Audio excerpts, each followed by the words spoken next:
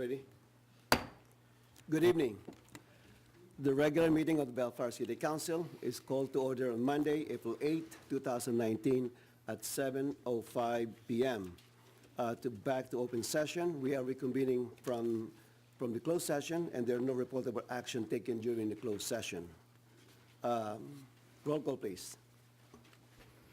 Mayor Pro Tem Garza. Here. Councilmember Dutton. Here. Councilmember Hamada. It's here. Councilmember Coops. Here. Mayor Santinas. Here. Tonight's invocation will be led by the mayor, and the Pledge of Allegiance will be led by Economic and Development Director Jim De La Longa. Please rise.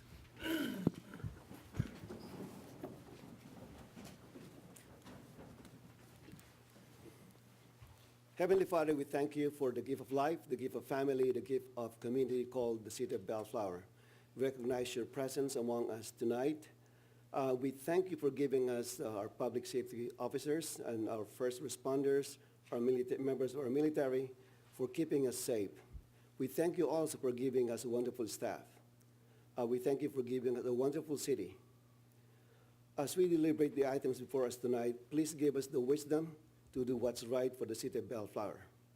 In the meantime, at the same time, please give comfort to those who are ill, those who are homeless, those who are unemployed, and those who are otherwise sick. Please give them the healing that they so much need. As we deliberate these items before us tonight, please give us and those who are going to testify before us, give us the wisdom, enlighten us, and give us the guidance to decide what is best for our city. We ask all this in your name. Amen. Please face the flag, put your right hand over your heart, and say with me, I pledge allegiance to the flag of the United States of America and to the republic for which it stands, one nation, under God, indivisible, with liberty and justice for all. Thank you, Mr. De La Longa.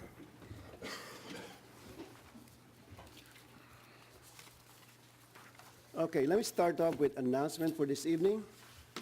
Just in time for the gardening season, CRNR is having a free compost giveaway to customers. On Saturday, April 27th, from 7 a.m. to 10 a.m. at Sims Park, you can pick up 2 free bags of compost. CRNR has provided coupons for residents. Please make sure you bring your coupon and ID and come early while supplies last. Sims Park is located at 16614 Clark Avenue. Also, May is the National Walking Month. And to kick off the National Walking Month for the month of May, as your mayor, I'm starting a walk with the mayor, which will be held on Saturday, May 4th, 2019 at 8 a.m.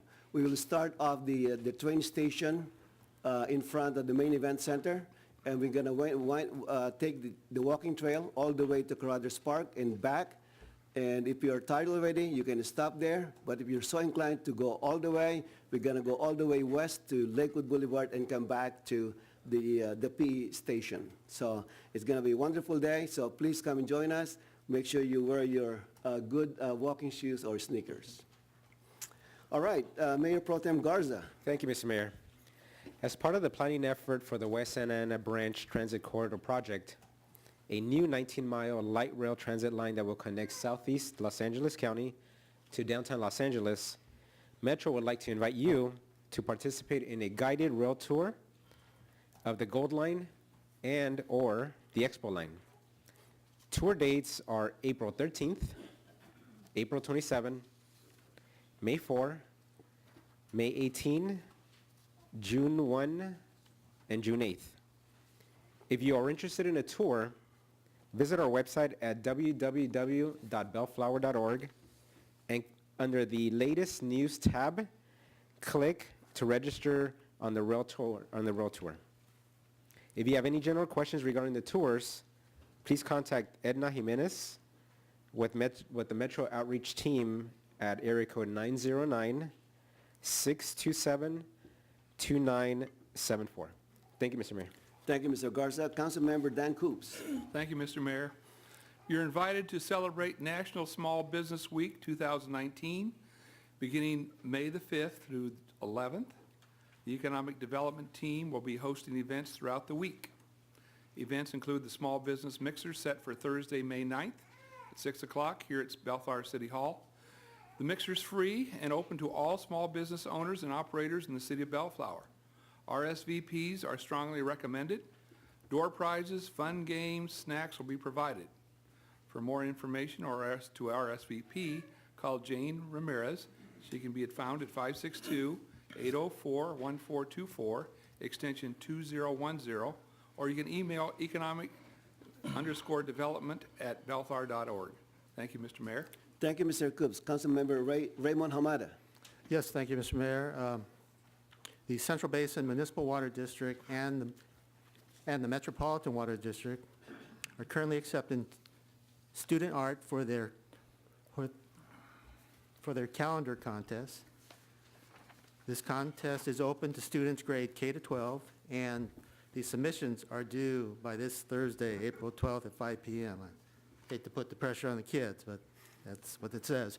The theme for the 2020 calendar is Water is Life. Students can mail or deliver posters to the Central Basin Municipal Water District at 6252, and that's Telegraph Road in the City of Commerce, 900040.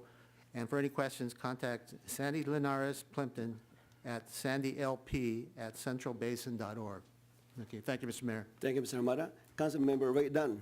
Thanks, Mayor. The City of Bellflower and the Los Angeles County Sheriff's Department have partnered with Kaiser Permanente to host the National Drug Take-Back Day. The event will be held Saturday, April 27th from 10 a.m. to 2 p.m. for the collection and proper disposal of expired, unused, and unwanted medication. Prescription drugs that are collected by the DEA will be disposed of by the safest means available for the waste stream of that item. The event will take place at the Kaiser Permanente Bellflower Medical Office located at 9400 East Rosecrans Avenue in this beautiful city of Bellflower. A permanent drug take-back bin is located also at the entrance of the Lakewood Sheriff's Station at 5130 Clark Avenue, where prescriptions and pills and ointments and syrups can also be dropped off. That's all I got, Mayor. Thank you, Mr. Dunn. For tonight, we have one proclamation. It's for proclaiming the month of April as the Fair Housing Month. This is the 51st anniversary of the passing of the Federal Fair Housing Act. So to commemorate that occasion, we are honoring the Fair Housing Month for this evening. So I'd like to invite Stephanie Liu to join us and our council member at the riser for the presentation.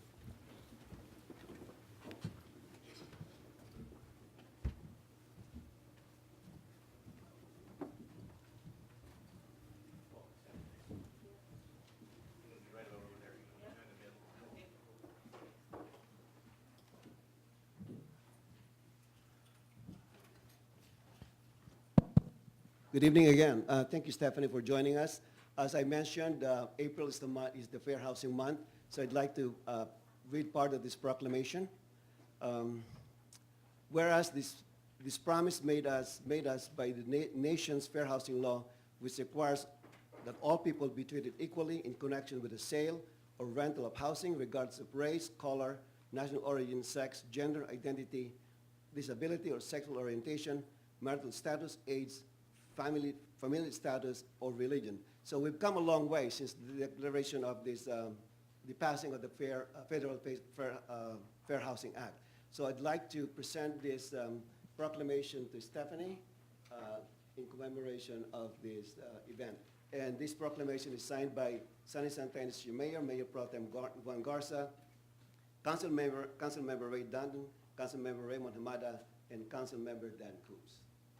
So would you like to say something? Thank you, Mr. Mayor and council members. I want to take this opportunity to say that we are truly honored to be receiving this proclamation tonight and for you proclaiming April as Fair Housing Month.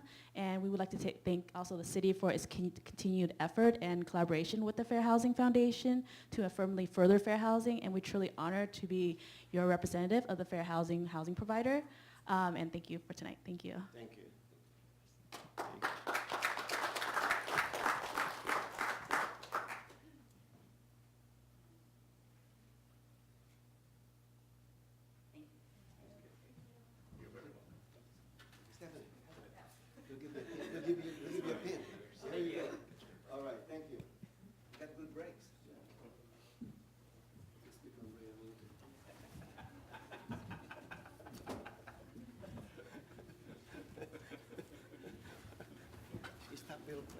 It's like the break was from very modern.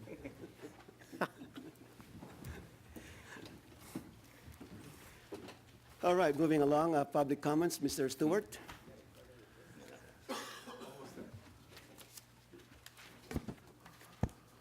This is the time set aside for the public to address the city council on matters not listed on the agenda. Anyone wishing to address the city council should come to the podium, be recognized by the mayor, and state your name for the record. If you wish to address the city council on an agenda item, you may do so by approaching the podium as we review that particular item. You'll be given a reasonable amount of time to address the city council. So if you'd like to speak on another agenda item, please come up and please sign in and state your name for the record. Just for the sake of everyone, your name is in the minutes of this meeting. So I've already signed in. Okay, it goes back to just before I signed in at the beginning of the closed session. You can also make a comment about things that are on the closed session. Before that, I witnessed something, or we witnessed something that was very inappropriate, and the people that laughed at it, I sent you an email. I don't know if you've read it yet. Something I'm very concerned. I served as an Eagle Scout here in Bellflower. I served as a Christian missionary, and I was going to talk about something else, but I feel so upset about what I heard, and the punchline of it was very disturbing, and I hope that you it will be rectified and won't happen again. Thank you. Anyone else? Come on up. What's that? My name is Nancy Gutzmer, and I work for the American Cancer Society. And Mr. Mayor and City Council, thank you for giving me a few minutes. I would like to just let you know a few things about the American Cancer Society, an event that's taking place in the city of Bellflower in June. The American Cancer Society currently supports researchers in 47 states. In the West, which is where California falls, it's 9 states and Guam. We currently are funding 118 grants totaling more than $65 million. In California alone, we are funding 90 grants totaling more than $48 million. This could not be possible without our fundraising efforts like those of Relay for Life. The American Cancer Society is committed. We are investing more than $4.8 billion in research since 1946. We currently support 750 grants, over $400 million invested. No single non-governmental, not-for-profit organization in the United States invests more to find the causes and the cures for cancer than the American Cancer Society. Relay for Life is the largest fundraising division within the American Cancer Society. This all-volunteer-driven, community-based event that grew from the idea of Dr. Gordy Klatt, who walked and ran around a track in Tacoma, Washington back in 1985 and raised $27,000. His idea was, if I can do it as one man, what could thousands of people do? So Relay for Life was born. Relay has evolved over the years and morphed into many different looks, like a 6-hour walk, all the way to 24 hours, a 3-mile run or a golf tournament, a luminaria ceremony in a corporate office. To merging cities together because causes have no borders. Cancer has no borders. So we must work together to raise money to find a cure. For 2019, our Tri-City in Bellflower event, hosted by Bellflower, supported by Bellflower, Norwalk, and Paramount, will walk around the track at Bellflower High School for 24 hours, raising money and awareness for this disease that has taken so many of our loved ones on June 22nd and 23rd from 9 a.m. to 9 a.m. We walk. Cancer doesn't sleep, so we don't either, and we will continue to fight. And we're asking and inviting the City of Bellflower councils to be there in the morning at our opening ceremony, where all three city officials in some way or another will be there to open us up and get our walkers going after they have been invited to speak and address the crowd and celebrate with our survivors that morning of Saturday, June 22nd. And then we will continue to walk until the closing ceremony at 9 a.m. on Sunday, the 23rd. Thank you so much. I have flyers I would love to leave with the city. If you can help us advertise, that would be wonderful. But I would love to see some city official in any capacity to be there at our opening ceremony. Thank you for your time. We'll be there, Nancy. Can we put the flyer in the city's website, Mr. Stewart? Yeah, we'll do. Okay. All right. Thank you, Nancy. Thank you so much.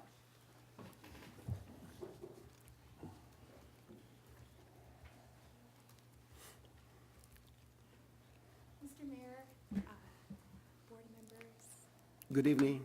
good evening. My name is Tyler Dodge. We can just pull the and- microphone oh, towards sure. you. There you go. Is that better? Very, All right. much better. Good evening, You can everyone. just Mr. Mayor. please sign in. Oh, sure.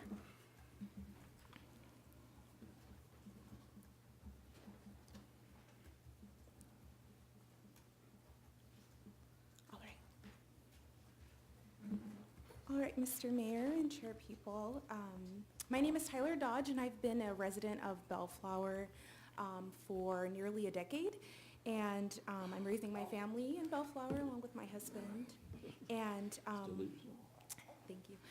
I believe it would be in your best interest to have or facilitate some sort of dialogue with our sheriffs in regards to how fast they travel within our streets.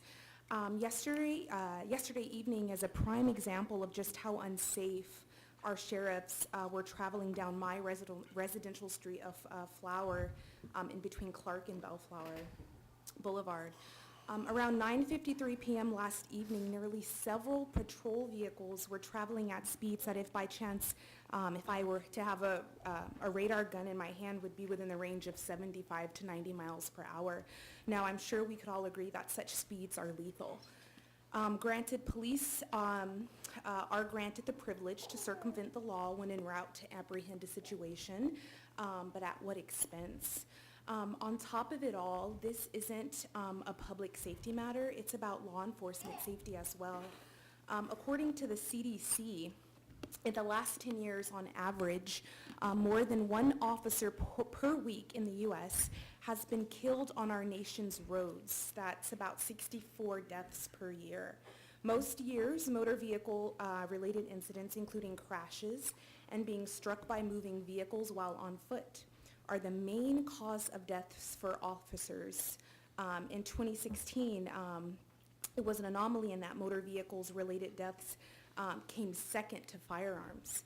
Now, Flower Street is a residential street. Although it is home to several small businesses, be it at Lakewood and Flower, we have the 7-Eleven, and then on Flower and Ardmore, we have the Circle K and laundromat adjacent to it.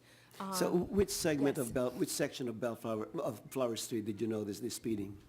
So I'm a resident on Flower Street. So it's between Ardmore and Clark. Okay, got it. Yes. Got it. So as I stated, Flower Street is a residential street, although it's home to few small businesses and home to our Fire Station 23. It still remains a residential street. Often some of my neighbors and we jog down that street at night. It's been an odd heat wave that we've had, so a lot of my neighbors have been going out in the evening for a jog or walking with their families or walking their dog. And I just, often this requires that, we cross Flower or Ardmore, or if we're walking down Ardmore to get to Pacific to walk on the bike path. Can we just for one moment reflect on what a tragedy it would have been had one of our residents in a patrol vehicle yesterday evening collided? That would have been horrible, right? Well, last evening, that was nearly a reality for one of my dear friends who was on her way to visit me and my family. While she was traveling south on Clark Avenue So she was traveling south to make a left to travel east on Flower. A patrol vehicle nearly collided with her vehicle. Thank goodness she is okay, but she was frightened at the thought that a patrol vehicle was traveling at a speed that could have killed her and the patrolman. As I've stated in the beginning, Flower Street is a residential street. I know it's a main street, but people live there. There's Ramon Elementary is in our neighborhood. There's the 93 bus stop, the Long Beach Transit, there's the Norwalk Transit. There's just a lot of commuter traffic, but there are a lot of children in that neighborhood and a lot of families that do walk at nighttime. So if we care about our sheriffs and their safety, but we also care about the safety of our children and the families that live in that neighborhood. So if we could just please make it an effort to the sheriff department to be mindful of the way that they patrol in our neighborhood and to just be mindful of their speed. So thank you. So thank you for coming to this meeting. If you can approach Lieutenant Milliman and Joel Huckman, if you can give them your information so that they can get more details. I think they heard it, but Right thank there. you. Right All there. right, thank All you, right, thank you Mr. so Mayor much and for everyone. coming. Have a good evening.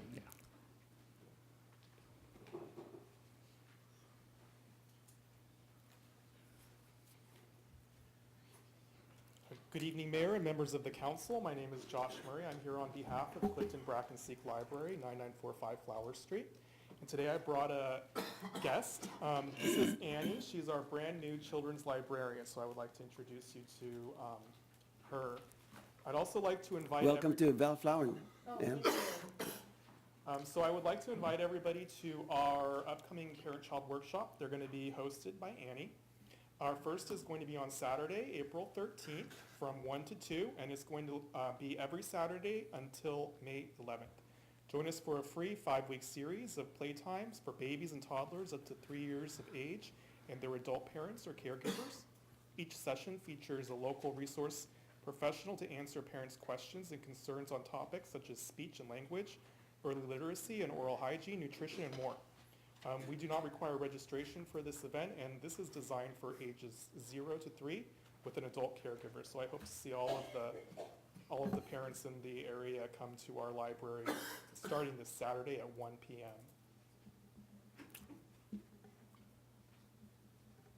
Thank you so much. All right, thanks, Josh.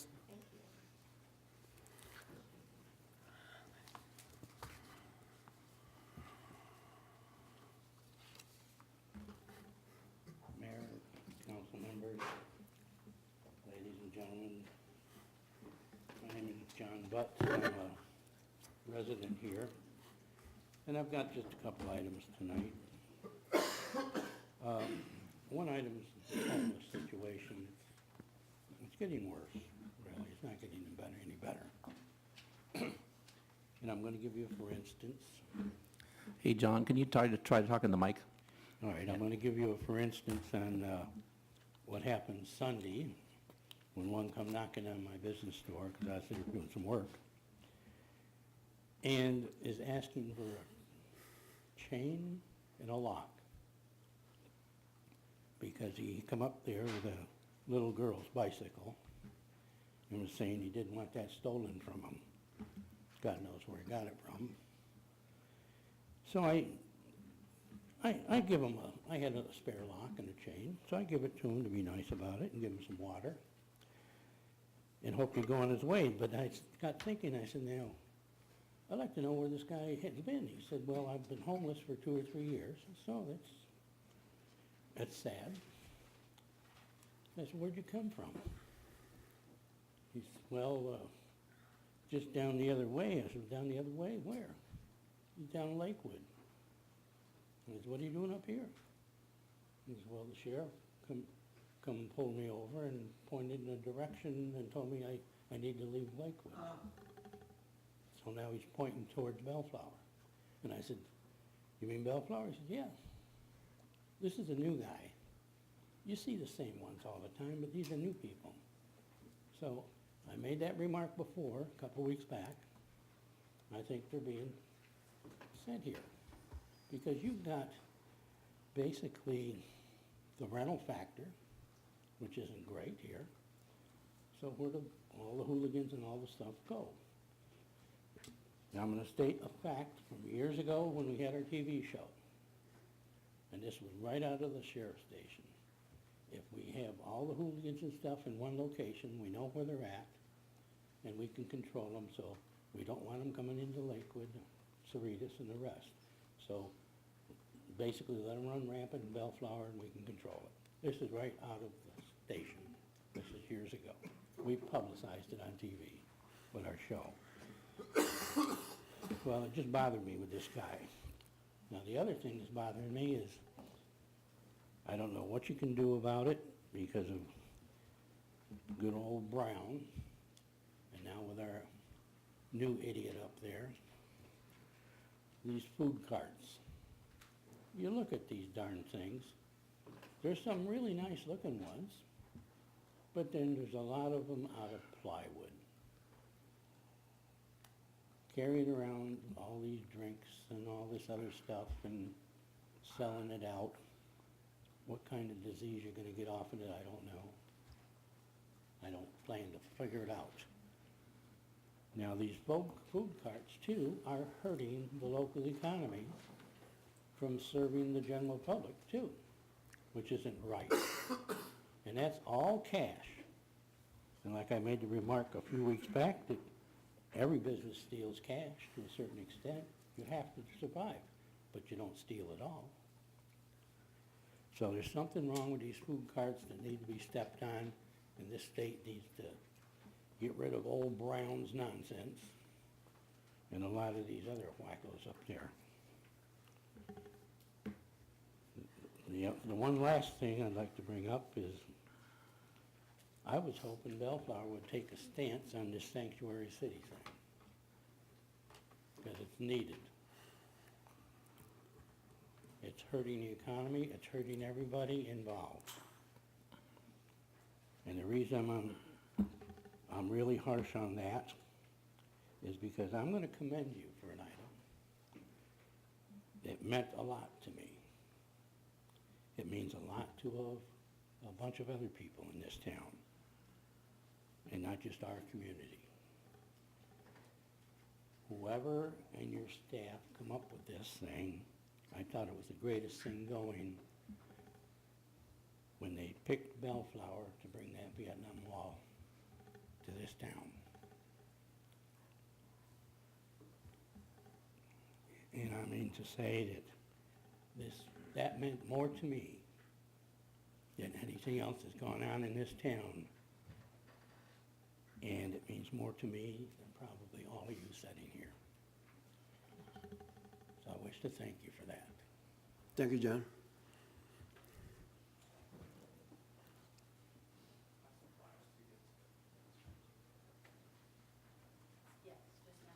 City Clerk. Yeah.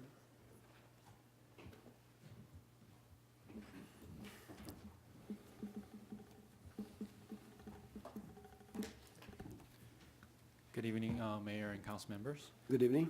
Hi, my name is Alan Parr. I'm a regional director here at Bellflower and Downey area from International Youth Fellowship.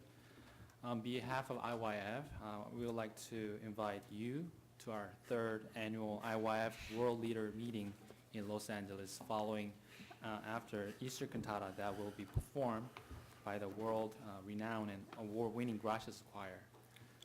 IYF is a nonprofit organization that builds a solid foundation for the leadership and a global mindedness for the youth around the world. And the Easter Cantata is a musical program that within IYF that has brought joy to hundreds and thousands of people around the world. Globally, we are implementing our Mind Education curriculum on vast scale with the corporate cooperation of the local, regional, and national governments, educational institute, and designated correctional system in South Korea, Philippines, India, Tanzania, Kenya, and Colombia, among many other nations. Worldwide, educators and leaders are recognizing the need to address increasingly growing youth problem through our new and innovative methods. We would like to share our vision and then the program within IYF, as well as opportunity to partner with you. So IYF World Leader Meeting in Los Angeles will take place at 5 p.m. on Easter Sunday, April 21st. and 2019 at the Westin Hotel in Long Beach.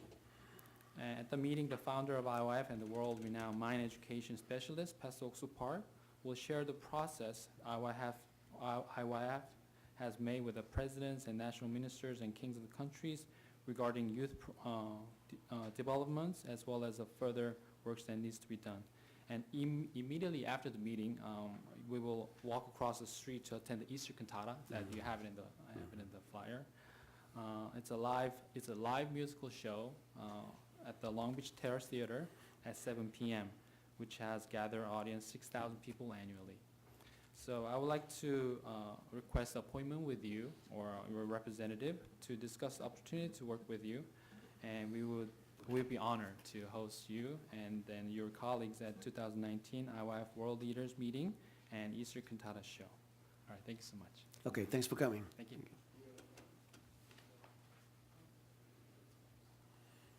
Anyone else? Okay, moving along. 11A. Before we start, Mr. Stewart, I was kind of thinking that 11A, B, and C are kind of related. In fact, I have questions that are common to especially 11B and C. Will it be better if we just combine the presentations into one? We'll combine them all into one. I think it's a good idea if the council City Council, are agrees. you okay with that? Okay, all right. So should I read all three times? So let's combine A, B, and C Okay. in terms of presentation.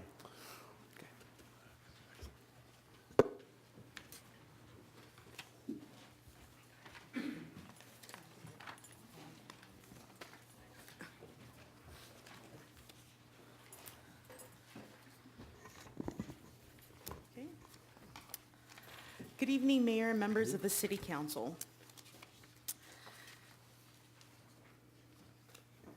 As discussed, agenda items A, B, and C, although they're separate items, they are closely related. So I'll go through each one through this PowerPoint. The aerials shown on the screen above are the boundaries of the West Artesia specific plan.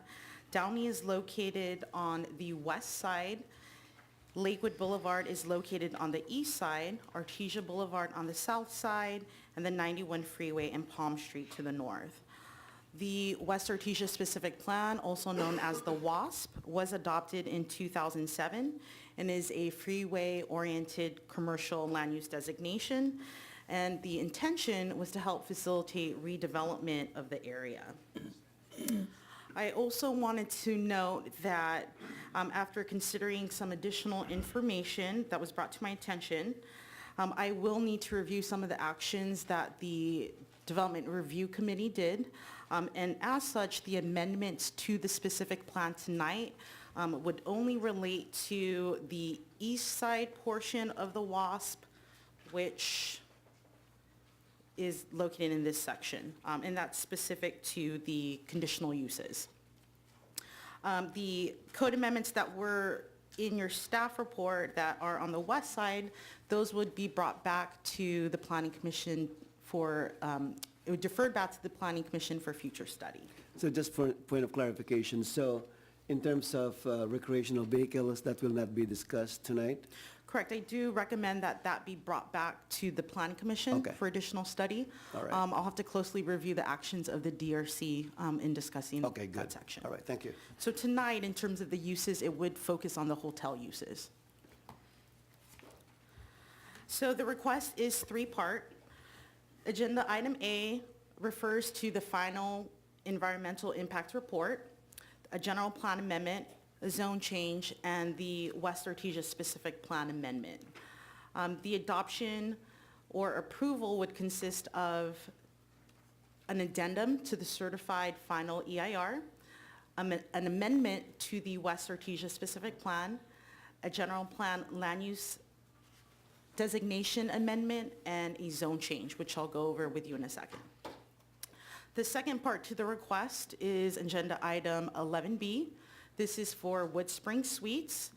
The request is for a conditional use permit to allow for an extended stay hotel with 122 guest rooms. The third part to the project is agenda item 11C, and this is for Comfort Inn. The request is for a conditional use permit to allow a hotel with 69 guest rooms.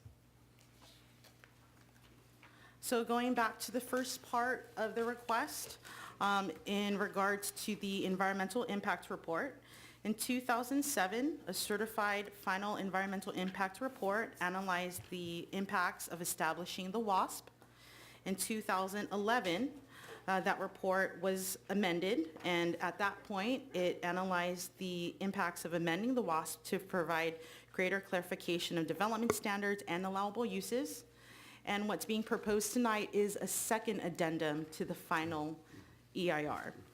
And in the addendum, it analyzes the impacts of modifying the WASP.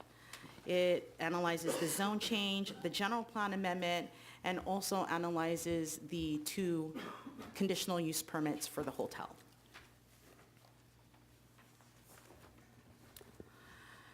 So what's being proposed tonight, the allowable uses in the West Artesia specific plan is proposed to change to conditionally allow for hotels, and that does include extended stay hotels.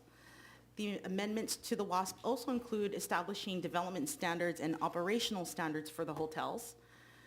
The amendments would eliminate references to the Bellflower Municipal Code and would also eliminate antiquated information. The general plan land use designation would be for these 3 properties that are adjacent to Lakewood Boulevard. What we did find when we were reviewing the specific plan is that the zoning and the land use designation do not match. The zoning is for commercial uses, however, the general plan the general plan designation is industrial. So we are proposing a general plan amendment to change the land use designation from industrial to commercial to match the zoning. The zone change consists of these 2 properties here. Again, what we found when we were reviewing the specific plan, and this is the reverse of the last, is that we found that the zoning was commercial, but the general plan was open space. These 2 pieces of properties are owned by utility companies, the Department of Water and Power and SCE. And so the proposal tonight is to essentially eliminate these 2 properties from the West Artesia specific plan, and the zoning would revert back to its original zoning as open space. Ms. Corpus, isn't the reason for that because at some point in time there was an intention to make it a commercial development and to use the area underneath the power lines as parking space? That is correct. At one point, that was some discussion with Edison, but as I understand, their allowances for cities to do that has changed somewhat. Okay. All right. So that's out of the question now. Correct. All right. Thank you. There's only overflow parking. Yeah. You could not use that to count towards your parking demand on a project, so it was a luxury, and they included it, but Edison's not allowing long-term leases anymore, so it made sense to pull it out of the plan. Okay. All right. Thank you.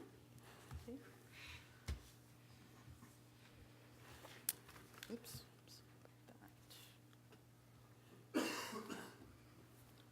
One second.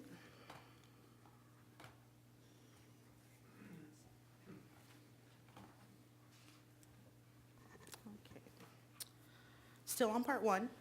So for the analysis for the second addendum to the certified final EIR, it determined that the projects do not cause any significant effects on the environment that had not been adequately analyzed in the 2007 report.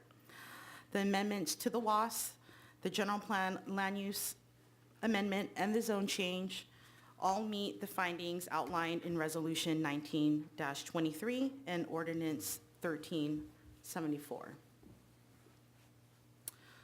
So moving on to part 2 of the request are the conditional use permits for the 2 hotels.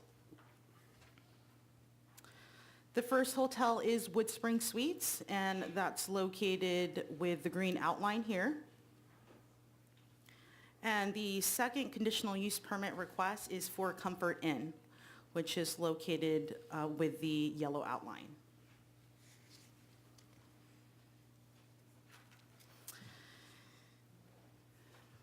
The above site plan shows both of the properties laid out side by side.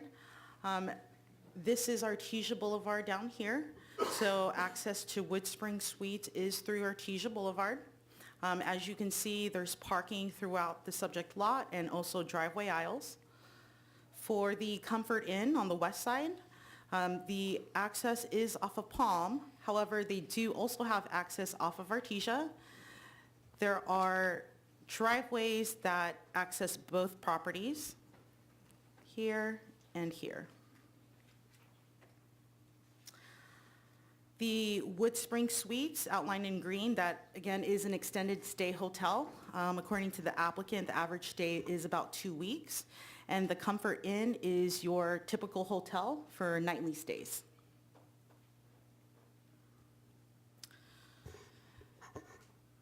The above rendering is the conceptual plan for WOODSPRING Suites. And the above rendering is for Comfort Inn.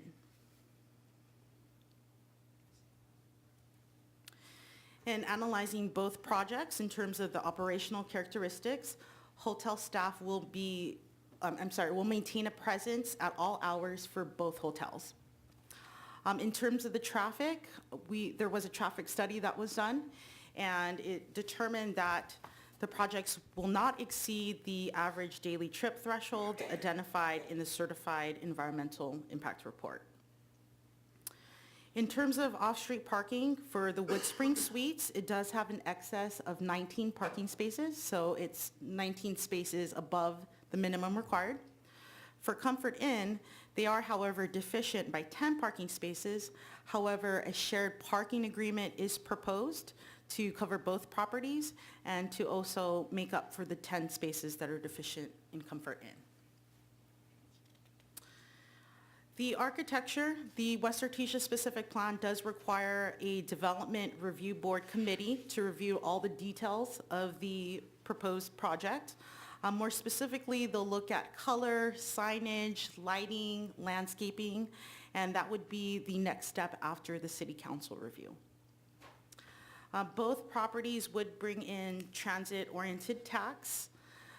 There is a condition of approval that a covenant be recorded for the extended stay hotel because the city would want to ensure that we do get the proper TOT tax. We do require through the covenant that customers that want to stay over a period of 30 days re-register with the hotel so that we can ensure the taxes get paid to the city. In terms of recommended conditions of approval, a lot of the same conditions of approval apply to both the Comfort Inn and the WOODSPRING Suites. To briefly go over them, a lot consolidation is required. Decorative paving along the driveway is required. A tribal monitor or consultant is required to be present during all ground disturbing activities. As mentioned earlier, a shared parking agreement would be required, and compliance with the Bellflower Climate Action Plan is also required. One of the conditions that was added that is not currently included in your staff report or resolution is a limitation of storage of trailers and trucks. So I did have a discussion with the applicant. They do not allow for storage of trucks or trailers on the property. So I am proposing to add a condition that does prohibit that. They did explain that there could be construction workers at the site, but they're not allowed to store their trucks there. So whenever they have a job that they do, they would leave the site and come back, but at no time are they allowed to just leave the trucks there without being a guest. And then more specifically for the WOODSPRING Suite CUP, a condition was added that installation of vegetation along the property lines that abut 8817 Artesia Boulevard be incorporated. The proposed uses are consistent with General Policy 2.2, 2.3, and Commercial Policy 1.1 and 1.3 of the General Plan Land Use Element. For the conditional use permits, both projects meet all four findings outlined in Resolution 19-24 and Resolution 19-25. The Planning Commission did review the proposal. They did recommend approval of all the projects to the City Council. During the Planning Commission meeting, there was some discussion regarding the hotel security, the use of the on-site parking lot, and the potential conversion of hotels for a future conversion to a motel. And so through the conditions, we were able to address some of the Planning Commission's concerns. The recommendation this evening, again, they are 3 separate projects.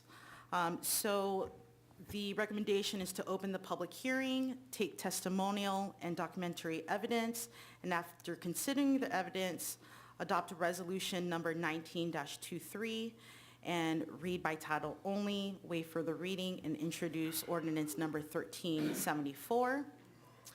To adopt resolution number 19-24, which is the CUP for WOODSPRING Suites. Adopt resolution number 19-25, which is the resolution for the Comfort Inn, or alternatively, you can discuss and take other action related to these items. And that is the end of my presentation. I'd be happy to answer any questions on any 3 of the projects. Well, thank you so much. You killed 3 birds in 1 shot. So anyway, can you show the West Artesia specific plan? I have a question on that.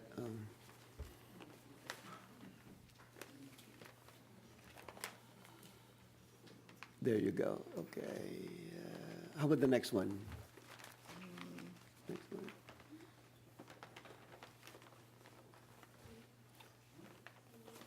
Keep going. There you go. That's better. Okay. So my first question is on the WASP, which is the West Artesia specific plan. Are motels allowed? They are not a listed use, so they are not. They're not. So what's going to happen if we adopt? What's going to happen to there's a motel here, right? Mhm. One of the units here is a motel. So what's going to happen to that motel? It's considered legal non-conforming, so because So it they're was going to be grandfathered somehow. considered non-conforming, so they're subject to the non-conforming ordinance. Okay, all right, that's good. Now, as far as the second question I have is on the walls, the block walls. They're proposing to build new block walls on the west, which I believe is this part here. Is it the right? When you say west of WOODSPRING, That's correct.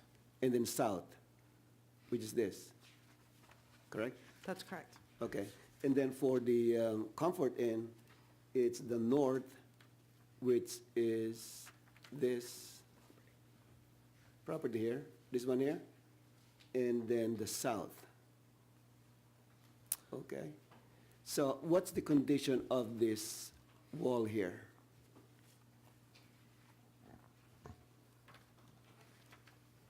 Are they in good shape? For that wall there, one moment, we're going to pull the plans to see what's being proposed there. That's why I want to see this in a very global perspective, so at least we know what we're talking about here.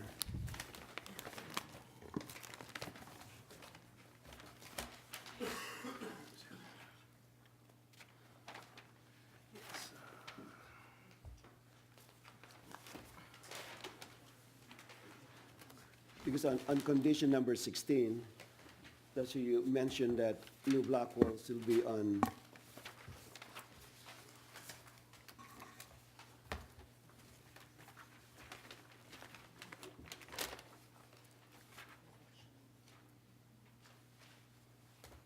Oh, yes, so Okay. that is correct, yes.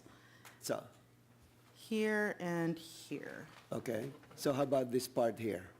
Is that in good shape still?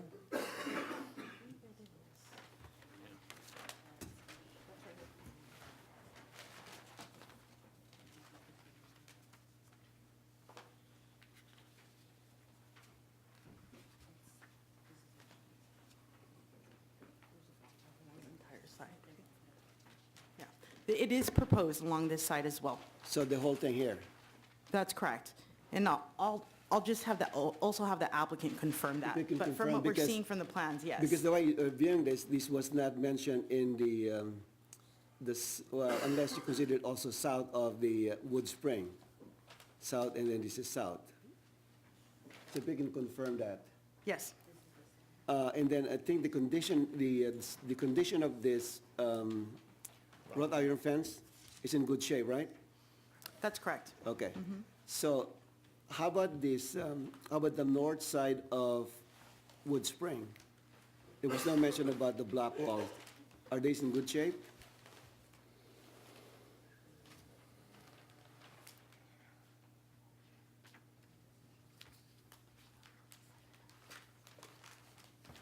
We're checking the plans right now. Okay, all right.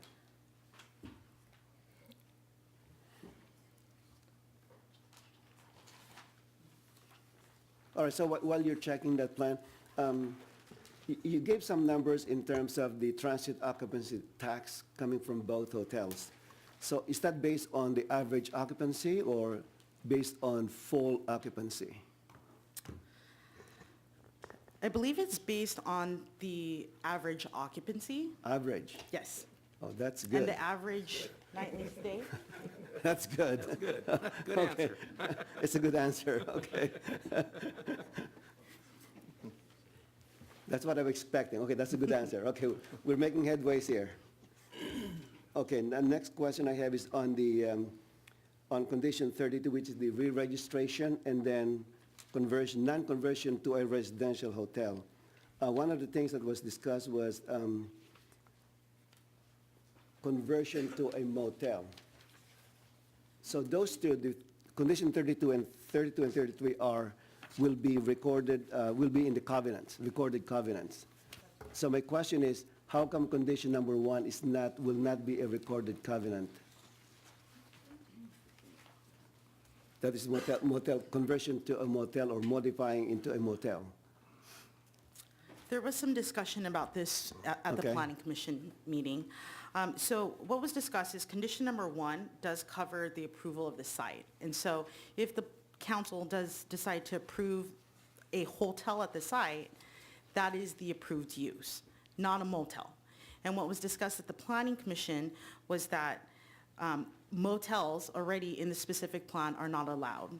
So the conversion, if it does occur, it's automatically in violation of the BMC because motels are not specifically listed. Okay.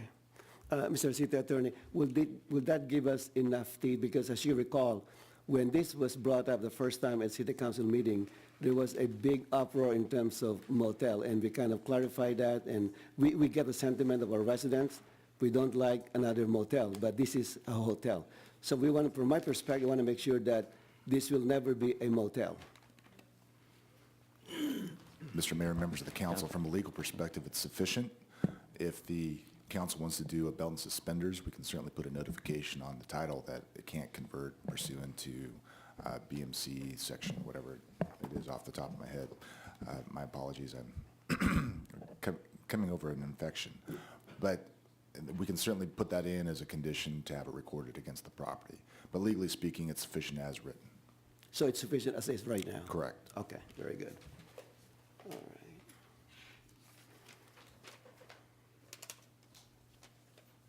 And then you addressed the issue with on the Comfort Inn discussion with the Planning Commission.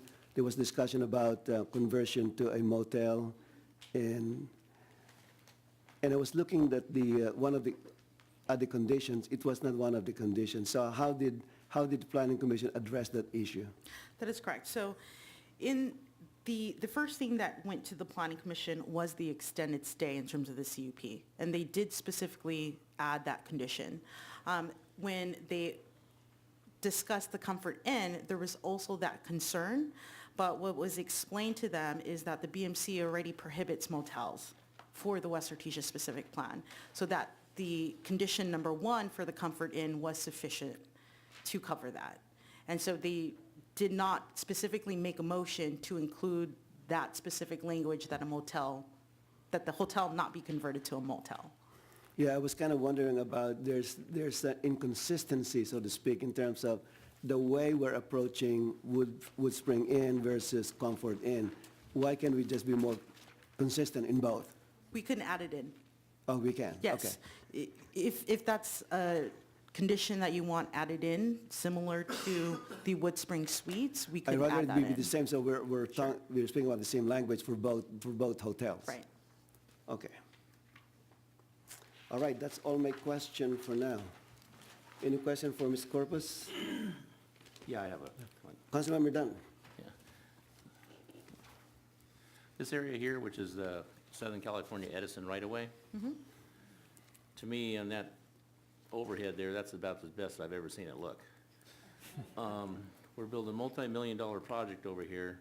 What can we do to police this to do a better job? I know we can't entitle the hotels to take care of it, but we're getting something there nice, and I'm worried about this. And then the wrought iron fences there, it looks a little tired still, even though it's in good shape.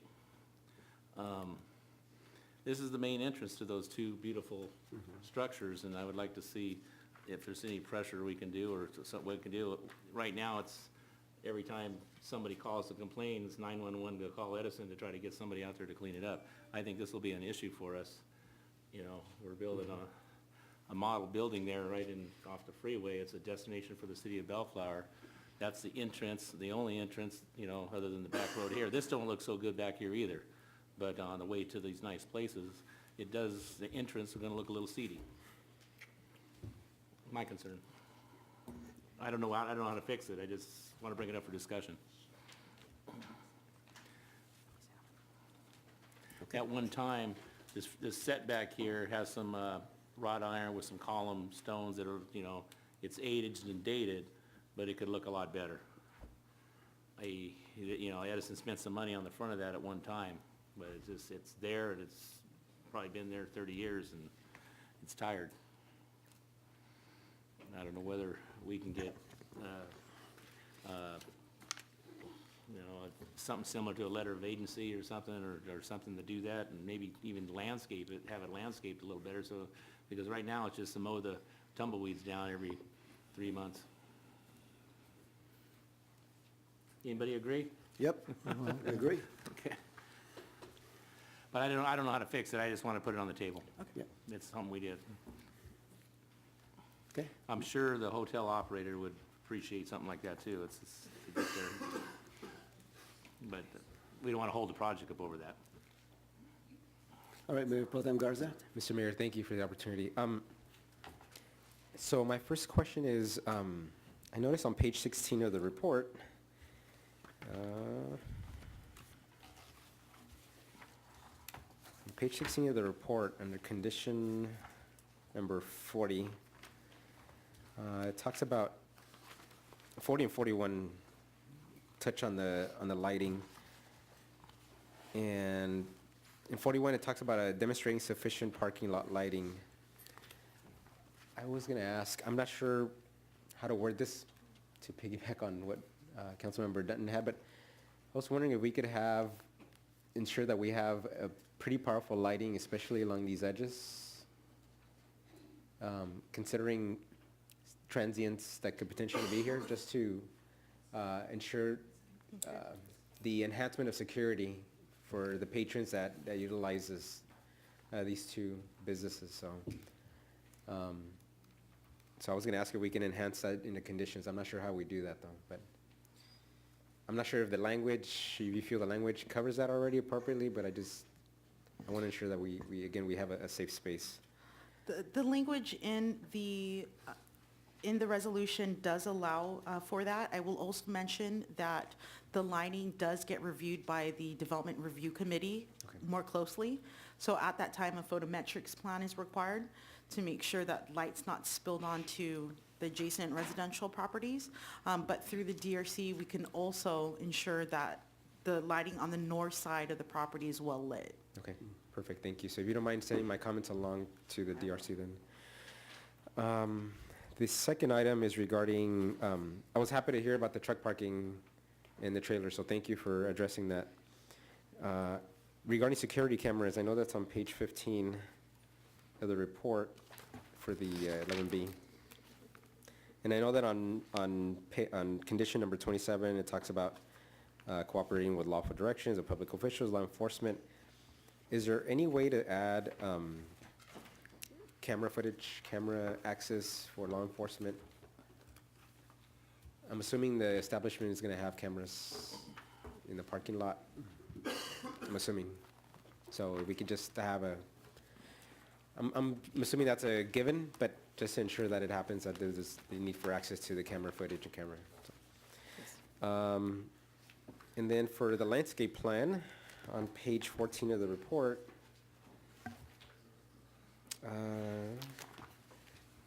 so I noticed that on condition 17, it states the applicant must install vegetation of no less than 6 feet in height. I would request that we say the applicant must install and maintain vegetation of no less than 6 feet in height. So just to ensure that maintains in there. Got it. And that would be for both. I don't know that that on item 11C for Comfort Inn, I'm not sure that that was even in that as part of the conditions. So if not, I'd be happy to hear from the applicant. I'm not sure if that was intended to be in there and it's not in there, or maybe there's a reason why it's not in there. But if it's not an issue, we can add it and add the word or the two words and maintain, and to include that condition for the Comfort Inn Suites project as well. Okay, and Councilmember Garza, if I may, there are residential apartments that were located adjacent to the WOODSPRING Suites on the south side. So that was a specific condition to help mitigate some impacts to those residents there. Okay. That condition's not specifically added into the Comfort Inn, but if that's something that you want to add, we can include that. The way I'm interpreting this is that the 6 foot height, my objective is to ensure that the shrubs that we have here and the trees are mature. Okay. Right? Without being too onerous and too expensive. So I want to ensure that the aesthetics of the project are good from the beginning. And so that's where I'm going with this. So maybe the intention for the WOODSPRING Suites was for a barrier between the residential versus the commercial element. I'm looking at it for the whole layout of the whole site, not necessarily just for that barrier. Got it. So. And then I noticed the standard parking spaces instead of compact, so I appreciate that from the applicant. And what else do I have? And the last thing that I have for staff is, just for clarification, I may be wrong, but I'm not sure if this is the appropriate one. Can you go over go to the slide that has both projects? Yeah, there you go.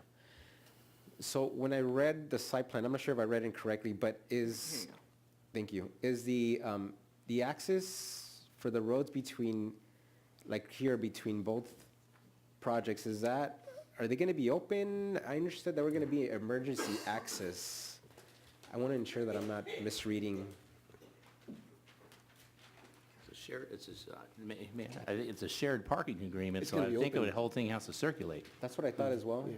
And I may have misread it, but because when I read the plans for the Comfort Inn, I noticed that the main access was through Palm, but under those plans, if I remember correctly, it stated that these were emergency access. So I may have misread them. It does state that on the plans. It does, right? Okay. There is no barrier, though. Okay. So I'm sure the applicant can help explain the emergency standpoint, but there is no physical barrier that would stop that. Perfect. Okay. I wanted it. So, and that completes my questions for staff right now, Mr. Mayor. Thank you. Okay, thank you. Anyway, You got some? Councilmember I'll go. Coops? Go ahead. Oh, okay, thank you, Mr. Mayor.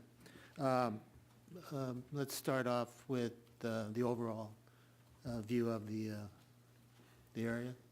And again, I'd like to follow the comments of Mr. Dutton. Again, I agree with trying to figure out the right-of-way for the, power lines. And I know staff, you mentioned that you're going to look at taking it back to open space. And for some reason, I thought I heard that, Edison is getting more open with secondary uses. Is that false? In our dealings with any of the public affairs people, or I don't know if Dave Ford still covers this area, or? That's not my understanding. No. Not anymore. All right. Yeah. Okay, all right. It's, again, I don't know where it would head, but yeah, just any future limitations, for us. I know we can change it back, whatever we need to, whatever occurs, so. But, yeah, if it sending a team to Edison and deal with them, try to get somewhere up the ladder and deal, get there, be happy to, move on that. But, so, again, 2 legal lots of record after everything's taken care of, one for the Woods Bridge and one for the Comfort. And again, my colleague, Mayor Pro Tem, mentioned about the access. So as part of the shared agreement, a parking agreement for the Comfort to get parking on the Woodbridge, is there language within the shared parking agreement that has some inherent understanding that, again, access comes with it, so it should be a given. So it's probably like a combined, we should call them, again, reciprocal, access agreements. So if that's built into the shared parking, that's fine. So just, again, have that, just make sure everybody knows that, they can cross the line, so to speak. Just for the public's info, what's the current percentage for the TOT? Is it 9? I heard the 9. Is that confirmed? 9%. 9? Hate to say it, but that seems kind of low, but that's a... but all right, that's just for everybody's record. So that's how it's based, 9% of the stay, they have, the cost of the stay, and that goes towards TOT. The one maybe big thing of both, again, hotel projects, again, I don't know if it's a real major concern. It's just how we're going to deal with, drainage, water, sheet flow off, the impervious surfaces. And I noticed on both projects, the percentage of the impervious areas are quite high, in the high 80s, well, mid to high 80s. So I think on the Woodbridge, it's like 88.8%. Comfort Inn's 83.1%. So most of that's going to just sheet flow off to whichever drains on Artesia or Palm.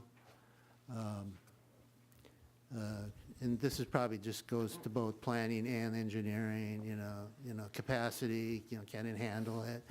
I assume it does. It's just, again, trying to balance landscaping, pavement, and, landscaping looks better.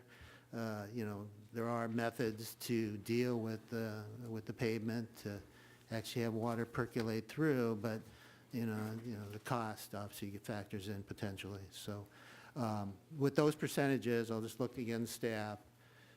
Are those okay based on any analysis for the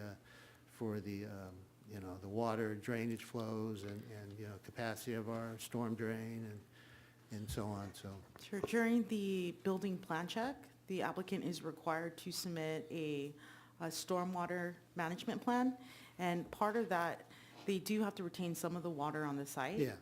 Whether it be diverted to landscape planners or impervious pavement, permeable pavement, permeable pavement, then that is something that gets reviewed by our SUSUMP consultant, All right. who does check for drainage and does check for the drainage on the site and retention of water on the site. So subject to review down the road. Correct. And it could improve the conditions out there. So. Correct. All right, okay. All right, thank you, Mr. Mayor. Thank you. Mr. Coops? Yes, Mr. Mayor. No, I think we're all sensitive to the stormwater runoff concerns after we went through the Carruthers Park renovation that we're going to be processing. So all of us know that this has to be in compliance and that it's a big project, and we want to make sure the water goes to the right place. I didn't see much about signage I see signage on the buildings themselves. Will there be some freestanding signs along the freeway, or how are we going to promote this? That's a good question. We did have conversations with the applicant regarding that. They are still working on their sign plan. That is something that the DRC would also review. They would review any freestanding signs and building signs. Right now, we have just seen the building signs on the renderings, but we haven't seen a proposal yet on any freestanding signs. Will, there will be freestanding signs, or is that still up for discussion? That's still up for discussion. The applicant is still working with his sign consultant to review that, whether or not they're going to propose it, but it's likely, from what I've heard, it's likely that they will be proposing that.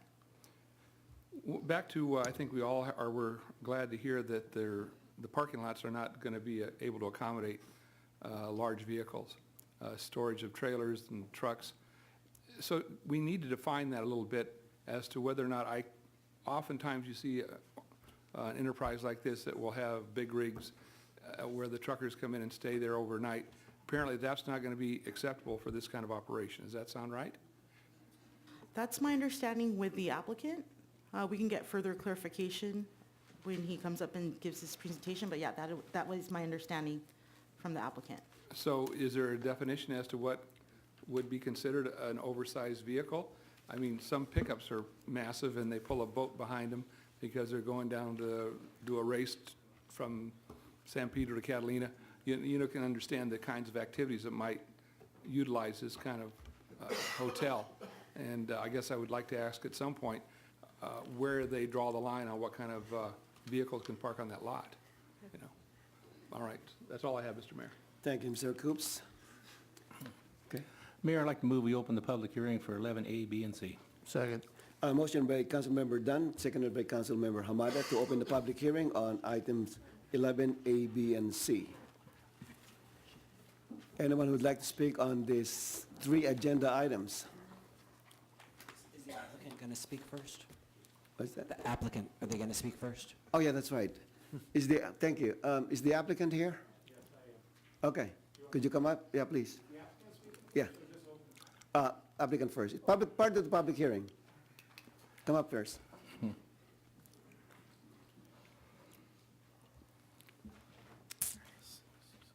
evening, Mayor and council members. Thank you for allowing me to be here. I'm Aaron Packard.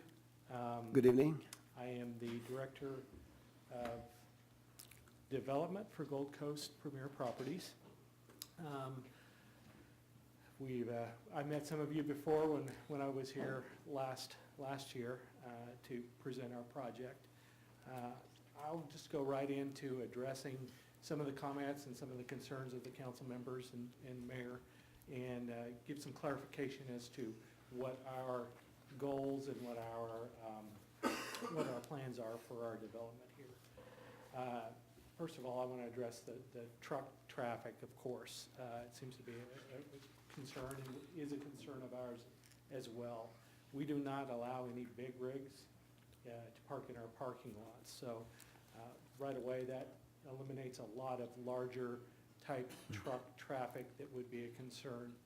I don't know if you could, the only real parking for trucks, or if you will, or longer vehicles is right there at the front, and it's only 2 spaces long.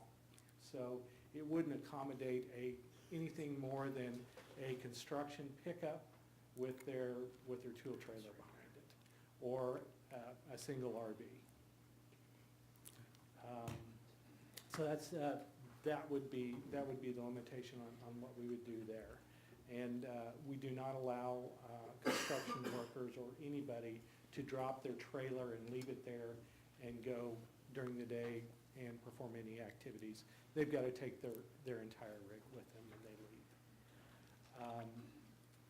Then there was a lot I'm sorry, of can I comments. ask you a question? Oh, sorry, Absolutely. sir. Mr. Mayor, if you don't mind, just a Go quick ahead. question since we're on that, before I forget. So I'm comforted to hear your comments regarding the truck spacing and the fact that you would not allow that here.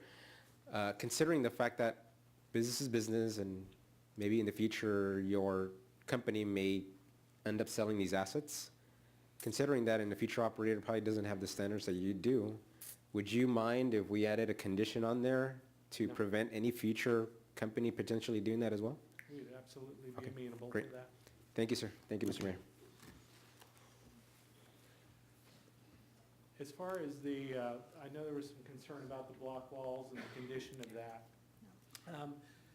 Most of along, I guess, what would be going from north to south, On this side here? That's right there on the Okay. comfort end. All right? That's a building, Yes, mm-hmm. so there's really no space to put a block wall there. No, my concern is this part here. There was no mention about the north of Wood Springs. That is, well, it'll be a block wall the entire length. Okay, so in condition 16, that was not mentioned on 11B? You only mentioned about the south and the west, which I believe, which we confirm is this section here, right? Right, and there's no mention of the north. The north. So we're we can gonna add revise that. Yeah. So this will be, okay, so this will be continuous block wall now? Continuous block wall Okay, all great. along that property. I'm glad to hear that, sir. Yeah. Very good. And then any areas down in here that aren't a building and may have a gap in a block wall or something, we will build on our property another wall, if you will, just to screen that, a Okay. screen wall. Okay, so just to recap the block wall, it will be from this point here all the way here, Yes. okay? And then from the south, all the way here, going down here, then going east and then south again. And then plus this. No, that's all building, most of that This is is a building building right an here. existing block wall. The This one only- here? That is the only place where there's no block wall, and that was going to be taken care of with the landscaping and shrubbery. There's the apartment is here, right? That's where you're Yes. talking about the shrubs, and And then the this is, back- and this is is it the motel? That's a motel here. So this block wall is gonna be installed, That's the back of their, correct? is that a wall there, Brandon? It's got to have a 5-yard setback there. I mean, imagine it's a building with a setback. Well, it's almost on the property line. It's almost on the property line now. Yeah, but there is a building there. So, okay, so if we can clarify, condition 16 on the Wood Spring. So which west are we talking about here? This and this, or just this? We can No, I'm just present asking yeah. the condition, and then what are we doing, Sure. what are we doing about it? The condition is for 6-foot-high block wall along the 130.98-foot west, and then along the south, This south here or 64-foot this south here? Here. right Okay, here. That is that specific condition for 16. okay. So what's the condition right now of this wall here? Do we need something here, or is it in good shape? There's a building adjacent to It's a that wall. building. So we don't need a block wall there? Correct. Or she'll have a building with 0 property line to a block. Okay, all right, good.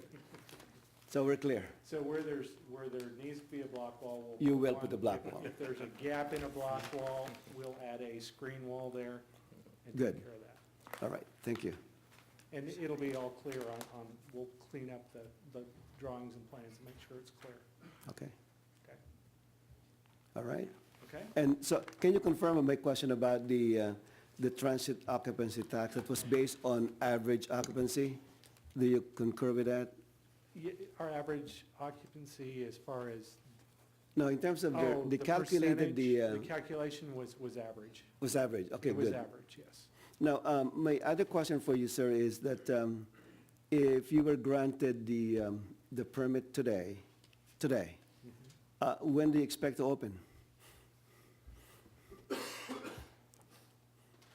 Figure 90 days, this one 3 months plus 14, 15 months from now. 15 months from now, okay. All right, good, all right, thank you. Mr. Mayor, if I may, before the applicant departs, with regard to the oversized parking, if I could propose language and get the applicant to agree on the Okay. record to the language. This would be condition number 79. Parking of oversized vehicles and trailers is prohibited anywhere on the project property. Oversized vehicle means any vehicle which exceeds 25 feet in length, or exceeds 80 inches in width, or exceeds 82 inches in height, exclusive of such projecting lights or devices as are expressly allowed pursuant to the California Vehicle Code. Oversized vehicle does not include pickup trucks, which are less than 25 feet in length and 82 inches in height. Trailer means a trailer, semi-trailer, camp trailer, unmounted camper, boat trailer, or trailer coach as defined by the California Vehicle Code. Okay. So you're saying no trailers? No unhitched trailers, I No believe. unhitched Yeah. trailers. So is that acceptable to you, sir? Yes. Okay, good. Any question? I do, Mr. Go ahead, Mayor. go ahead. Okay. So the question I have some questions regarding signage. And I know that's going to be something that, you're still working on, and I know it's going to be reviewed before the DRC, so I'm very clear on that. So I would just, I would absolutely, would ask the DRC to consider some signage along here, along the street. We would like to have a monument sign Right. down there Perfect. Thank you. and a pylon sign up on the north. Perfect. And then the last thing, so this would be for the WOODSPRING Suites. So to piggyback off of that on the signage, and I want to clarify that your main access for the Comfort Inn, if I recollect, is off of Palm Street? Yes. Currently correct, right? So my question and more of a caution is I don't know where the signage for that would be. In order to be able to access that as a main access road, your customers would have to go all the way to Passage and go all the way around. So I'm not sure how you're going to address that. I'll leave that for you and staff to figure out, but I'm not sure how you're going to do that at that intersection of Artesia and Passage. So again, just a bit of caution on that. Two, is there a reason why you selected the main access off of off of Palm Street? To give them two separate addresses. Okay. And the reason I state that is, you've seen the condition of Palm Street? I've been down there during the Okay. day, and there's several cars that are parked along there, but the Yeah. condition of the road itself seems to be pretty good. Hmm? No, he was talking about the condition of Palm Street. Yeah.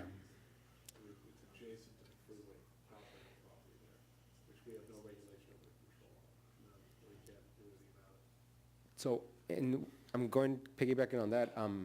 This area is pretty industrial. Aesthetically, it's not as pleasing, being frank, in its current condition. So I just would caution, I want you to succeed if you get your permit. And, if I'm going to a nice place and I'm driving through. We've considered, and we'll probably take your comments a step further, and on the monument sign out on Artesia, do a dual monument sign, where it would be for both WOODSPRING and Comfort. So again, this is your business. If that's what the fire department approves and that's what you want, and the city staff is fine, I'm fine with that. So I'm not conditioning on anything, but just more of a word of caution. The other thing is, because of the fact that currently the city is limited in terms of our enforcement of some of the challenges we're encountering with the homeless population and some other populations, and frankly, they're pretty active on that end. I was gonna just caution you that maybe having a gate there with access for your clientele, where they can access that, be able to open and close that gate through a key card. Key card access. And the reason I'm sharing that is because I want you to succeed. I think the worst thing that could happen is that thing is wide open, and you have some easy access to vandalize the vehicles of your customers in this area, and that starts becoming a detriment to your business. And that was the main reason why we wanted to put a block wall along there. So, and then if you end up putting a gate there, I would just ask, and the city attorney can guide me on this, if it's possible to ensure there's no pedestrian access. In other words, if you put a gate there, that it'd be vehicular in access. Again, for that same reason. I've seen it in other areas of our city where there's pedestrian access, and you start having illicit activities, people going in and out, and then once you do that, it's hard to close. So again, just more word of caution on that. And the last thing is, one of the reasons for the gate there as well, for you to consider, is I would hate for people to start going through your parcel to gain access to back here, and just, you're kind of like just a drive-through for them to not have to go all the way around. So just, again, just comments. That is that access is a requirement of LA County Fire. Yeah. So I don't know that they would allow us to put a gate across there, but we can ask and So- see if they would allow that. I'm sorry? Okay, so. And Mr., I'm sorry. Please, so I would just comments and just recommendations, but. Mr. Mayor, members of the council, that would be, my suggestion would be to add an additional sentence to condition number 35, to the extent feasible, include a controlled access to parking within the project property. I think we would have to get the approval of LA County Fire before we could do that. Hence the feasible part. Yeah. That would be Or our fine. fire official. Yes. Would you be okay with that, sir? Yeah, we have our own That fire being official. added? Yes, okay. Again, for the utmost, I just want to ensure you to succeed. So, thank you for considering, thank you, Mr. City Attorney, and thank you, Mr. Mayor, for your indulgence. Okay, thank you. Mr. Dunn? Yeah. You drew out a question for me. So the Comfort Inn portion, is a Palm Street address? Yes, Is there any way to get an Artesia address for that parcel? it's up to the city. I think it would be in the city's best interest to get that Artesia address when maps and everything come in, and then you already said I was going to recommend a dual sign out here. But, I mean, if there's any numbers left in between all of these, I don't know. I think an Artesia address would be more beneficial for people to find you on maps. We'll have to see what's taken from Artesia. It is possible to do an Artesia address. I will add that fire, if they have to access the property, they like the closest access to be that street name. And I know there's been times where we thought about vacating Palm Street. And we don't know that whole area is open for future development, and that would probably still be on the table. I would think. You know. But anyway, Okay. that's just All my right. comment there. Okay, good, thank you. Mr. Coops? I'm good. Mr. Almada, you good? Okay. Okay. All right, thank you. I did want to address one other concern, because I'd heard it a couple times, and that's the runoff from storm. We are putting a structure underneath the parking to hold that storm water for a period of time before it runs off. So we've already gone through the calculations to make sure, and we know that we will need to add that. Very good. Okay, thank you. Stand by, because we may have some questions for you after this. All right, thank you. I'm John Paul Dreyer, I'll sign it again.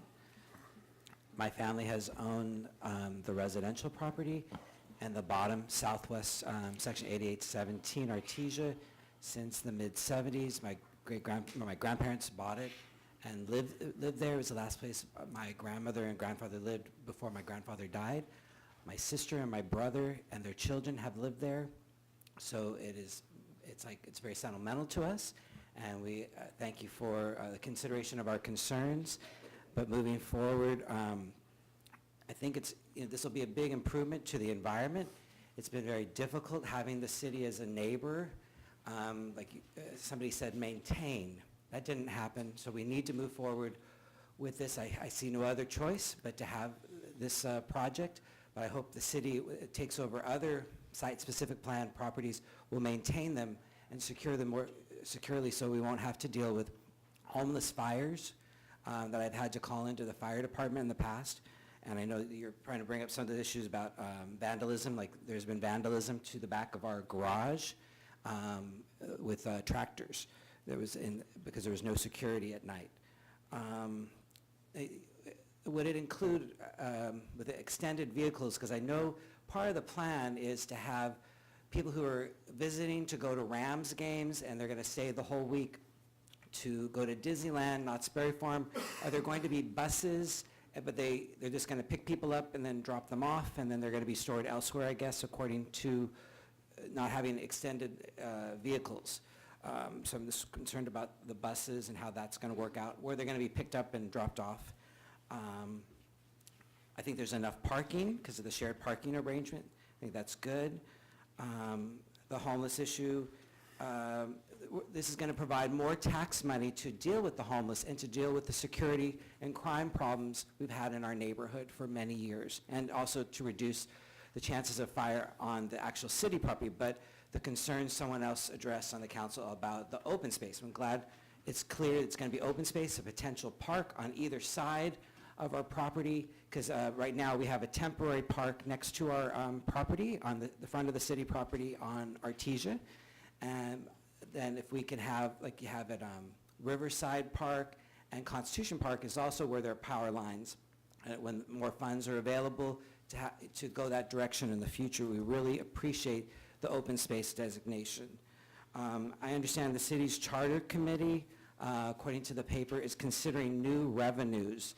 And I hope that they will not, there'll be some kind of moratorium on an increased hotel tax to help this business get established. So I hope there will be no increases for a set amount of time to help them establish and do well here. The water flow, I'm concerned, and sewage flow, I hope it will not affect our water, our sewage, or our drainage on our property and the adjacent properties next to me on the west.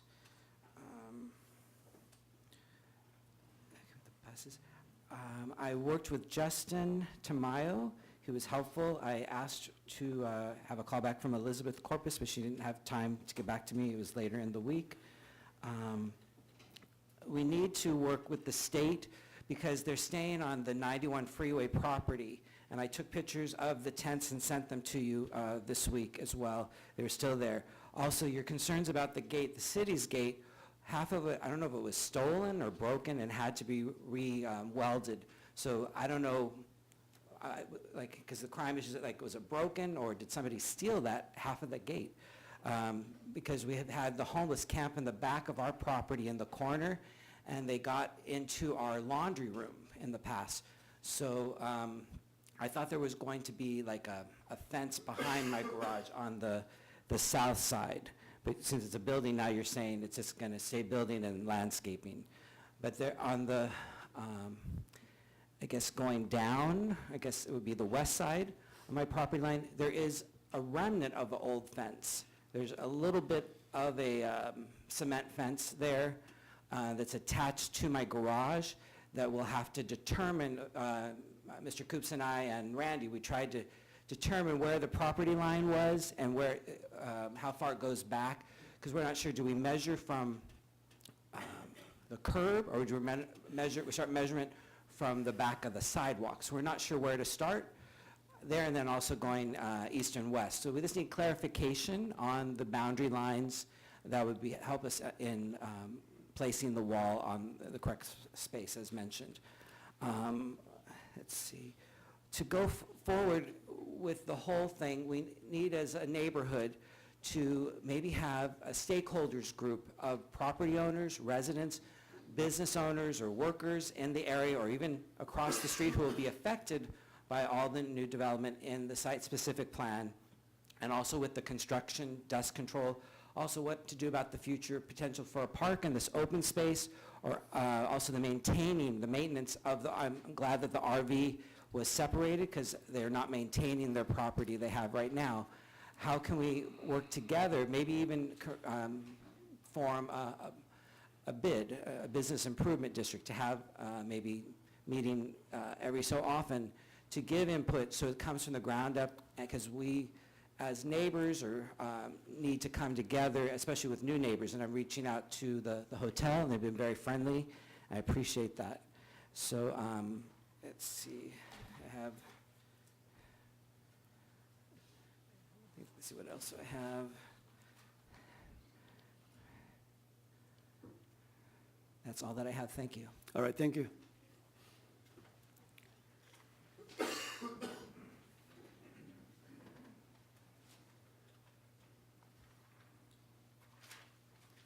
Good evening, Mr. Mayor. Could you please sign in, Council. please? Sure enough. My name is Matthew Brown. I have a concern with the extended stay at the WOODSPRINGs. It is 14 days. Okay. Is there a limitation that the city has placed on the hotel on the extended stay? And is the hotel going to allow the state convicts to dump basically criminals at that hotel? And my third question is, there's many ways of getting around the extended stay and the TOT, or not get around the TOT, but extend it, i.e. you check out 5 hours later, you go back in, check back in. Doesn't matter, you're still there for now a month. And he, whomever can be doing this time after time after time.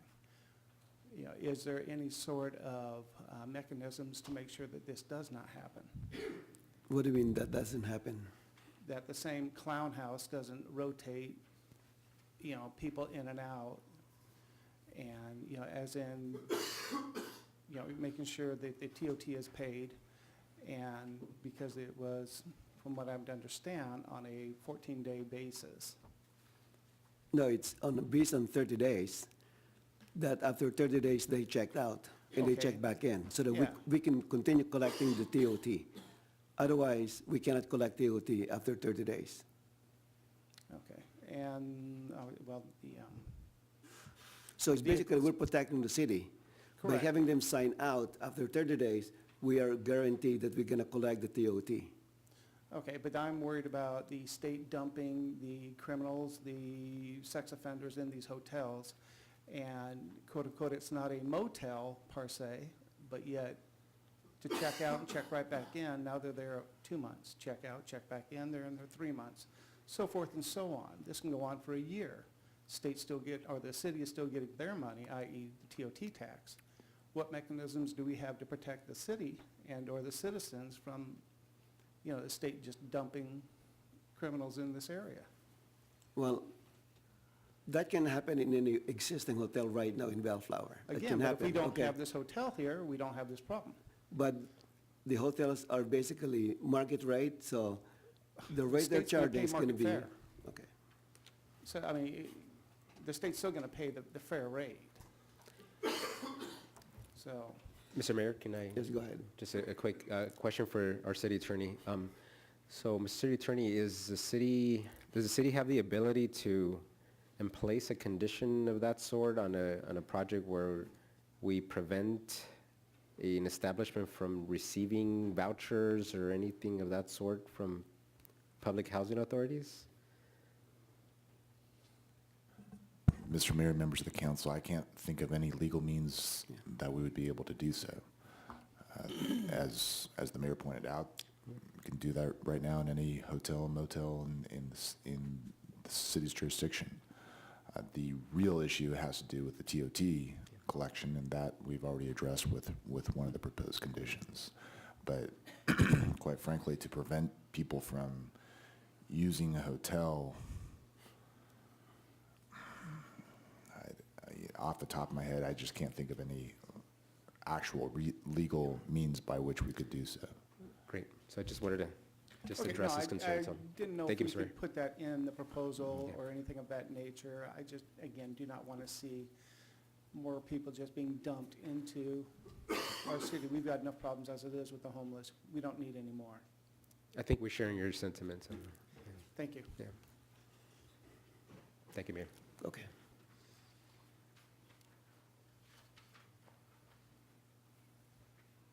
Mayor, council members, I would like to just ask one item for clarity, I think. Mr. Brown is right on a few things, which I go along with. But you've got two entities here. You've basically got a WOODSPRING and a extended stay hotels. They're owned by the one outfit, I guess. But if they have a separate LLC or something, one could be sold off and the other not.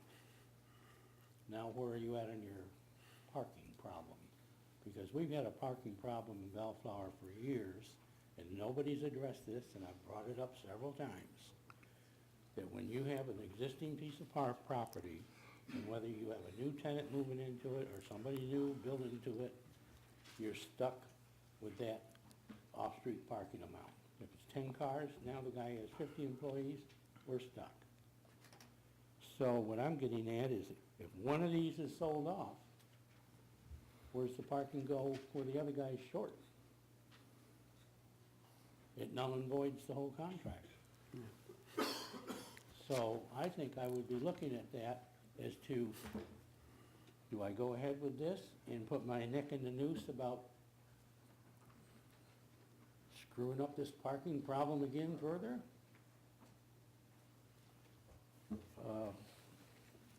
I think you really need to take a good look at it, because the city here hasn't got sufficient parking. Look at poor Mr. Coops' place. He can't even park it in front of his own place because of the restaurant that was put there, and nobody done due diligence on that problem. So as a business person, and Mr. Dutton, we realize that more as business people, more so than the common layman who works for somebody, which is 99% of everybody here. So I would take a good look at it, because if you go through with this and you don't have something in there about this parking, you're going to be right back adding to the problem that we've got right now. Thank you. Let me address the concern.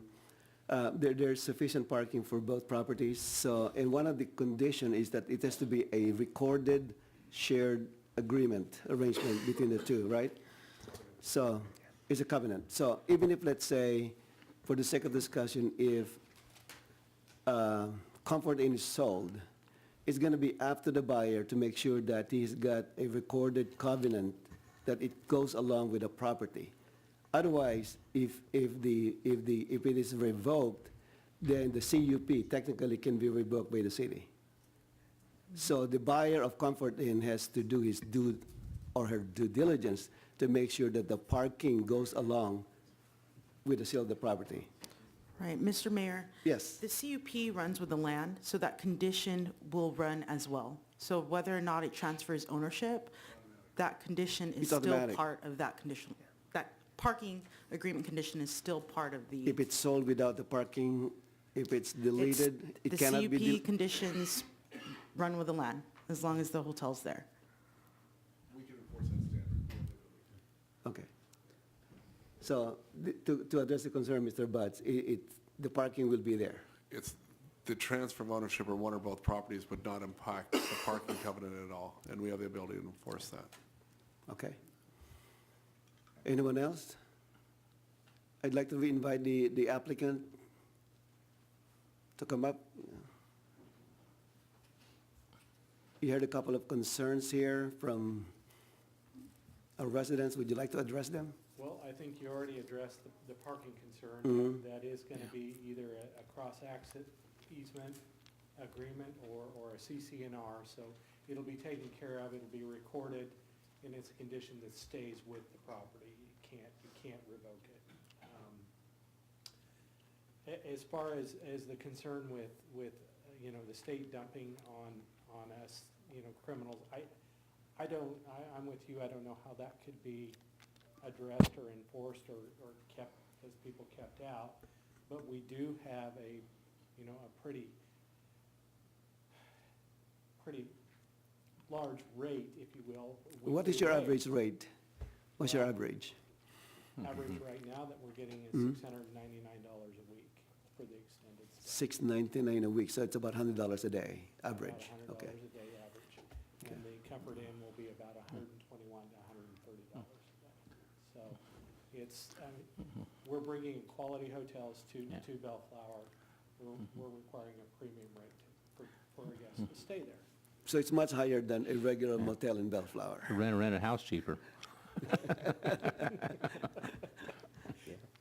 So I hope that addresses, the concerns. We picked Bellflower because we love the community. It's very obvious that the city and the residents here are working to make this a better place to live and to work. It's a beautiful city, and we think we're bringing a very beautiful product in our development. 2 beautiful hotels here. If you'll remember back when I was first before you, we were talking about putting a sleep in next to the WOODSPRING. We decided, no, we're going to take it a step further.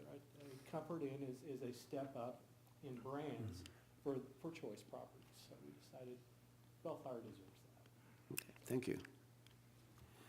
Mr. Mayor? Yes, Mr. Coops?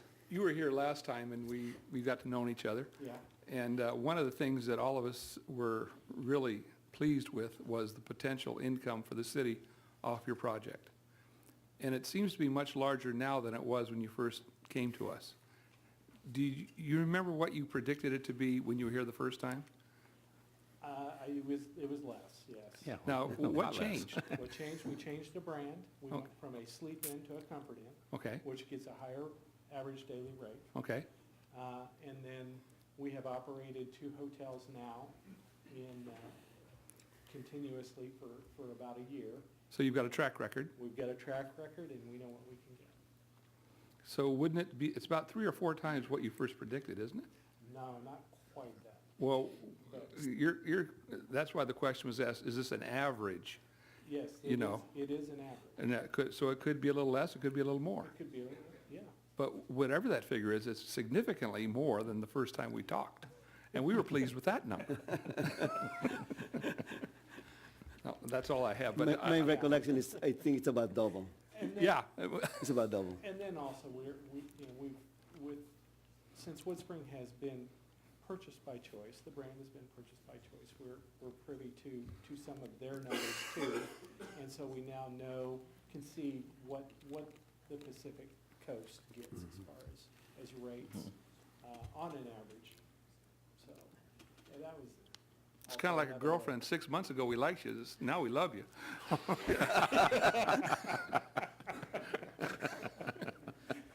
Well, thank you. Who says money can't buy love, right? Yeah. Exactly. All right, very good. Thank you so much. You bet. You. The motion to close the public hearing? So moved. Second.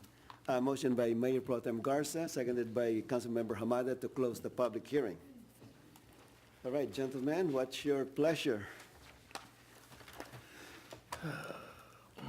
So let's see, I'll see if I can get through this here. I'll make a motion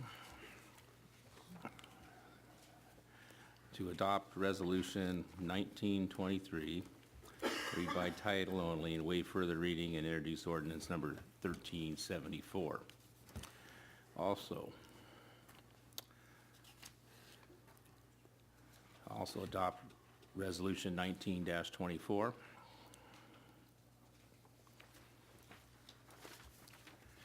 And last but not least, adopt Resolution 1925 as amended and conditioned here tonight on the dais. I'll second that. Okay. Motion by Councilmember Dunn, seconded by Mayor Pro Tem Garza for the City Council of Bellflower to adopt resolutions 19-23, 19-24, and then 19-25. Roll call, please.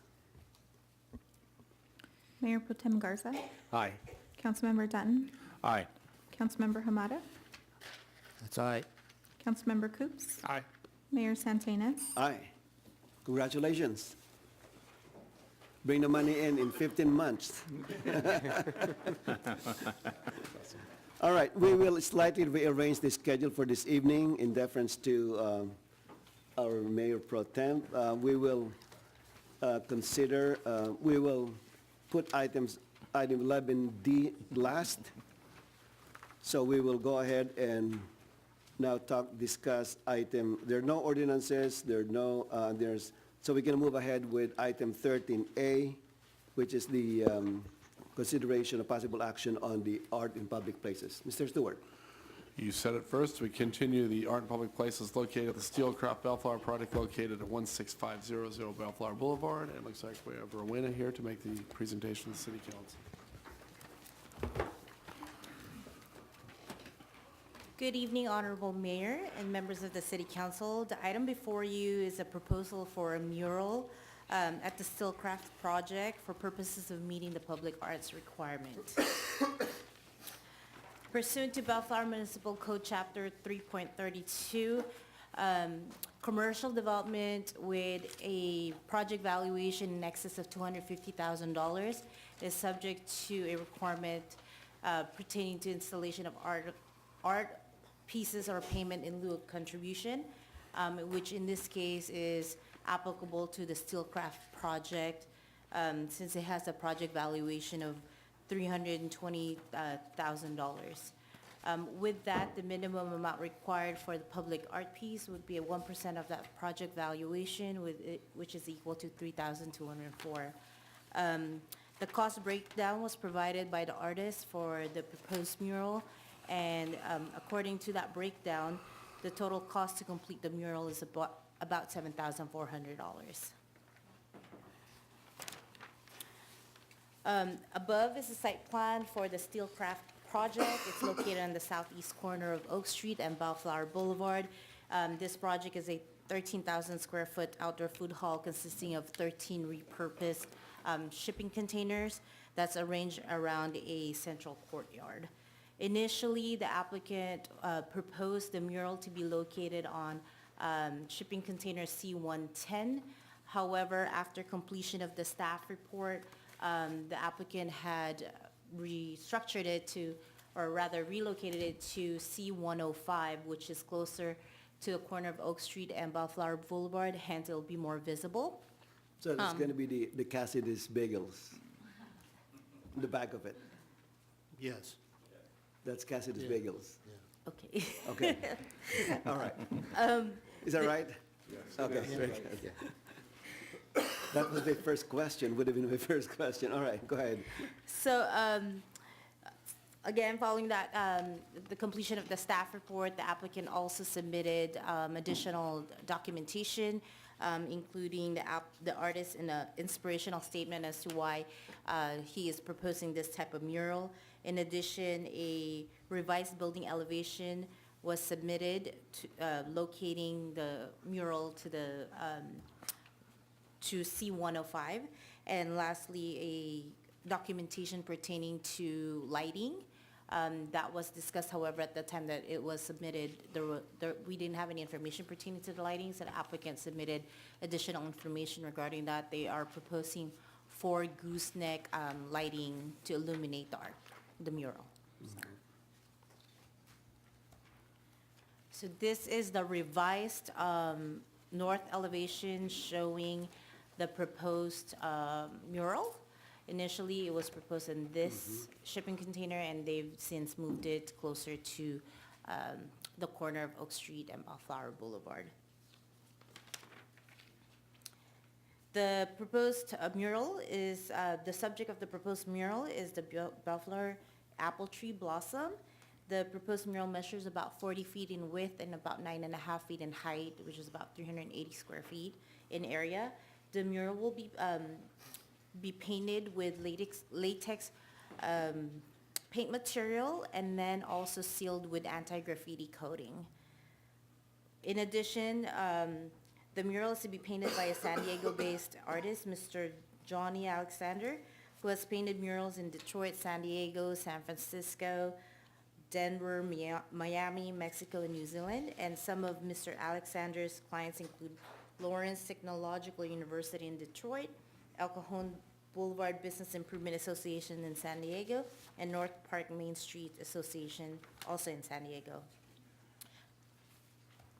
As proposed, the artwork complies with BMC Section 3.32.060. That's entitled Standards for Artworks, as it relates to certain criteria for approval, such as visibility, durability, and permanence. Hence, staff's recommendation is to approve the art in public places proposal submitted by the developer to commission artist, Mr. Johnny Alexander, to complete the mural for the Steelcraft project at 16500 Bellflower Boulevard. In doing so, authorizing the city manager to take reasonable actions to implement the city's action, or alternatively discuss take other action related to this item.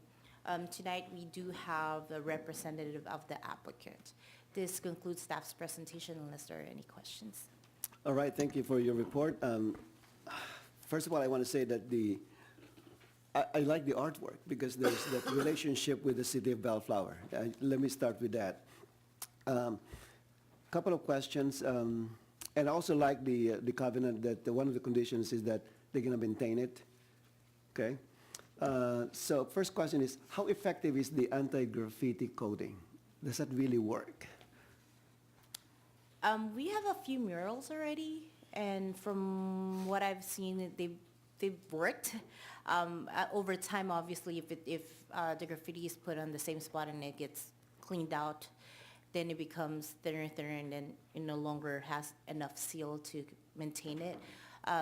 That is something that we have discussed with the applicant, and the applicant indicated that at any event that the mural gets damaged, they will actually have the artist come back to fix it. So it's not just a maintenance person that's going to end up repainting it. It would actually be the artist that would come back and repaint it. Okay. Now, in terms of the value of the property, in the staff report says developer indicated total cost of the project was $320,000. So that's the whole project, Steelcraft is $320,000 only? That would be the project valuation for just concerning the building permits. That doesn't include any future tenant improvements, so this is just the shell and the structure that was built in the middle that's covering the courtyard area. So is that where we based our arts and public places? Is it based on the shell or based on the improvement on the property? So our code actually reads that the amount would be equal to 1% of the project cost to the Public Arts Fund, and by definition, project cost shall mean the total value of a project, excluding the land value as determined by the building official and indicated on the building permit that is issued by the city by the city for that project. So what we've done is actually pull the building permit that was issued for the project, and the project valuation on that only showed $320,000. Yeah, because I was kind of thinking there are eight containers. 10, isn't it? Or the one on top. And the restrooms. And the restrooms. Let's say Storage. Storage, so 8 to 10 containers plus the overhead shade. I don't know, I'm not a contractor, but to me, that's worth more than $320,000. I'm just stating my opinion here. I think it's worth more than that. Anyway, so. So am I to understand what was just written or read, that when we look at the valuation of these properties, we do not do the finished product, we just do the structure on the outside, the secured shell, that the interiors are not part of the project? Is that what I just heard? That's not what you read, but that's what you said. Right, but it doesn't make sense to me though, because if you compare that with the Fall Pilberg project, for example, that was based on the finished product, right? The townhomes. But apparently, we're only being assessed on this by the containers, empty, and I guess that awning over the top. That would only represent 320, and the improved site is not considered? The pads and, I think it's worth more than that, as far as concerned. Well, maybe the applicant could Yeah, help us on that. I'm just asking the first question. All right. And then, do you have the timeline for this completion? Of the project The itself? project, mhm. According to the applicant, they're looking at a grand opening in spring 2019. 2018? 2019. 2019, spring 20. It is spring. Spring, so it's spring, so. Oh, sorry.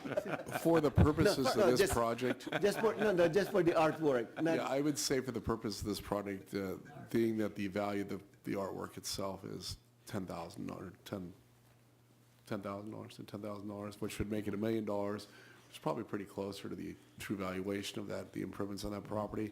If we move forward with that, I think we probably need to take a harder look at the way we assess the evaluations for future artwork, because we want to have this debate over and over again. So I think what I'd like to do is have a reckoning and have a discussion with the planning department and the city council if necessary on how we value these things on a move forward basis. But for today's purposes, I think $1 million is probably a reasonable place to put it, and if we take the valuation of the artwork, that's we're probably in good stead on that, on this project. I don't think we necessarily need to have a debate on the value of that today, but that probably is a future discussion to have before we go and do this again, so there's no confusion. Well, when we did a project for, let's say, City Ventures and then Fall Pilberg I don't remember any kind of confusion in terms of how it was calculated. Well, I think that we pretty much accept what they accept the value is going to be when they construct the product. I don't know how we vet that out. How do we vet that out? With the garden house project that you're referring to, it's because all of the improvements are already in place as part of the initial building permit issuance. In this case, because this is a commercial project, all future tenant improvements are not accounted for. So that's also affecting the valuation of the project. Because the tenants themselves will come in at a later time and actually do the improvements themselves as opposed to the developer, in which Right, case. I'm not counting about the improvement, it's in the kitchen. No, I'm not They're counting saying that the shell, the Just the cover, shell. and the things are worth more than $320,000. So that may Just or the may shell, not be the true. pad, and then the shade. So I don't know how the county assessor will value this. I'm very curious. I got a question. The tenants put all the kitchens in containers? Yes. Working on them. I've seen the tenants and they're The beer working on guy's them. doing it so- himself. We know that. Yeah, we saw And that. the beer guys yeah. supply a bar top, and then the construction workers put it in, but Let's talk to the applicant. Any question? I have- All right, go ahead. Just one more question for staff. So you answered the lighting question, so thank you on that. The one question I have is, this is a current proposal that's on the table. This is what will be painted if things go well. Let's say in the future, there's a decision to potentially change this piece of art. Would any replacement have to come back before the city for approval? Yes, sir. Okay, so that was it. Thank you, Mr. Mayor. All right, thank you. Mr. Amada? Yes, Mr. Mayor, if you want a short primer from Mr. Patterson, I see him in the audience, if he wants to, enlighten us on the, We'll ask the applicant first. yeah, all right, okay. All right. Mayor, I got one question, maybe the Go staff, ahead. if not the applicant.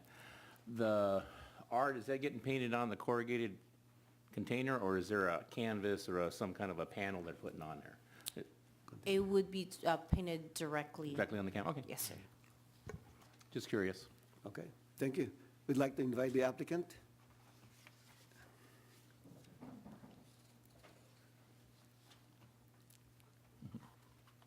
Good evening, Mr. Mayor. Good evening. Hi, good evening. President.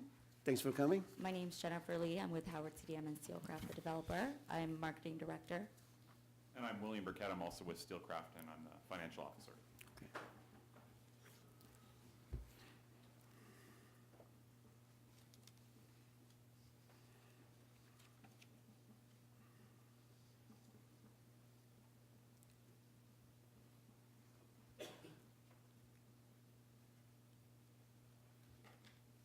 Okay, you've heard my question about the value of the improvements. Can you enlighten us on that? Yeah, I believe that came from the construction team. I would agree with the city manager that the valuation of the mural is probably in excess of $10,000. And so, yeah, if you back into that, I mean, that would put us over $1 million in the core and shell improvements. And the comments earlier that the tenants are paying for their individual improvements is also accurate. Okay, so we're just looking at the base, so how you came up with the value? Because in the ordinance of the city of Bellflower, you have to contribute 1% of the value of the improvements. So we're just questioning about the 370,000. It seems like it's too low. Well, the reason why is, quite frankly, your boss came in here, what, a year and a half ago, and committed a number substantially higher than $1 million when he talked about the value of the improvements going on that site. So when the number came in that low, it was somewhat suspicious. However, looking at the improvements there, I never bought the high number that was originally said, but looking at the level of improvements here and the value of this mural, I think it's something we can get past, but quite honestly, the number does seem suspiciously low as far as it is valued. What the assessor does with it, I don't know. That's between him and you guys, as far as that goes, but. That's the That's the reason why the question came up. Yeah. There are other improvements or other costs that are associated with the project that aren't necessarily improvements to the property. I think we're installing something like 30 custom-made benches that we have a craft artisan, bench maker producing. Do you calculate the utilities, the Edison Vault, and the other works that you do when you do this, or is that excluded from your calculation on this for the public art? I believe it's excluded. Is that the way this should be? I'm not certain, though. I'm not either, that's why I'm asking. The construction permit is all-inclusive, and it Okay. did indicate it's $320,000. Right. Yeah, from my perspective, I think it would be more transparent if you include everything. So we don't question the value of the artwork. In fact, in the staff report, it well exceeded the 1% threshold. So we appreciate, I think it would have been much better for us if we saw the actual value of the improvements much higher than $320,000. Okay. Any question to the applicant? I've got to say it. Howard told us, 4 million. We didn't believe it at the time, and we don't believe this either.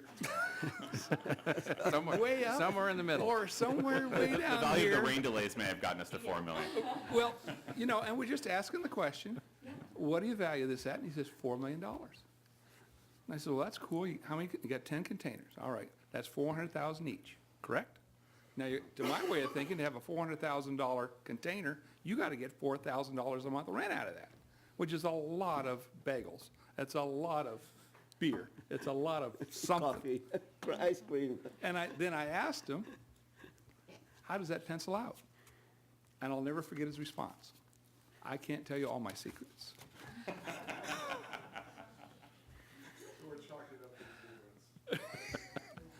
No, and I don't want you to think we aren't very excited about the project, but we do know that Howard CDM likes Bellflower and that you've got other projects, and we'd like to kind of establish a relationship on this art that we can go forward with and both be in our comfort zone. I think what we're saying is when we look at the exchange, when that comes down the line, we take a harder look at the value of the art and the value of the improvements that are going on in that building. It'll be a lot larger at Okay. the exchange too, so. Well, let's just make sure they're accurate. Oh, I'll make a note tomorrow. I think for purpose of transparency, I'd like to have the revised numbers from you so that we can correct the records. Because I don't want to make it appear that the value is only 320 and it's going to be, you and I know that it's not, okay? Yeah. I can see in your eyes that you agree with me. It's not 320, it's more than that. So It's more than that, but the number that Martin gave a year ago did also include the tenant costs that they're right. putting in as well. But I just want to make the record be corrected to reflect that amount.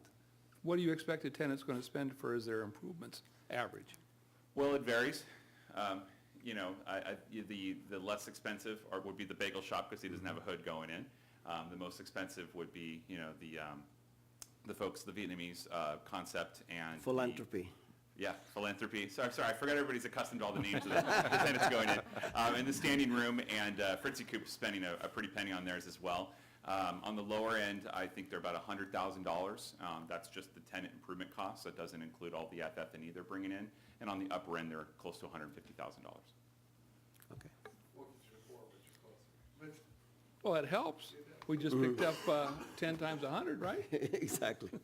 And if All you right. count the container, each container can be purchased, what's the average for just a shell? The acquisition of the container? Which we. Well, I don't know can I give away all of our secrets?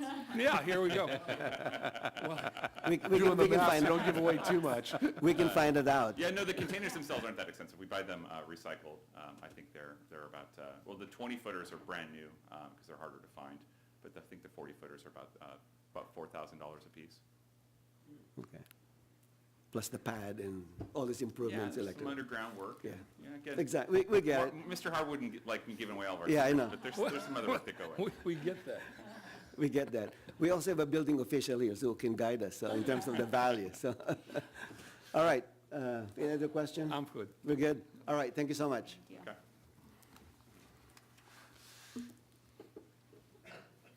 Okay. That's your pleasure. Did you want to hear from the artist at all? Is the artist here? He's not here. He's not here. I thought he was. Not here.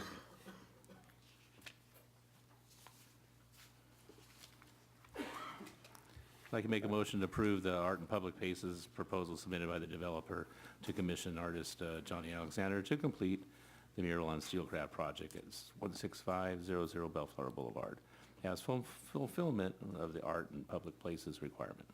Second. Okay, motion by Councilmember Dunn and seconded by Councilmember Hamada to accept the proposal from the applicant on Steelcraft Bellflower. Roll call, please. Mayor Pro Tem Garza, Aye. Councilmember Dutton, Aye. Councilmember Hamada, Aye. Councilmember Coops, Aye. Mayor Santenaz. Aye. Consent calendar, Mr. Stewart.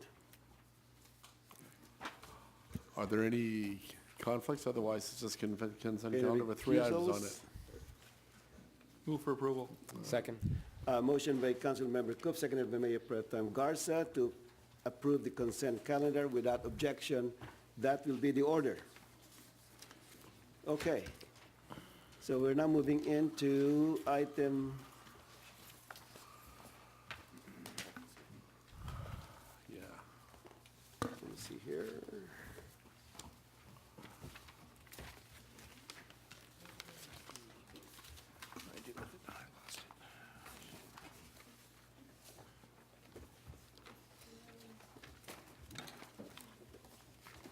D, 11D.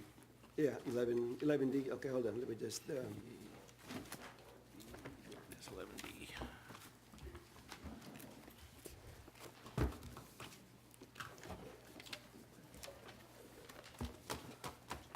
all right, I think it's appropriate to take a bio break No, 2-minute break. for 5 minutes. Yeah. Do you want to make your announcement now or before? we leave? Oh, Can that's I- right, that's Can right, I go ahead. before? Yeah, sure. So, Mr. Mayor, Go ahead. when you return, I'd like to recuse myself off of item, what is it? 11D. 11D. 11D, due to a client employee relationship. Sorry, it's been a long day. Okay.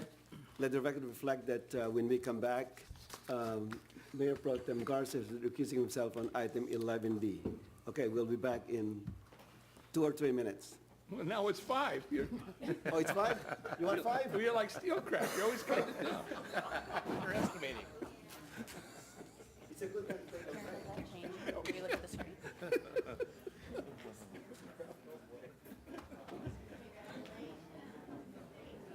Takes us 5 minutes to get out of the Go home. Yeah.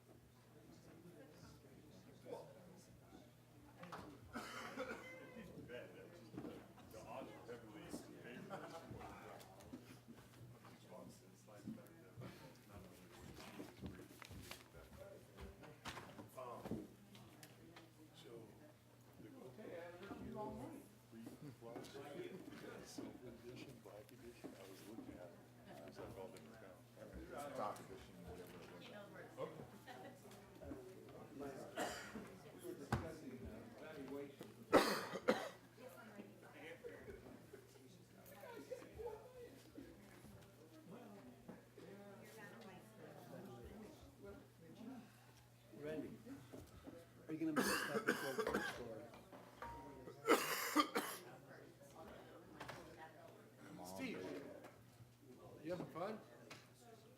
What? You having fun? I've been sitting there. He's the fire marshal. Yeah, you're the fire marshal. Yeah. So you know on that one.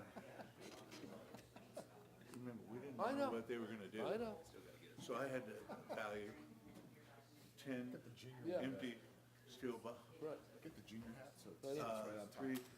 2,500 each, 25. No, I know, and I figured, I know And how the you do. tenant improvements. I looked at that and I said, you know, that's probably what I saw, I figured.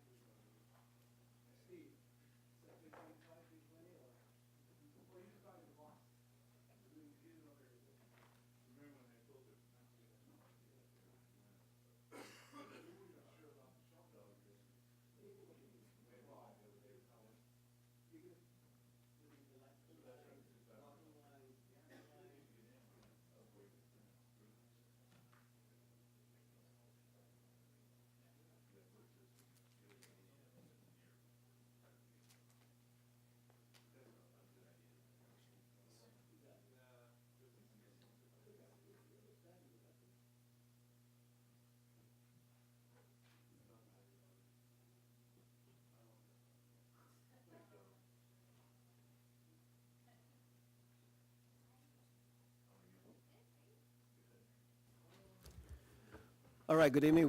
Good evening again. We're reconvening from a short recess, and we're now on item 11D. Mr. Stewart. This is consideration possible action to conduct public hearings to consider issuing 2 medical cannabis business permits, MCBP, for dispensary uses. Following the public hearing, the City Council should consider renewing MCBPs or issuing new MCBPs to 2 applicants and adopting the resolutions. The resolutions are listed below for each of the applicants. There's a resolution of approval, a resolution of a denial. The council, I believe, we're going to hear testimony from each of the applicants, and the council will make up their mind immediately or after I'll testify here. After all. After I'll testify. So what we'd recommend you do is that we would, Ms. Stover will give a brief staff report. We open the public hearing. You'll take testimony from all of the candidates. There are 4 of them. And then you have, first we're drawing the order. The clerk will draw the random order of the testimony. And then the council will make its decision at the end of the testimony from all 4 candidates. Okay, thank you. Ms. Stover? Thank you, Mr. Mayor. Good evening, Honorable Mayor and members of the City Council. This evening, I'm bringing forward item 11D, a public hearing to consider issuing 2 medical cannabis business permits for dispensary uses. In December of 2018, at a public meeting, 2 medical cannabis business permits for dispensaries were not renewed, leaving 2 vacancies. On March 20th of 2019, staff accepted 4 applications from current CUP holders for 2 vacant dispensary MCBPs. Those applicants are listed up on the PowerPoint. Staff and consultant reviewed the reconsideration applications and deemed them all to be complete. This is my summary staff report on each of those applications. And this is in order that I received the applications from applicants, no specific order besides when I received them. The first was NC3 Systems, doing business as Caliva. This applicant states that the project construction will be complete June 1, 2019, should they receive an MCBP this evening. They believe that their delivery options will begin on July 1, 2019, and retail operations will begin on August 1, 2019. The applicant states that they foresee increased revenue, and the applicant guarantees the city $250,000 per year in cannabis tax dollars. The applicant also agrees to pay liquidated damages in the amount of $250 per day if operations have not commenced by July 15th, 2019. Oops, sorry, I went ahead. Sorry, that was the wrong. 367 a day. I just accidentally clicked forward, sorry. So that was for Caliva, $250,000 in cannabis tax dollars per year and $250 per day. Now moving forward, the next is Calcans Holding, Box Score Enterprises. The application states that if the applicant receives an MCBP, they will have a sorry, I'm on the wrong one here too. The applicant states that if the MCBP for dispensary is issued, construction will be complete 60 to 90 calendar days after the issuance of the permit. They did not give an exact date. If approved, that could be July 8th or August 8th. The applicant agreed to a 90-day after the issuance of an MCBP that they will pay the city liquidated damages based on the expected first-year revenue in the amount of $367 per day that is not operating. The applicant stated they're committed to making a positive impact on the entire community here in Bellflower. I would like to note that the applicant served the city with a summons and complaint on March 21st, 2019, and that was part of the council agenda item as well. The third application that I received in March was from Joint Forces. This applicant states that if they are issued an MCBP, that they expect the state approval of an annual license to be issued 60 to 90 days after applying, which would be approximately July 1, 2019, and a state license is necessary to operate. The applicant projects tax revenues to the city for 2019 to be $212,040, and that amount to double in 2020. The applicant agrees to pay the city liquidated damages for each calendar day after its scheduled opening date that it fails to operate. That exact amount was not provided. Our finance director did do some math, but we didn't want to speak for them at this time. The applicant also committed to making a contribution to a Bellflower charity or cause of its choice equal to 5% of the net revenue from its entire cannabis operation. For how long? In the application, it didn't specify an end For a date. year, a month, you know? It didn't specify an end date on that. So we can ask them. And the last application I received was from CaliMed Group, Inc. This applicant states that if they are issued an MCBP this evening, they will have a soft opening date for their dispensary business on June 9th, 2019, and a grand opening date of September 9th, 2019. The applicant has agreed to pay the city liquidated damages in the amount of $573.61 per day if they have not commenced operations by June 9th, 2019. I would like to note that the application did state that the date upon which liquidated damages begin to accrue is based upon an estimated close of escrow date of April 9th, 2019. The liquidated damages will be extended proportionately should the escrow close date be extended. Also, the applicant commits to paying the city a minimum of $150,000 in tax revenue if sales tax do not exceed $200,000 in the first year of operation. Staff wasn't exactly clear what that means and would like more explanation from the applicant. That completes my staff report. At this time, staff recommends the council direct the city clerk to conduct a random drawing to determine the order of presentations from applicants, followed by opening a public hearing, listening to testimonial and documentary evidence, and determine the ranking of applications and adopting appropriate resolutions should the council choose. As a reminder, these are discretionary permits, and the city council does not have to issue any medical cannabis business permit if they choose not to do so. Thank you. Okay, thank you, Ms. Dower. Very good report. So we're going to conduct now the drawing to be conducted by the city clerk to determine your batting order in terms of your presentation. Okay? Thank you, Mr. Mayor. Here is the clear bowl that we'll be using, and I have each of the applicants' names on slips of paper. First going into the bowl is NC3 Systems, Inc., doing business as Kaliba. Next is Calcan Holdings, LLC, Boscor Enterprises.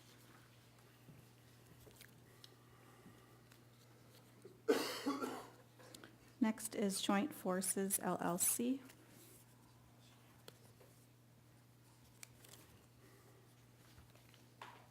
And last is CaliMed Group, Inc.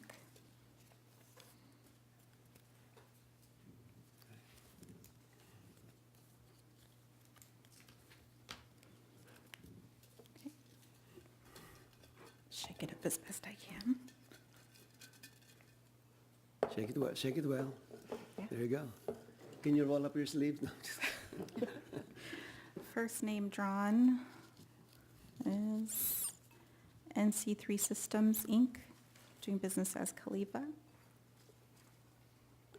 Next is Calcan Holdings, LLC, Boscor Enterprises.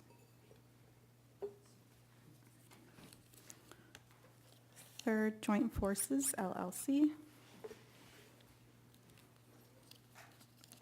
And last, CaliMed Group, Inc. CaliMed, okay.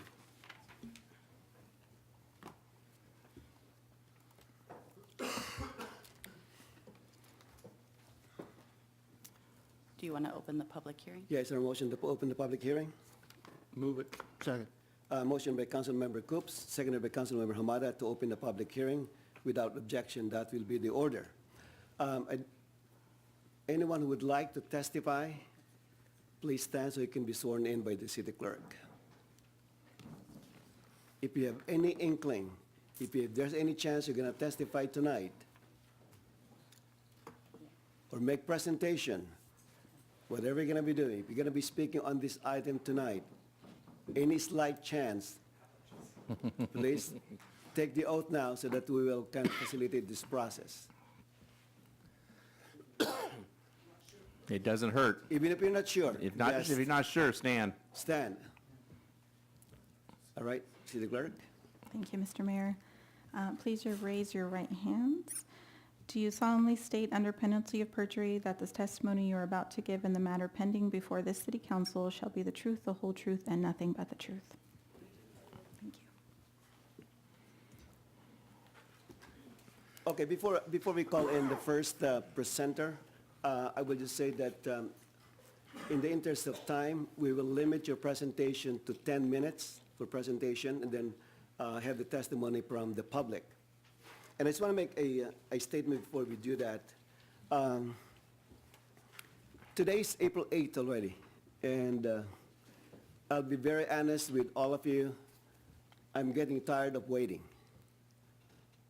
Because way back in December 2018, when we gave out the first permits, we have not seen a single dime out of the tax coming out of these businesses. And from reading the staff report, the earliest that anyone can produce for the city, the tax is July 1st. That's the earliest. So you go back to December of 2018, that is 18 months that we did not have a single dime out of the tax from these businesses. And again, I'm just speaking for myself. I'm just one vote here. I'm getting tired. So in the meantime, we have sharpened our pencils.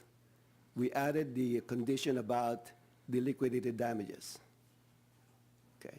And I want to be upfront with you tonight because I'll be looking at your proposal in terms of the money.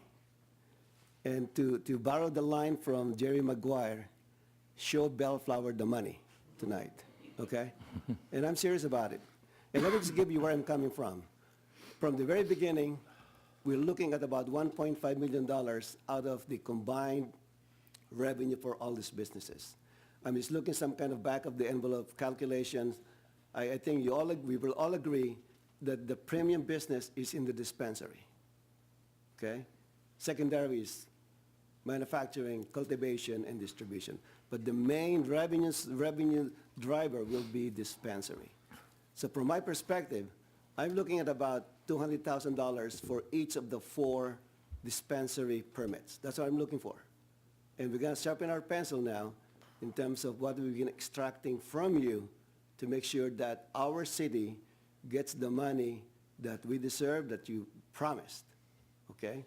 So in terms of liquidated damages, I'll be expecting one, if your proposal is accepted, we give you a permit, I'm expecting a deposit of your guaranteed liquidated damages, so that if you don't perform, you basically forfeit that deposit, okay? So that's where I'm coming from for tonight, because I need to sharpen my pencils for the sake of the city of Bellflower. We lost 18 months already, and I want to make sure that we will get the money that the city deserves. So I just want to make you aware where I'm coming from in tonight's hearing. Okay.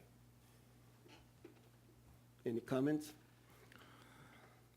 You Before we said one promise was like July 1st was the earliest. I think there was one June 9th. I thought I saw June 9th up there. Is it June 9th, 90 days? Soft open June 9th. Soft opening June 9th, that's what it was. But- Okay. Thought I said something, yeah. But Yeah. it's still Yeah. 18 months lost. Oh, no. So, yeah, I got a comment. Does it sound familiar, applicants? Sounds familiar, doesn't it? We've been preaching this for 18 months. I concur with Sonny.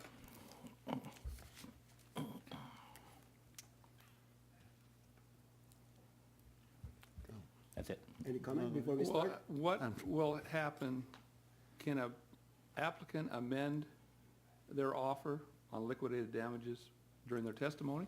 I think they can. Nothing prevents them from amending. So whatever they wrote, they can reduce or extend Yeah. the amount? And I'm assuming that once they give the permit, I expect a check right away on the day that the permit is granted. We can make that a condition. They're immediately going to have to pay the annual fee of $26,000, including the Plus the $5,000. 1 month of the liquidated damages upfront. Oh, If you 1 want- month, okay, that's One what I month. didn't understand. No, 1 It's month. 1 month, One okay. month. If you would like to make that a condition, we Yes, can. I will. I will do that. But if they perform, they get the money back. Not It's a every- deposit. It's a kind of a rolling But if they deposit. get, It's a Yes. credit. all right. They won't, if they perform, then they will not lose the money, the deposit. It's a Well, that's- deposit. Got another question on the liquidated damages.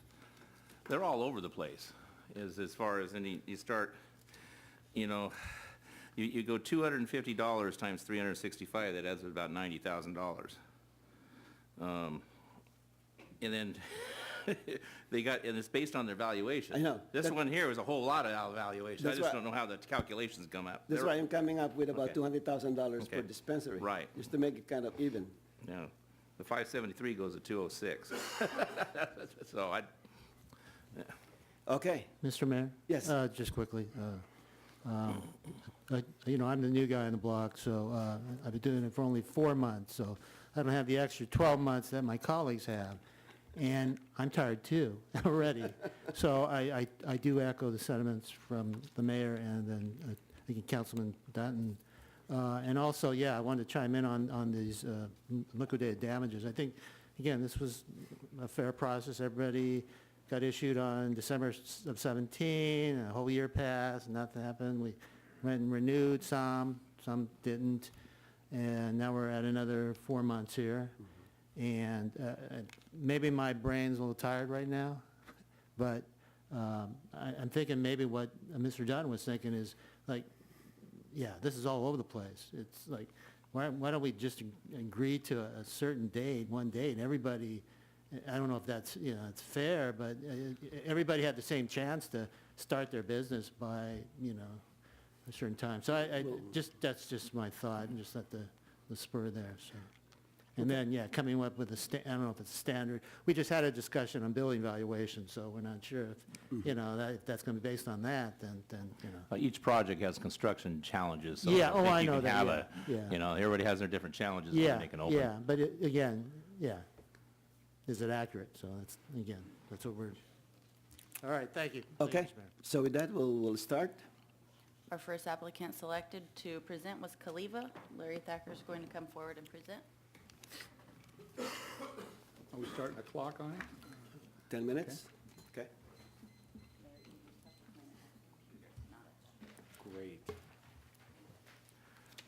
Thank you, Mayor, City Council, City Staff. Larry Thacker from Kaliva. Thank you for the opportunity for our application to be reconsidered this evening.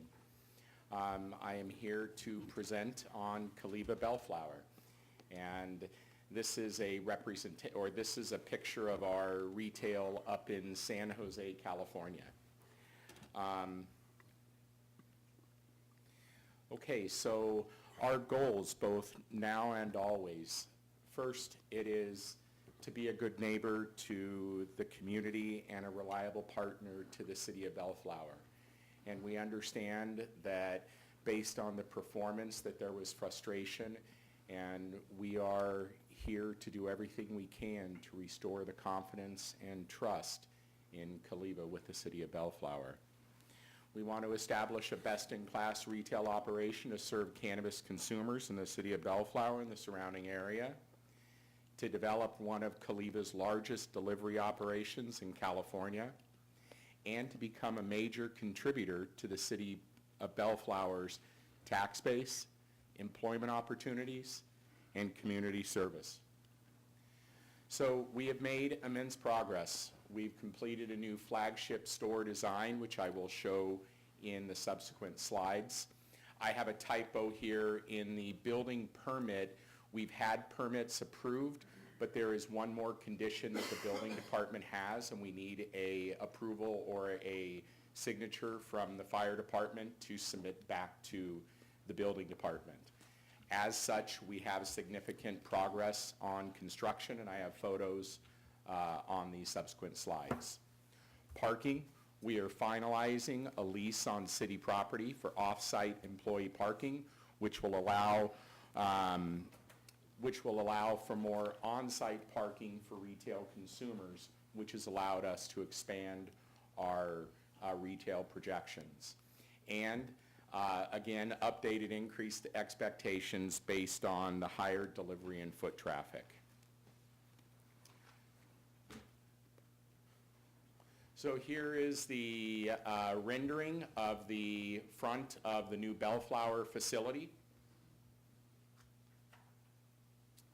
That is an image looking into the retail from the front lobby.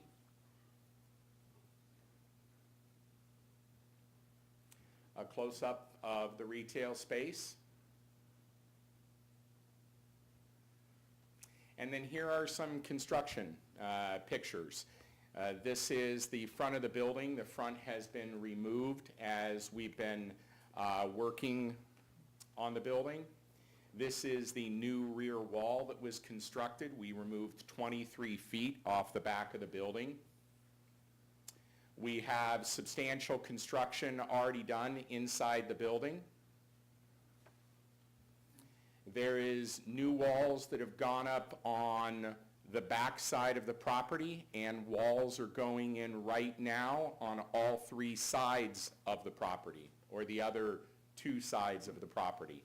And that will be a full wall replacement all the way around the property. Similar to this.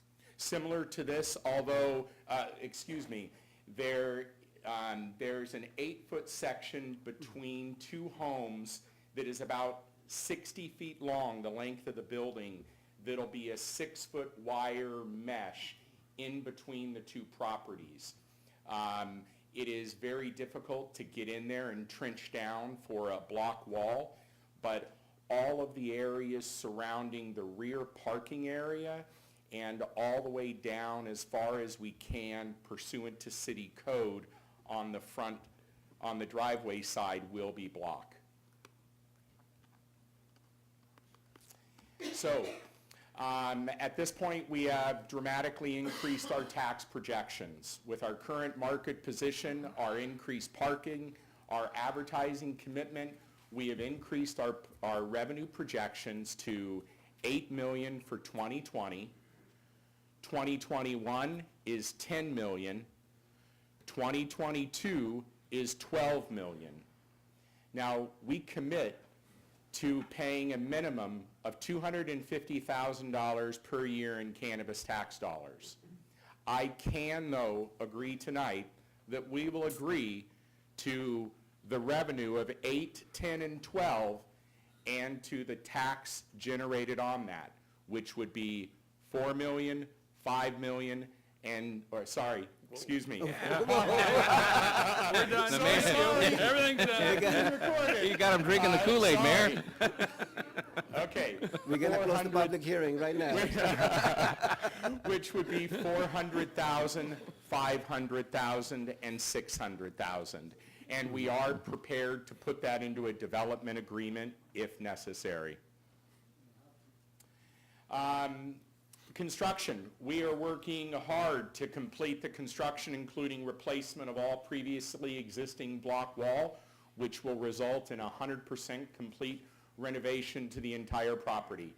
In essence, 100% of this property is being renovated, as well as we will build a new parking lot on a current city empty parking or empty parcel right down the street.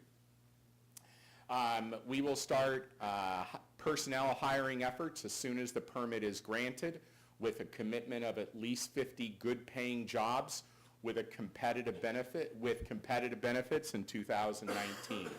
As you guys may remember, our starting wage of hourly wage, or our current starting hourly wage before incentives is $17.50 an hour.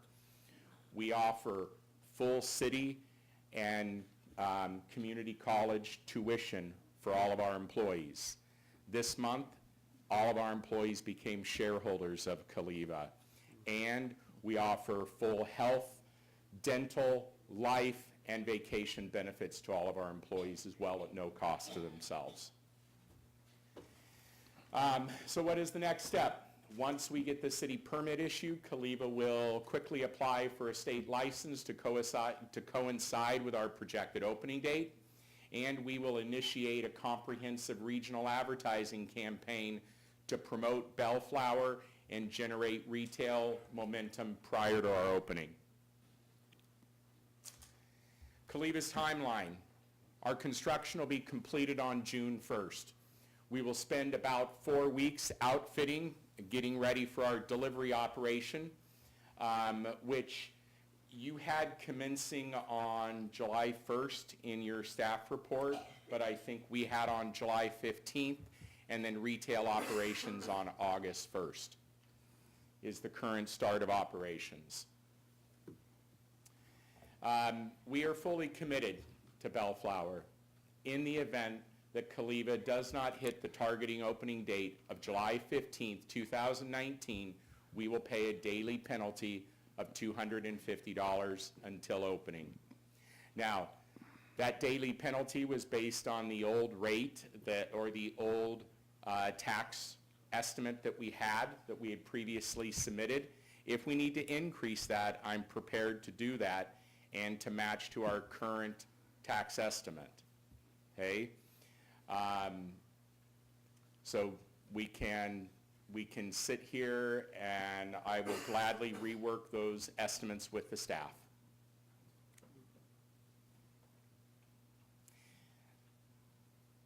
So thank you, and we are excited to embark on this new partnership with the City of Bellflower.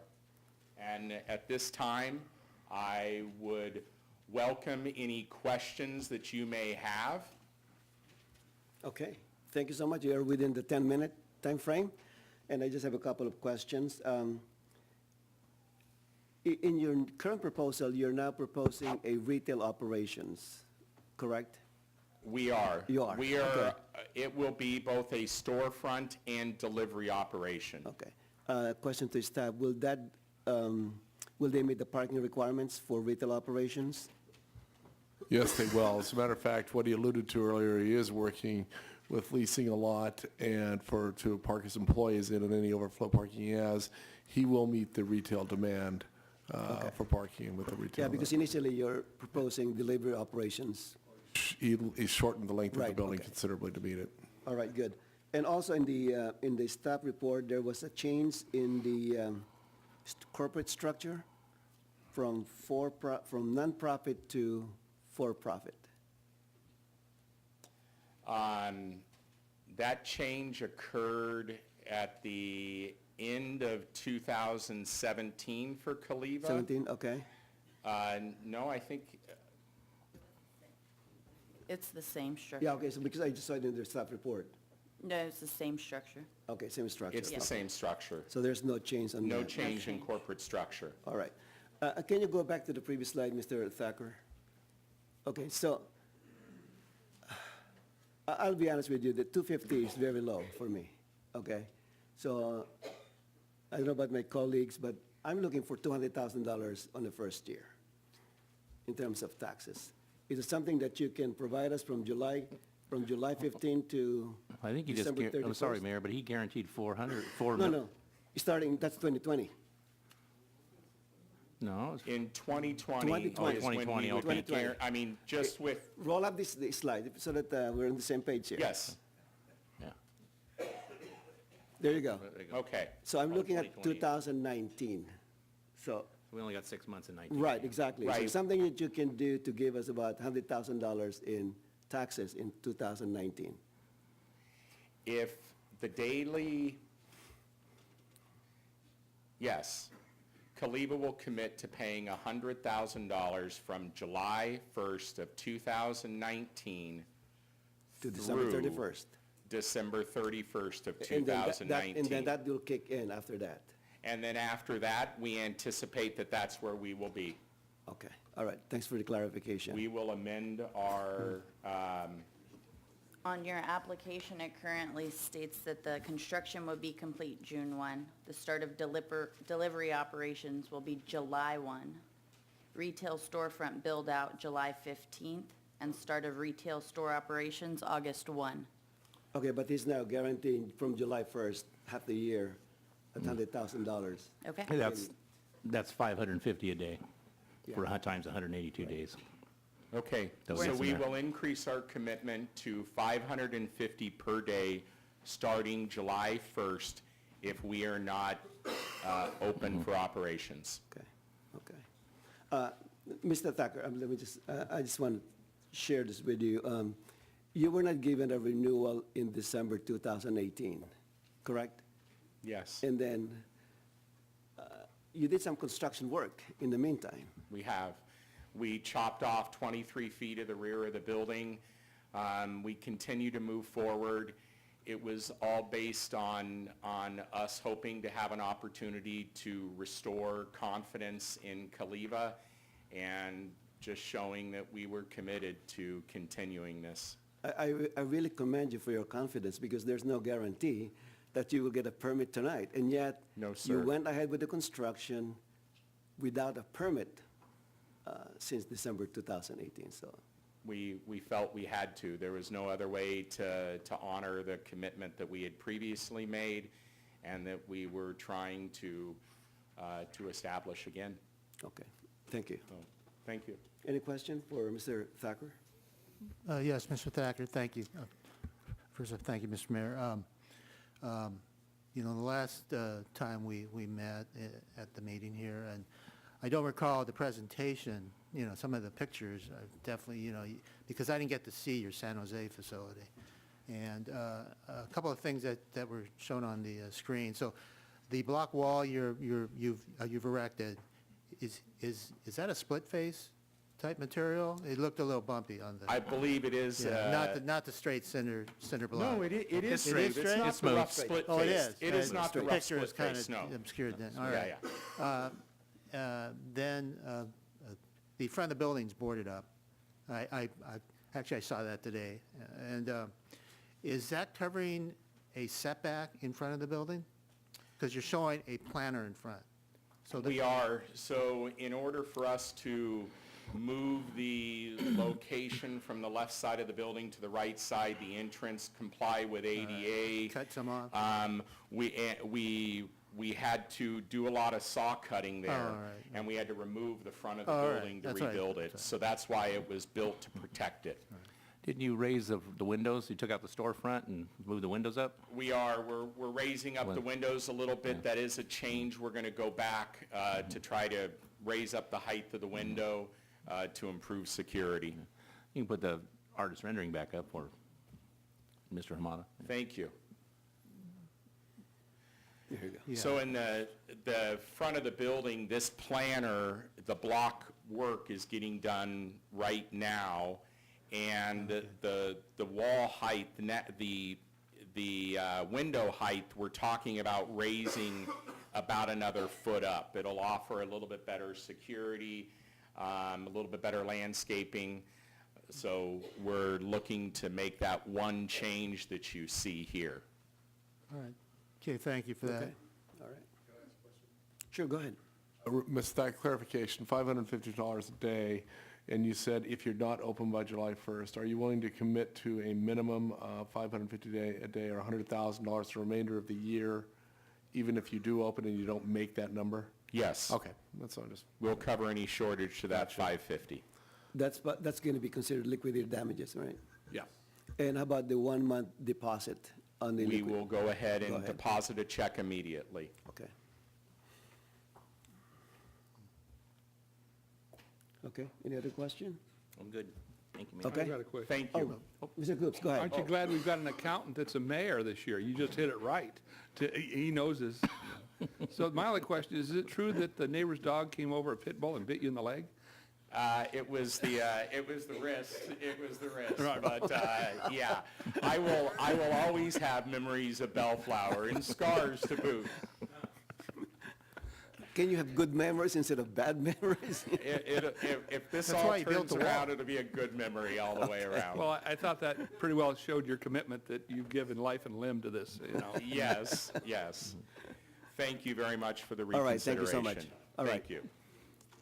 Is there anyone from the public who would like to speak on this application?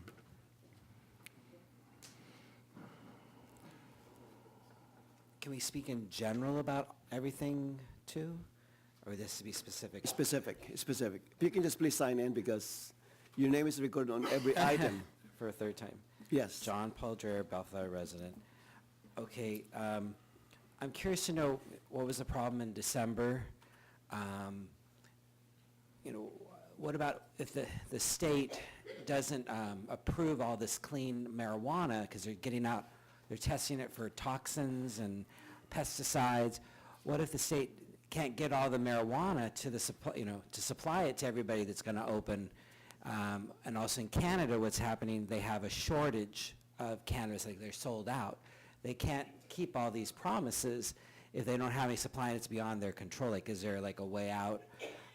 The security, so he's looking at, changing everything, but is there a security expert saying like, will this really reduce problems? Because I'm reading things in the newspapers in different states that have cannabis, that the black marketeers are stealing the clean cannabis from these retailers.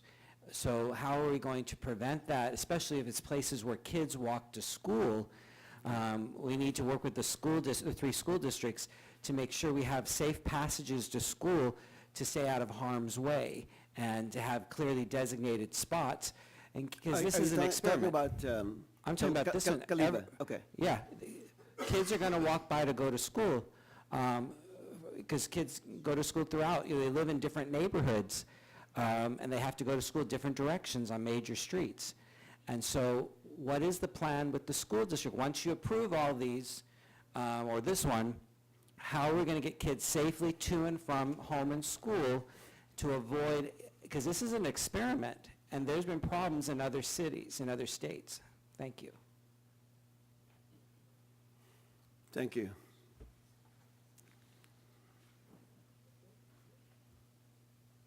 A couple of questions.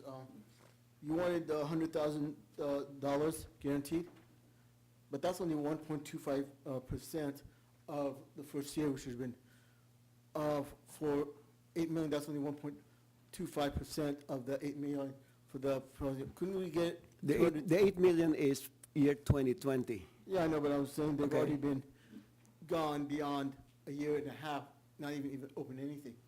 Because I'm looking at that based on what 2020 would be. Peter, history that's past. Okay, we can only move forward. Second of all, I think I saw in closed session, Kevin, how many of these marijuana cannabis things have sued the city to get back in once you reject it? How many have it? Because I think I seen Caliva was in closed session in EL. Caliva? No. No, I thought it was in it was. Caliva was, ELL, they were removed once because they said, Randy, didn't notify them that they sued you, things, and they bought in and they had to pay the thing. 2 drop, one's remains. Okay. That's what I said, I know they were suing to get back in, or for one reason or another. Yeah. Okay, That's, thank you. I think you must be reading about potential litigation. Okay. Oh, you've had, 3 litigations. Yeah. Thank you, thank you. It doesn't mean that they actually sued us. Yeah.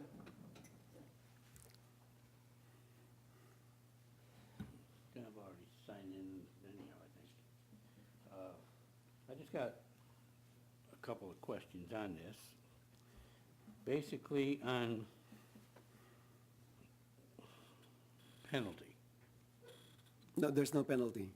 Liquidated damages. All right, liquidated damages. You're too cheap. Because the way this city has been treated over this cannabis thing has been a slap in the face by every damn one of them. If you're gonna play with liquidated damages, I would insist on, just like in the construction trade, $5,000 a day for every day not open. There's $250 and $500 is peanuts to them. For the abuse this city has taken for a year and a half. If I was sitting up there, I'd be telling them I want $10,000 a day for every day, and you're gonna tell me when you're gonna be open. Or you're not getting a license, number one, and number two, when they sat here and drug it out and claimed, well, we kind of thought it was gonna be recreational use, and that's why we didn't go ahead yet, that's a slap in the face. I wouldn't approve Caliba. Anyone else?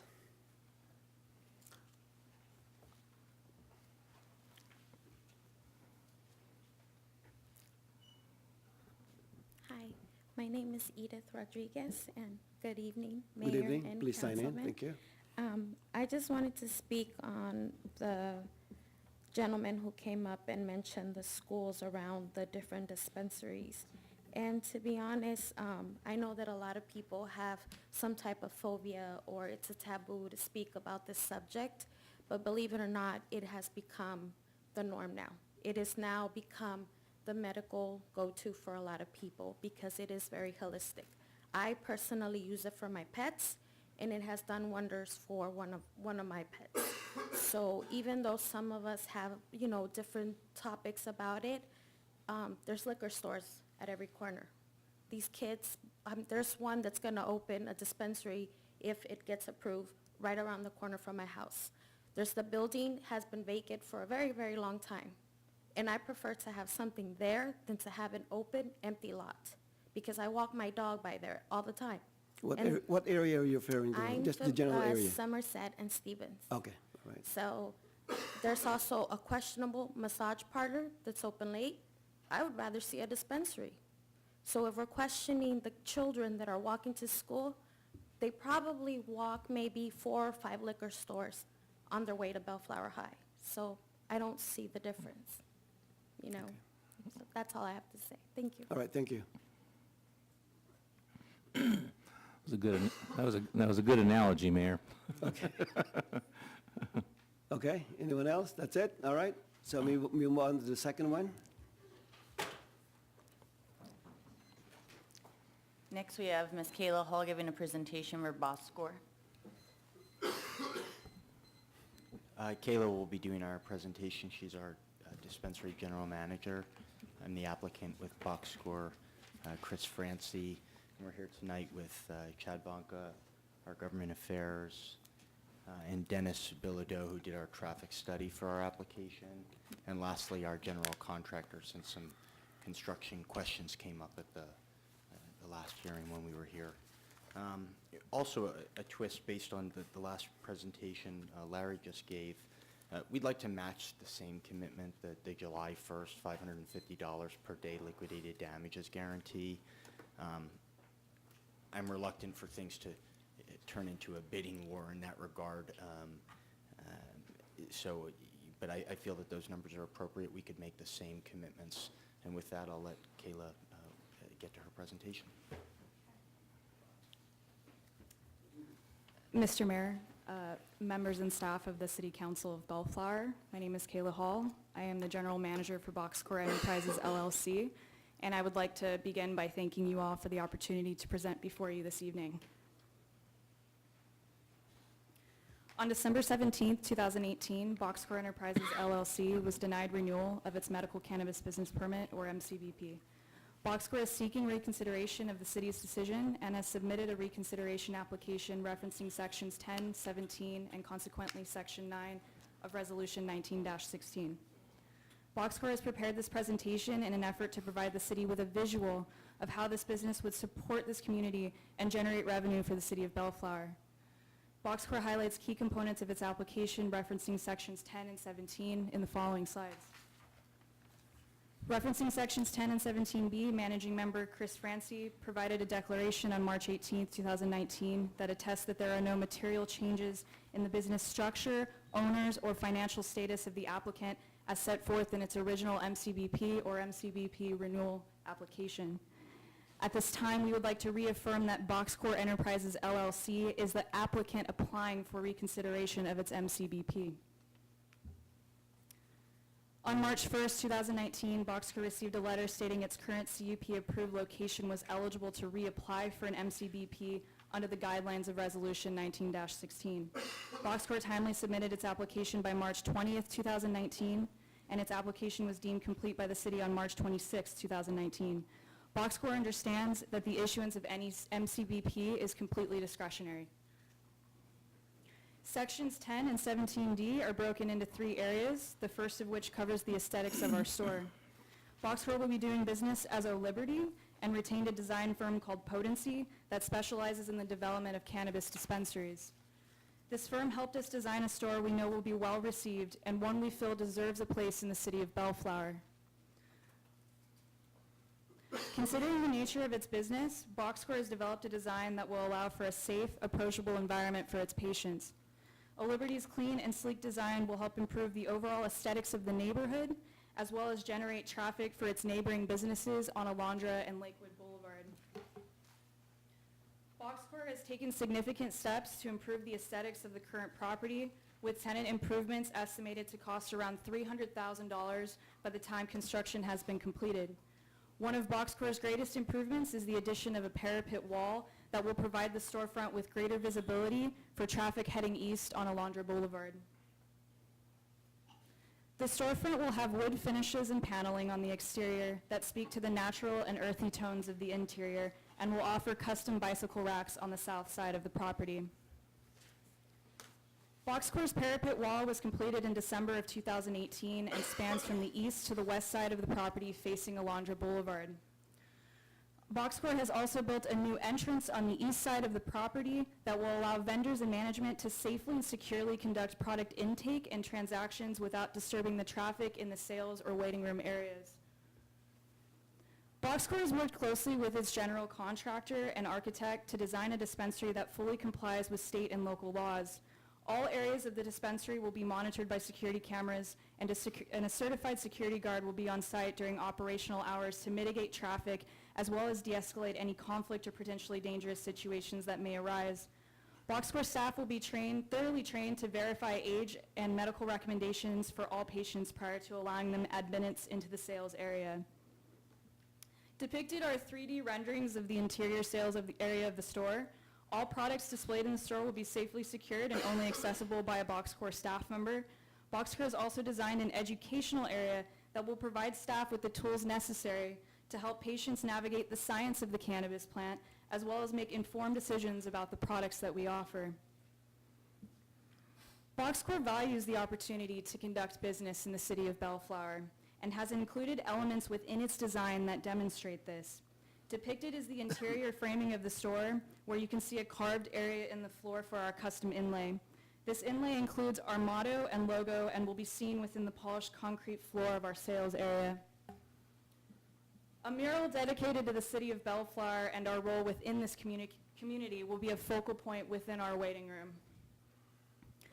As of today, demolition, right-of-way improvements, underground plumbing, and exterior modifications have been completed on the building, and tenant improvements continued despite denial of Boxcar's MCBP in December of 2018. Once an MCBP is granted, Boxcar anticipates it will take approximately 60 to 80 days to complete construction. In conjunction with the anticipated construction timeline and approval of a state license, Boxcar intends to be open within 90 days of its MCBP renewal. Boxcar intends to support local businesses by sourcing materials and labor from within the city of Bellflower and is working with local subcontractors on the development of our store. Boxcar will also implement a local preference plan to hire Bellflower residents. This plan includes hosting a local job fair as well as posting to local job boards. As of March 2019, Boxcar has already hired 1 employee who is a resident of Bellflower. Boxcar will also make sure that there is an employee on site at all times that speaks Spanish fluently. Boxcar projects $2.3 million in revenue in its first year of operations. At a city tax percentage of 5%, this projection would generate $115,000 in revenue for the city of Bellflower in its first year. Boxcar further projects a steady growth rate of 15 to 20% as the business continues on into years 2 and 3, which would provide the city with a yearly revenue of nearly $200,000 by 2022. Referencing Section 10E, Managing Member Chris Francie provided a declaration on March 18, 2019, that attests Boxcar Enterprises LLC agrees to adhere to all previously imposed conditions, along with all elements that are a part of its reconsideration application. As Chris mentioned, we've amended this next section. In closing, Boxcar has based its calculations on an expected first-year revenue of $2.3 million at a tax rate of 5% of the gross revenue. Boxcar further acknowledges and agrees in the event that if business operations have not commenced within 90 days of its MCBP license renewal, Boxcar shall pay the city liquidated damages in the amount of $500 per day or $16,500 per month. $550 per day or $16,500 per month. We would be happy to answer any additional questions the city may have. Thank you. All right, you made it on time. Thank you so much for your presentation. And Mr. Dunn, I'd like to make a correction on the daily rate because I think we cannot collect tax on Sundays. Correct, they're only allowed to be open 6 days. I just rounded it. It's easier to do math that way. So it should be based on, well, hold on, because I'm referring to the resolution that we passed on liquidated damages. The way it's calculated is based on the days that they're open, excluding Sundays. So I want to be consistent with that. Well, you're giving away money, so you No, can no, no. just- okay. $100,000 divided by 330, divided by I the number see. of days they're open, not what you're saying. calendar Okay, I days. get you. So it is $639 per operating day, That's fair enough. $639. Because it's a very Christian city. We don't operate business on Sunday. Sunny. We're following you on that. Okay. All right. So did you just change the previous one to that too? So Mr. Taki will call you up later on. Okay, okay. Because I want to make sure It's the same thing. we're consistent with our resolutions. Okay? All right. That way, if they're only 5 one days late, quick- you make more money. Instead of 6 days. Exactly. If I may just make one closing remark. Oh, go on ahead, the go ahead. Presentation. So I opened my first licensed dispensary in 2015 in Santa Ana, and I continue to own and operate 2 stores in Santa Ana. I've paid the city over $1.5 million, real money, over these years. It's not been a long time. So I'm convinced that if the city chooses us based on this reconsideration application, we will be a long-term taxpayer here in the city, and we'll be a successful retail operator. We've proven it in our other stores. Okay, thank you.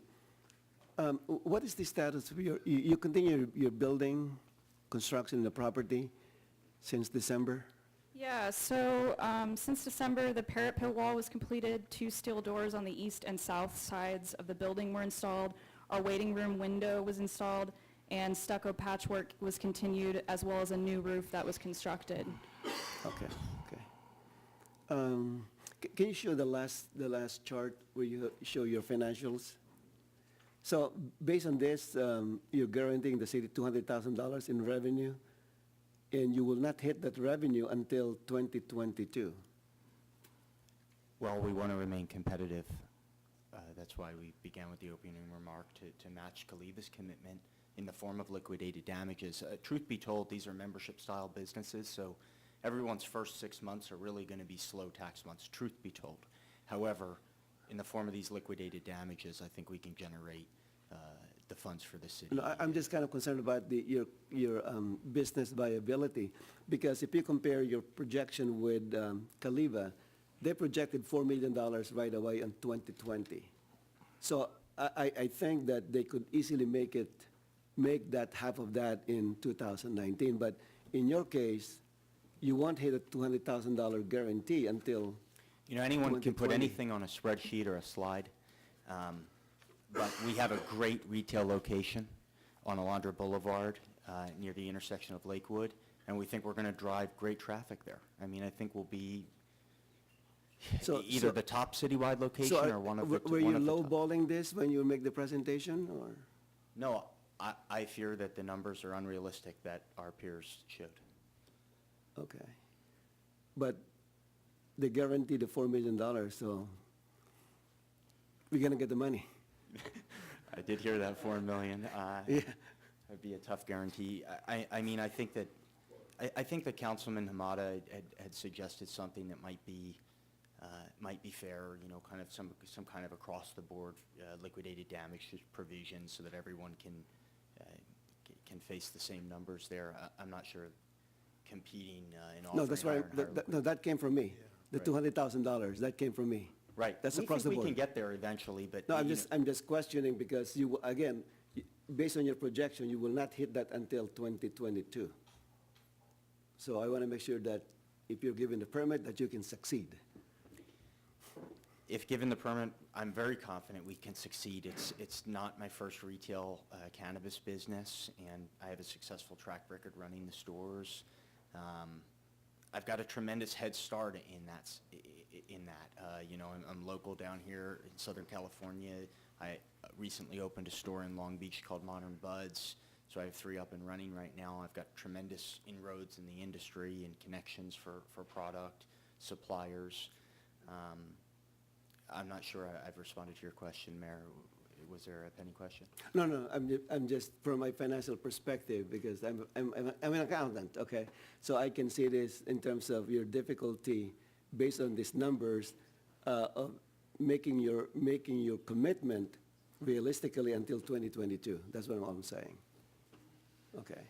Yeah, if what we were doing is looking at a comparison of what our projected tax remittances would be versus the liquidated damages, right now, the July 1st liquidated damages promise would be more than our tax revenue, frankly.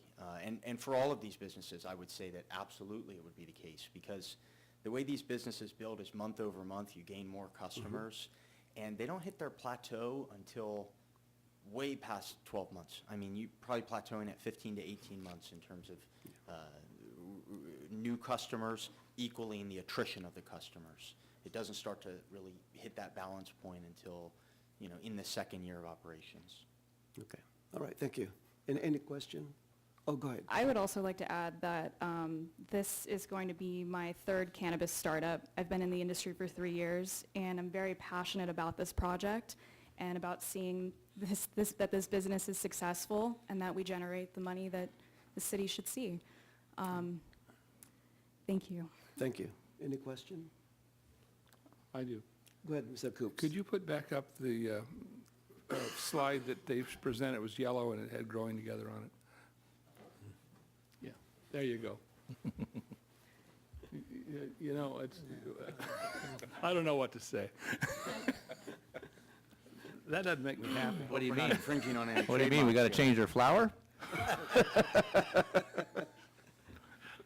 What was your intent on that?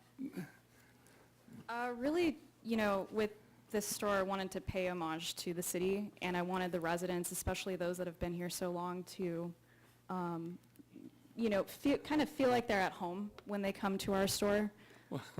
I get it. And it also, too, you know, the name of our business, we're doing business as O Liberty.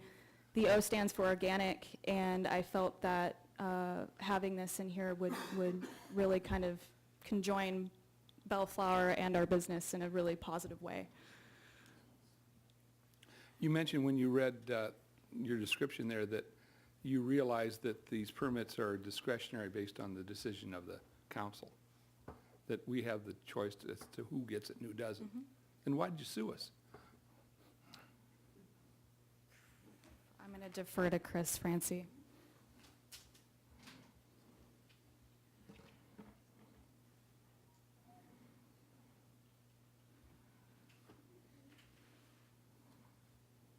I don't have an answer for you at this time for that. I All mean, right. you're right. That He's speaks very volumes. good ear, Councilman, very good ear. And, I mean, you tell us it's discretionary and then you sue us. That's all I have. Well, you know, we're here tonight, honestly.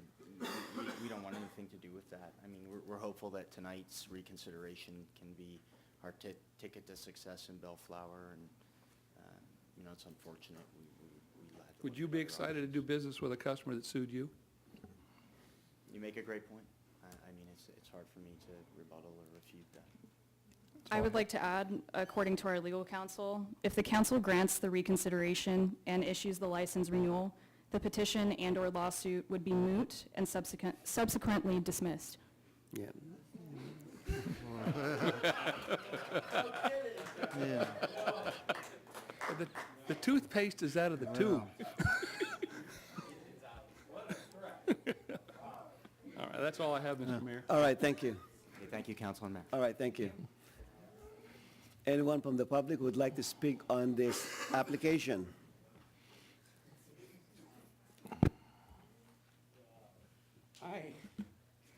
I find this to be quite ironic. To be sued, and then come up here and say, well, I'll drop it if you leave me alone. I wouldn't trust them with a 10-foot pole. And if you approve them, you all need to be replaced. Anyone else?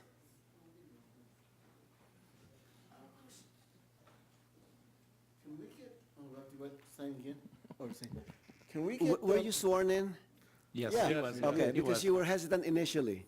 No, No. but You didn't want to get, voted. okay, Yeah. all right. I want to make sure. I have a question. Can we get all these, it's not moving forward together, can we get them, just to put their company names instead of doing this, moving forward together? It's kind of like they're patronizing, trying to kiss butt, because everybody's using the version of that growing together, thinking that will help them out getting things. And second, he said at 18 months, usually there's attrition of your customers, loss of customers, it peaks.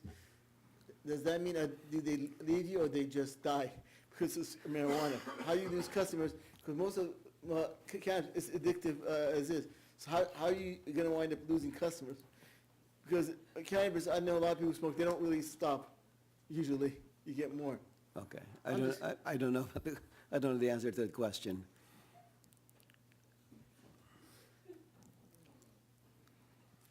Good evening, Honorable Good evening. Mayor and City Council members. Priscilla, can you sign in, please? Yes, I will.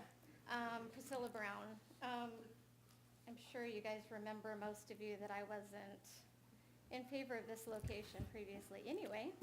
Schnauberger remembers. I'm sure he does. You're right. I'm sure. That's, yeah, we won't discuss that. Anyway, yeah, I wasn't in favor of it then because it's a poor location and the parking situation and everything else there. But they also sat here in December of 2017, and they're not the only ones, everybody did. Promised the world, promised they were going to bring great things to Bellflower. It was all going to be good. You know, I spoke with them after they were approved in the lobby. And I'm sorry, I don't remember your last name, but Chris is your first name, correct? And you were present, and I spoke with you. And they said, no, we promise. We will bring great things to Bellflower. You will be happy. I said, I live in the area. Well, semi-close to the area. I said, I live in the area. I don't want this here. You know, it's going to be an issue. You're in a bad location. And no, they promised all these great, great things they were going to bring to Bellflower. They promised me this. They said, no, you will be happy with this. Okay. So when they were issued a permit in December of 2017, their property sat vacant from 2017, December 2017, to October of 2018. It was taken over by the homeless. It wasn't fenced, secured. It was taken over by the homeless. Homeless, not down and out homeless, drug addict homeless, okay, that I've seen for myself. People behind their building doing drugs, moving their mattresses in, the gates, they had their whole houses set up, 15 bikes, okay. And I contacted Randy a couple of times about this, and she got right on it, contacted whoever she needed to contact. Then there was the issue of the property owner being out of state. That was an issue, and you guys felt that was gonna be fine. But either the people with the lease, the 10-year lease, or the owner, both, didn't know what was going on with this property from December to October. So once they brought in all their materials and started working on it, fences went up, everything was secured, no trespassing, homeless were moved out, whole new thing. Before that, it was just another vacant building in Bellflower that the homeless took over. So they're coming in and promising these great things to Bellflower, but for what, 10 months? They didn't bring anything good to Bellflower. So I can't really rely on somebody telling me we're gonna bring you these great things if all we have is just another vacant place in Bellflower that's taken over by the homeless after all the promises they made. So that's my opinion. Oh, and she just mentioned that there was a metal door or something put on the east side of the building. There's an alley that has a blind sidewalk that you come out, so I'm not quite sure how that door on the east side's going to, that's gonna open into the alley where cars are going in and out. Ma'am, On the east side? speak to me. Okay. Okay, that's- okay. She spoke to me. I was directing that to her. But anyway. She can there's- respond later on, but Okay, speak to me. door on the Okay. east side, which on the east side of the building, according to my direction, is an alley. Okay, So I don't know how that door is gonna open into an alley. okay. Okay, and I brought it before, and you guys all know this, there's 7 spaces there. So I don't know where employees and customers are gonna park, but anyway, I just don't think in those 10 or 11 months that they brought anything to Bellflower except another vacant building. So I'm not quite sure how we can trust them to move forward and bring great things to Bellflower when they pretty much just, pretty much just didn't contribute anything for that time. So, Okay, thank you. you're welcome. Anyone else before I invite the applicant? All right, applicant, can you come up? And if you can respond to that question about Sure. The metal door? Yeah, firstly, the door that we're referring to is on the west side of the building, in the previously gated section. So now that's turned into a vendor entrance. Part of the state regulations require. The west side of the building? It's the west side of the building, Not the yes. alley? Correct, it's the opposite side The of the opposite building. side, Not the east okay. side, but the west side. I think there's a picture of it. Maybe we had a Yeah. typo or a mistake there, we accept that. But it's certainly on the west side, it doesn't go into that blind alley. Back up. And in fact, there it is off of the intake area on the bottom left. Oh, the one on portion the of left, building. okay. Yeah, and that's, So this is the alleyway that she was referring Yeah. to. Mhm. This is gonna be the side where that entrance would be. And then there's going to be a mechanical fence here that's going to allow for vendors to come through this area. So it'll be secured and, well, it'll help mitigate traffic and it won't disturb the traffic in the sales area. I see. or In the alleyway there. with regard to the timing, to rebuttal on that briefly, we didn't have our building permit until September. So it was 9 months after the original hearing. However, we spent about 4 months of those 9 months with the building department, the planning department, getting the building permit. So there's a large portion of that time where there is things happening behind the scenes, but unfortunately, we're not seeing that progress, boots on the ground. But maybe the only good thing I heard there was that when the construction commenced, all the activity is cleaned up. I mean, we're committed to this property. We've been making drastic investments. We've got a whole new curb and gutter, truncated dome, sidewalk. We've done a lot of improvements on the property. We're continuing to do them. At this point at risk, we know that there's no guarantee in this process. Okay. Mayor, Yes. do you own the building? No, we're the tenant. Is it, then, what I recall, I'm trying to remember a year and a half ago, so bear with me. Was it someone in Louisiana? New Orleans or something? Since then, the that's- building's been sold to a new There's a new property owner. property owner. Huh? There is a new property owner. There's but there's a new property owner and you lease it? Same lease. And you, same lease, okay. In fact, the same lease is still in Gotcha. effect with Box Square. Gotcha. Yes. But, I Yes, Mr. remember it was Mayor. hard to get a hold of that owner Yeah, it's back better- in better that day, situation. okay. Local. The property owner is local now. Right, okay. Right, Mr. Armada? Yes, Mr. Mayor, thank you. Trying to get a sense of what's changed since this past December when we turned you down. And so what percentage of the improvements have you worked on since December at your own risk? We finished the roof. You've been working on the We roof. did more work on the scaffolding in the front, the facade. There's been some interior partition wall work. There's furring out for the display cabinets on the sales floor. The new doors, that intake room door was added. The front storefront glazing is replaced. Not the door, but the windows, and the door will soon be replaced, so that it's all entirely upgraded new storefront. Yeah, I was just trying to get a sense, because I did drive by today, and again, I see Well, the, it's hard to see it right the now. mesh, and it's, Yeah. yeah, you can't tell what's up, but then I did see the pictures I think of the there's a few interior. pictures, but we're fully framed out on the inside, yeah. and, I mean, we really have 60 days of construction left, once we. Is this the same DBA, the old Liberty? The DBA O Liberty is, I New? mean, we never had a business name. Box Score was never Oh, going to okay. be our All right. dispensary name, so. So I we was sort of- staring at him going, I think that's new, Yeah, O Liberty's, since December. it's new, but it's been our only business All name right. that we've ever Okay, I'm just slated. Yeah. trying to And guess. it was in December as well. Was? O All right, I was Liberty, trying to yes. remember. I just- Yeah, we were already building it out All right. for that. The business was Yeah, I just don't remember the logo and in things. progress. Yeah, we had that all in October, actually, the O Liberty. Yeah, well, I brand wasn't here in developed. October, so. Oh. Yeah, I'm just trying to, Welcome piece to- it together welcome here to the too, chambers. so. All right, okay, thank you. Okay, thank you. All right, thank you. All right, well, I'll come up to the next application, Joint Forces. Jonathan Barrett and Heather Alexander coming forward for joint forces.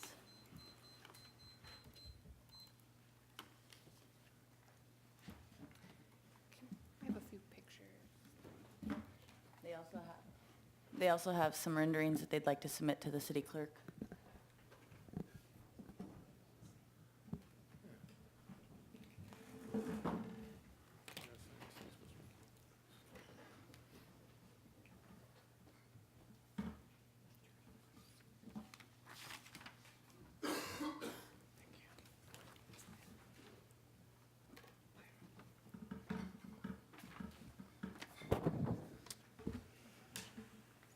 Good evening, Mayor, City Council, and City Administrative. I'm Jonathan Barrett, and my partner Heather Alexander, and we'd like to thank you guys for giving us one more opportunity at acquiring a medical cannabis retail license and fulfilling our dream of becoming Bellflower's only fully integrated business. So we're producing a product that's grown in Bellflower by Bellflower people for Bellflower people, something I don't think any other company could do. I'd also like to add that our distribution is open and operational with 2 contracts signed that will generate the city money by the end of this month, and the second contract starting at the next month.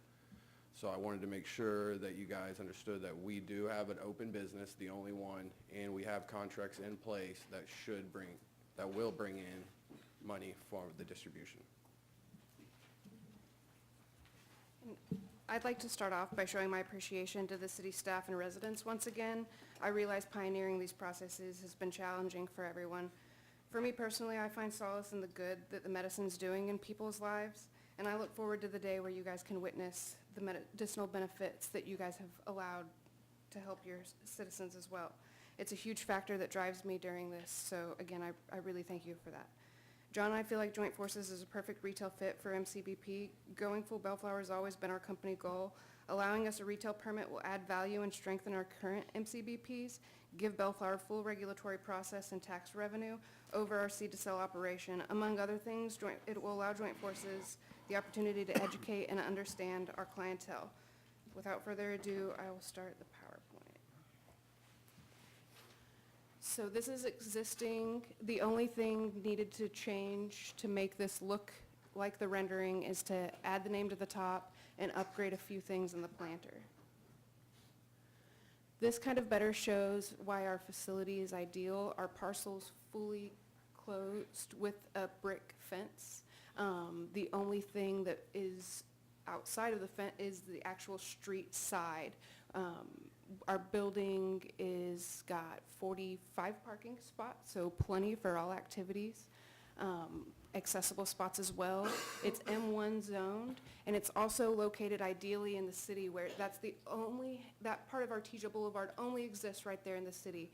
So it's really easy for someone to avoid driving past if they'd like to, or pretty easy also for them to find us just off of the main streets if they are looking.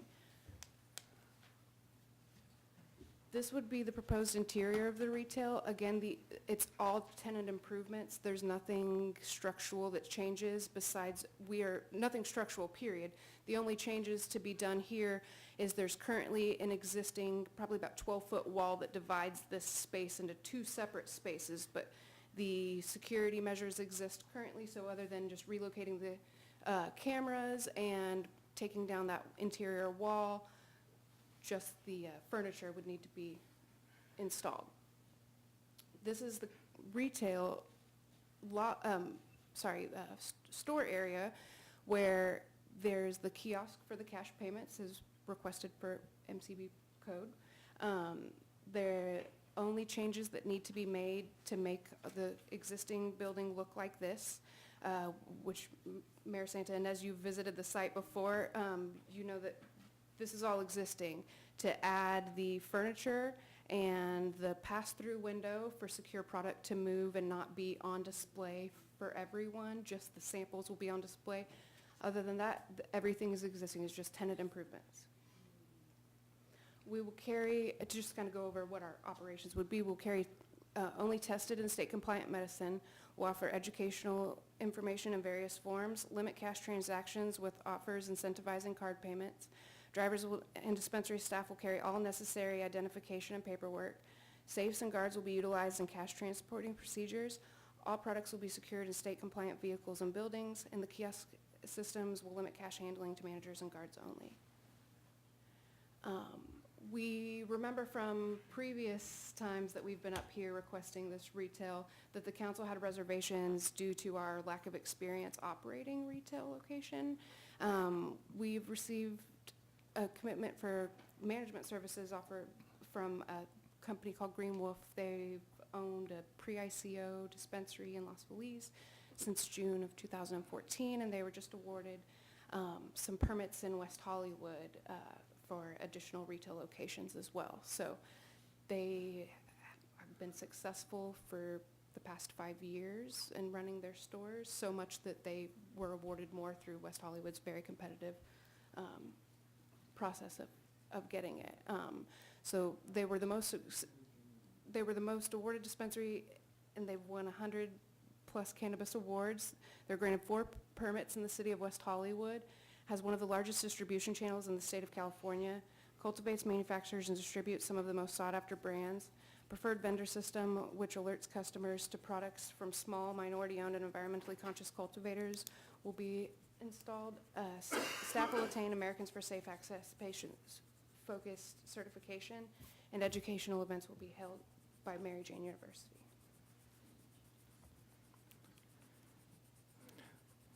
Our projected sales and tax revenues are straight from Green Wolf, their last year of medical, and our numbers are pretty much around Caliva's, where we estimate around 8.5 million first year, second year up to 10, and by the third year, hopefully we're up to 11.5, which should generate the city tax revenue around $424,000 first full year in business, $500,000 second full year in business, and hopefully $575,000 by year in 3. Which I think with the majority of that coming with delivery, I'm sure you guys know that the state has now approved deliveries to all cities that, even the ones that banned it. There was a lot of talk when we originally first came up that the state was not going to allow deliveries to the cities that have banned it.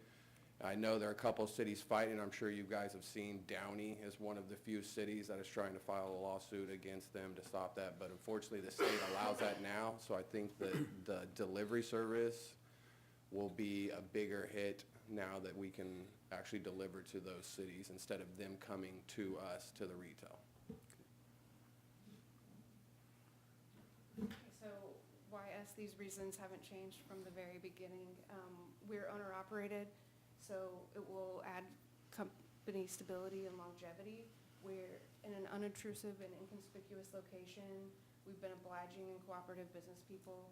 We hold multiple licenses, allow us to employ more Bellflower residents, therefore creating a more community environment. Our Bellflower seed to sell business allows the city full regulation over the entire process, providing a true Bellflower certified product that's tailored to the community needs, and then also gives maximum tax revenue to the city of Bellflower. We would be the only fully integrated business the city has, and the only company that would pay full Bellflower taxes from start to finish, and as we referred to as going full Bellflower.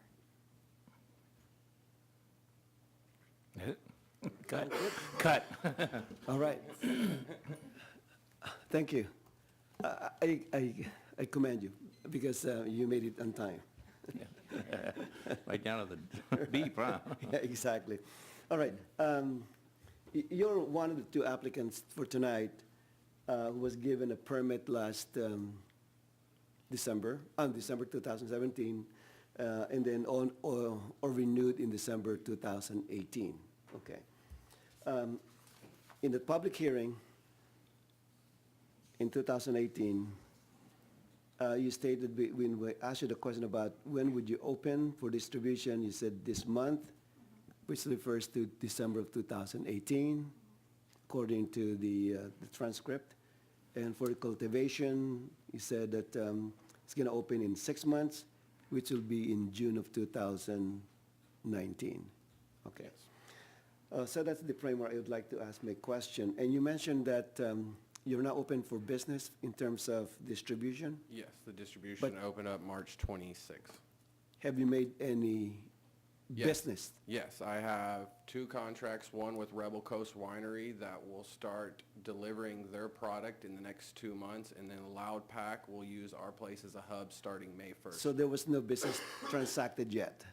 You only signed a contract? Yes, I only have contracts. Okay. Most of these people were already operating with people, so it took them, usually they go month to month, so they weren't allowed to just drop the people they were using to do the deliveries. Once those contracts ran out, we were able to secure them, and hopefully we'll start around April 21st for the Rebel Coast Winery, and May 1st or 2nd, Loud Pack will start using our facility. You know, Jonathan, I think it would have sounded much better if you had said, we've made our first delivery last week. I understand. That would have sounded much better. Okay. You know, a lot of the people that we were talking about with negotiating until you were actually open, they didn't really want to commit to anything. So the minute we were able to get that license on the 26th, within a couple of days, we were already signing contracts with people. Okay, all right.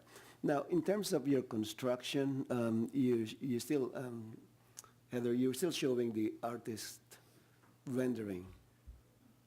Can you show that? This one or the next? This one here. So can you state again, what exactly have you done on this space? On this space, all of the security bars are outfitted, security cameras are in, flooring is in, walls have been painted. So we would just do the accent colors on the walls and then change the furniture to be a lobby. Okay. And then, like I said before, we would need to remove a 12-foot wall that's non-load bearing, that just separates those 2 rooms currently. So the 2 offices are still there? Yes. Okay, okay. How about the next slide? That one here, okay. So this one, there's no furniture yet? No, currently the distribution racks. Okay, has the building been painted inside? Yes. It has been painted all white, so we would need to add the accent coloring. Okay. And a little bit of the woodwork. And the lighting, are there any lightings in that kind of counter? We have the lighting already in there. We also have the security bars, and all the security cameras are already in the building. And then I'd like to add too that the photo that I added, that Randy helped me give to you, is another area on the premises that we had painted to ready the building in case we had to transfer that distribution to the back of the property, and we would have a unit ready to do that. So it's notifying the state that we're moving it from this section of the property to this section of the property, and just taking the racks over and then having the cameras added. Mayor, while she's talking that, do you mind if I butt in? Go ahead. That's my question, because there's racks in there for distribution right now. Yes. So those are all going to be removed, and they're going to go Just across probably the into here. parking lot Okay, got into one of those. To the unit there that's already been painted. That picture was So, taken today. so does that cut down on your cultivation plan? Yes, that does. Okay. Okay. I just And- wanted to say it while That's it was on good. the top. Yeah, Can you show the chart on your financial projections? I think towards the last. There you go. All right, so in your application, I think you mentioned about 424,000 in tax revenue for year one. Yes, that was the real numbers that we had gotten from Green Wolf there last year with doing medical. And then with delivery being such a big that we felt confident about these first years. So this is just retail only? Retail only. So for your current application before us for tonight? Okay. So are you okay with committing at least $200,000 between July 1st and December 31st, 2019? I'm comfortable committing the 125,000 by the year, by the No, end. to 125,000? Yeah, from Okay. July to the end of the year. End of the year. And you're willing to make a deposit of Yes, 1/6 of that? we will do that. Okay. All right. Thank you. I have a Any- question. Go ahead. So I know you mentioned, the mayor mentioned retail. So these numbers are just based on the dispensary? Yeah, the dispensary. It doesn't with include delivery. manufacturing, which you have, and it doesn't include cultivation? The majority of, almost half of that is based off delivery, hoping that Green Wolf already has some delivery services in plan that we can expand on that and be able to make a lot more. I think when we came in on December, or when we had that last one with, I think May, when we were up against Connected or whatever, we were around 5.5, and that's kind of where we thought we're comfortable. And then the added numbers to that were strictly for deliveries, what we thought deliveries could do. Can you clarify, while you're on that, can you clarify delivery? Is it business to business or retail business? Distribution is business to business. Delivery with the retail allowance that you guys are offering is business to customer. Okay, so again, let me just clarify this. These are only for retail customers, end users, not counting business to business delivery? No. Okay. What's the relationship with Green Wolf again? Is that the right name? Green Wolf, they also own Loud Pack, and we're currently the directors of Cultivator for Loud Pack and Green Wolf, so it's kind of like they are really good at manufacturing and selling it, and we're really good at growing it, so we've been hired for them since November. I contacted them, hey, I knew that Councilmember Coops thought we maybe lacked a little experience on that, and I know we had talked about possibly doing a deal with them, and I actually have a deal in place with them to help manage that so that they can bring in the kind of growers and the product that we need, so only the high-end So product. they're like a supplier for your retail store then? Slash manager, right, In a yeah. sense, they're also a fully A independent mentor shop business. and- So they've Okay. always kind of been a group that we looked up Okay, to gotcha. through our time in the industry. And Okay. So everybody's been beat up here, so I got to say it.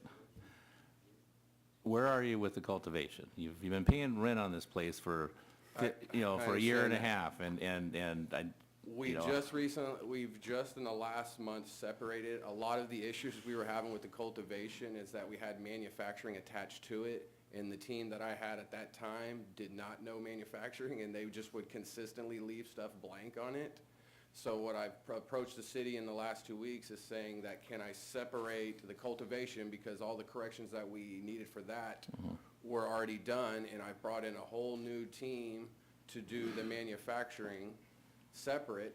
But I know you guys haven't seen from the outside when you're showing there's no work, but if you come by and see that we've been fixing the units, painting the units, pretty much the only thing we need to add for structural is half a mezzanine on A and B, and then one hallway going down. And if you remember when the December meeting, you said what was the one thing that could really slow us down, and that was the Edison upgrade. Well, Edison will be out there in 7 weeks for the upgrade. so what's your time frame for cultivation? I still think we'll A be year? around the July 1st, middle of June to July 1st. Our improvements aren't as severe as maybe some of the others, because I already have a roof, 3 sides. I'm just basically have to add a hallway so that we can walk down the units. I'm Build sure- rooms and rooms and put air Install the conditioning in and HVAC, Edison in. And then really, it's the power. I mean, So if I had power right now. Is I could- Edison saying 7 weeks, we're going to make you hot? Or Yeah. 7 weeks, we're gonna? No, 7 Oh, weeks. so you so- got an appointment, you got a date Oh, then? yes. Okay. Oh, yeah, we Okay. paid the Okay. 20 grand to get the blueprints done and have them, so that was I my under- only main concern when we said last December. A lot of it's smaller work besides the front unit, which we had a second floor. My architect was wrong on not needing a second exit, so we cut half the second floor off to speed up the process, and that's kind of where we're at right now. So what do you think about manufacturing? You're not even going there yet until? Yes, no, I had to or- bring in a separate team because that is one of the hardest things when it comes to fire and stuff like Mhm. that. They've already started on. I think we'll have those plans finalized in probably 7 to 10 days. And then we BB&Y Logistics actually had a contact that had done manufacturing labs in Coachella and had worked closely with the fire department. So they're also assisting us with what we need to get through there to try to expedite the process as much as possible. Yeah, our people thought that because all the machinery was plug-in, that if they just called a back unit manufacturing and then gave a book of what the equipment was, would be fine enough. And then every time we get corrections, they quite don't understand it.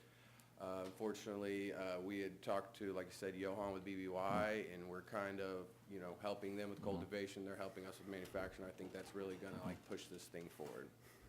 But I take full responsibility for hiring a team that wasn't capable of it, and I apologize for that. It's been a learning experience. Okay, question? So you have a relationship with PB&Y, the competitor over on Ramona? Is that what you're saying? Correct. Now, the cultivation aspect, which we all have, we really thought that since you had that permit, you would really run with that because that was something that Yes. didn't require a lot of outside, I'm under the impression that when you do cultivation, you need different kinds of equipment on the roof to ventilate and make the plants receive a certain amount of oxygen and air and light. Is that the chance or the case? Yeah, Do you the have only to have thing any that- amendments to the building exterior for ventilation? We'll have to add AC to the top, and then because of the rules about the evacuation, we will have one hood for the CO2 that we pump into the room. If something should get too high, it'll exhaust out. But that's pretty much the only thing. In growing, you actually want to keep the room as closed, niched as you can so that you can control the heating, air, and the CO2. But with the requirements of the CO2 getting over 5,000 could be, cuts down on the actual oxygen in the air, so it can kind of make you a little lightheaded. So because of that, we'll have to add basically an exhaust fan but besides that, we would just have to put ACs. Everything would stay inside the unit. Now, I've heard that the buildings that you occupy, the building roofs are not strong enough to support the ventilation that you now have, that you'd have to reconstruct the roof to accommodate the weight. Is that true? Well, we actually have started, we have changed to split units to cut down on that weight so that we didn't have to do as much re-engineering to the roof. You guys scared us in December. We changed some things to make sure that we're not disappointing further and that we can kind of push forward even if it costs some adjustments on what we ideally wanted to do.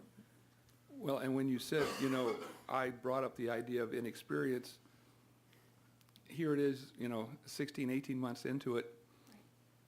And I hate to say I told you so, but I told you so. I mean, your choices have not been productive. You hired a team that didn't perform.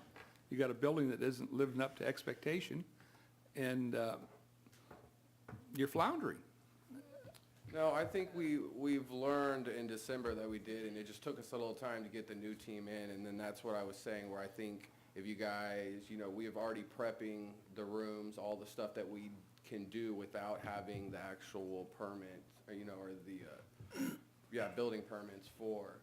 And that was just, it's just new to me, and, so I trust a lot of people on their word, and then when, but it's like I take full blame, but I put maybe a little too much trust. I haven't really had to do the actual engineering and architects and all this stuff. And then I'm sure if you were to talk to the building, some of my corrections that needed to be done for my architect were kind of like simple mislabeling things. So I almost had a moment where I felt like they were stringing this along so that they could keep charging me more and more money to expedite the process. So yes, it has been a learning experience, but I think I've brought in the right team now, and the corrections that we have for the cultivation are ready. I'm just waiting on one last thing for the mechanical, and we hope to submit that in the next 2 days. And then, like I said, the manufacturing is one of the toughest things because it's, the most volatile, it's under pressure, the fire department, that was a little bit over my group's head, but I think we brought in the right group that will take it forward on that. I find it interesting that you have a relationship with PB&Y only because I sense that it's a very competitive business, the cannabis business, and I don't sense a lot of love in this room for the competitors. It's true, and it's actually a very unfortunate thing that hurts me deeply about the business is that, we all used to kind of be friends before it became such a competitive thing. And I think that most of us would agree that we need each other to make this thing work. And that having a friend in the industry is good for us. We don't look at BB&Y as our competitors. We're trying to build something that the city can be proud of together. No, I get it, but you can understand. Sure, We're as- definitely. We're as new at this as you are, but we're business people. Right. And I have friends in the appliance industry, rail, same thing about garage people. It's, You got to lean on each other once in a while. Right. I was gonna say. And then just like that, with cultivation, it's like, I could tell you everything there is to know about growing, but you also have to have the strands, you have to have the brand names, so if he's selling Whirlpool and GE and you're selling something totally different, that's kind of how this whole thing works, it's like, I can help you do all that, but what makes us good and what makes us is the strands that we have won awards with that we don't give that stuff out. And that's kind of what I see the market trending towards for indoor is these strands and stuff that most people don't or can't get.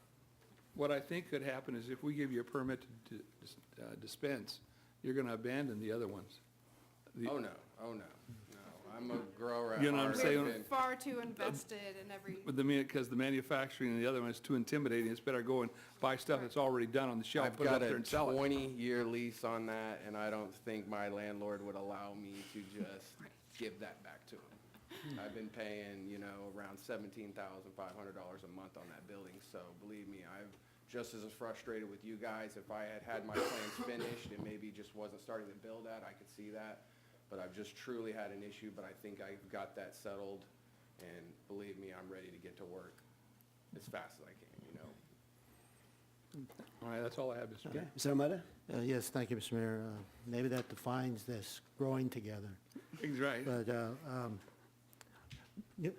for me, it's trying to figure out what's happened before and now, what's happening now. And it looks like you're sharpening your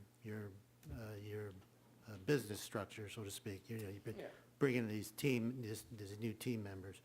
And looks like this Green Wolf is going to, maybe pay dividends. I wanted to know, as it pertains to Edison, how long has it taken when you first applied or asked or whatever to 7 weeks, 7 weeks from now? From the time we started the process was April of last year. It's taken almost a full year to get the plans completely done. Okay. Well, sometimes we're in the same boat, too. with Yeah, this. I understand your guys' thing, so that's why, I separated my distribution so I could push that forward, and, that is open and operational, and, I do have contracts and thing. I do think I'll still be the first dollar given back to Bellflower. That was our mission, to be the first one open and the first dollar made. Okay, thank you, Mr. Mayor. If you follow through on your distribution, I think you may very well be. All right, thank you so much. Thank you. So stand by and we'll ask for testimony from the public. Anyone would like to speak about this application?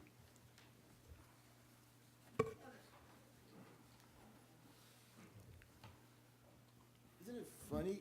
Mary, isn't it Mary Peter, Jane, can you sign in, Peter? oh, you did, didn't I? No, every item. Oh, Your name will be there. It's already there in one spot. I've never heard of Mary, I know the drug is called Mary Jane, but I've never heard of Mary Jane University. Who's running it? Them? They create their own university?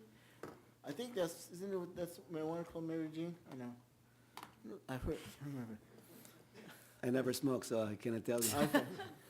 By the way, I dated a Mary Jane once. Ooh. That's I done did now have a about question.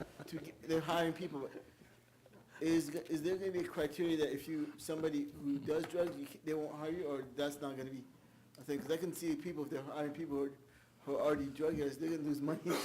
Their own employees are gonna start taking it. I'm just wondering if that's a criteria. Maybe ask them. I don't know, Peter.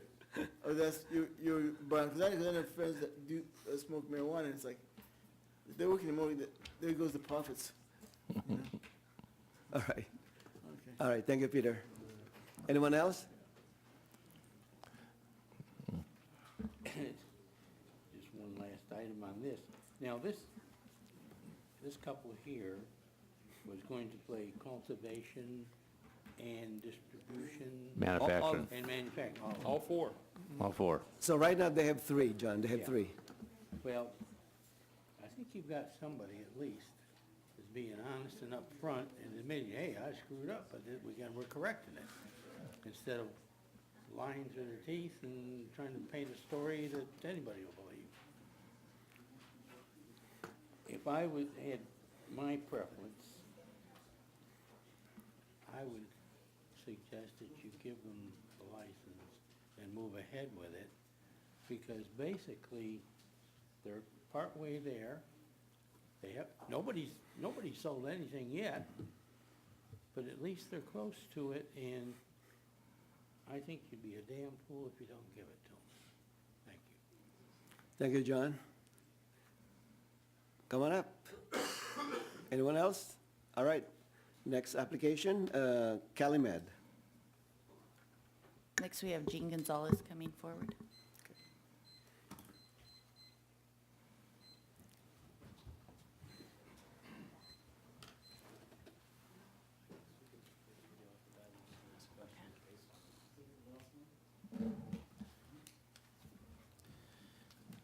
So I'm going to go ahead and begin with the video that was provided by the applicant. Okay.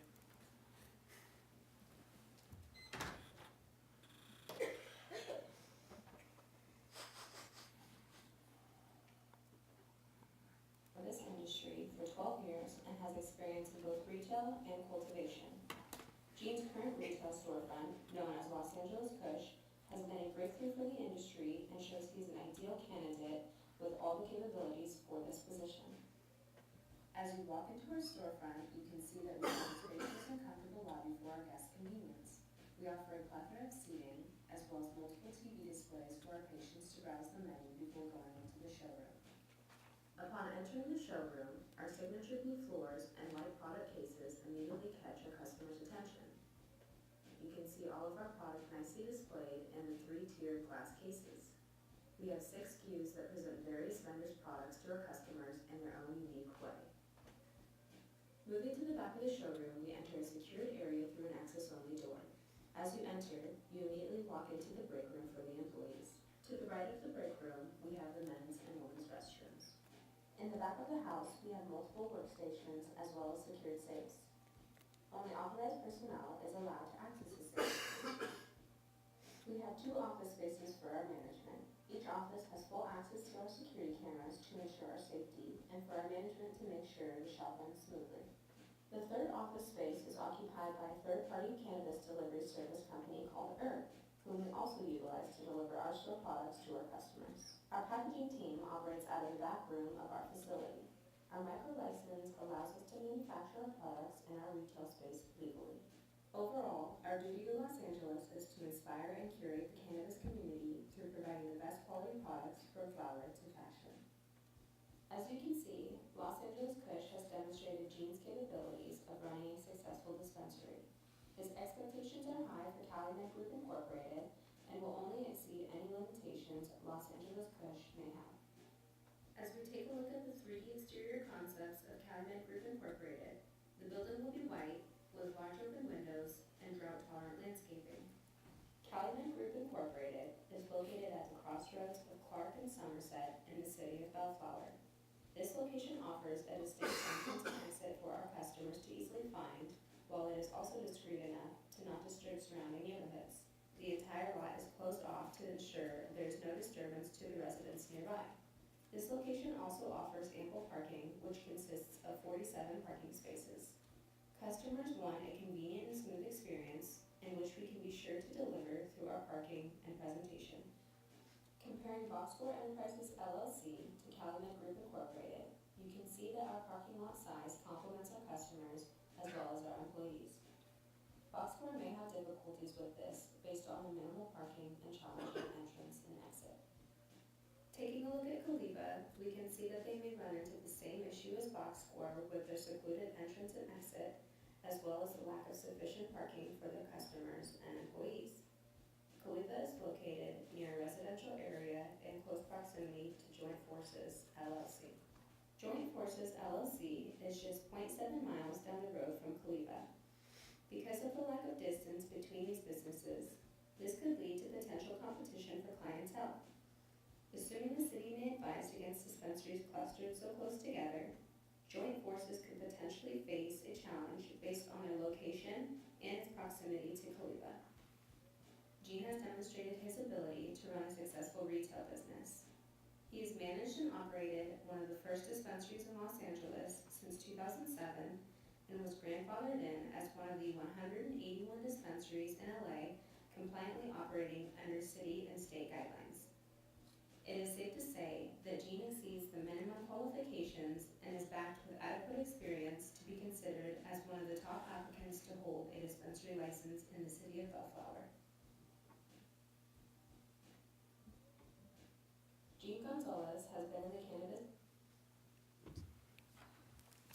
Honorable Mayor, City Council, thank you for watching my presentation and hopefully allowing me to open a dispensary in the city of Bellflower.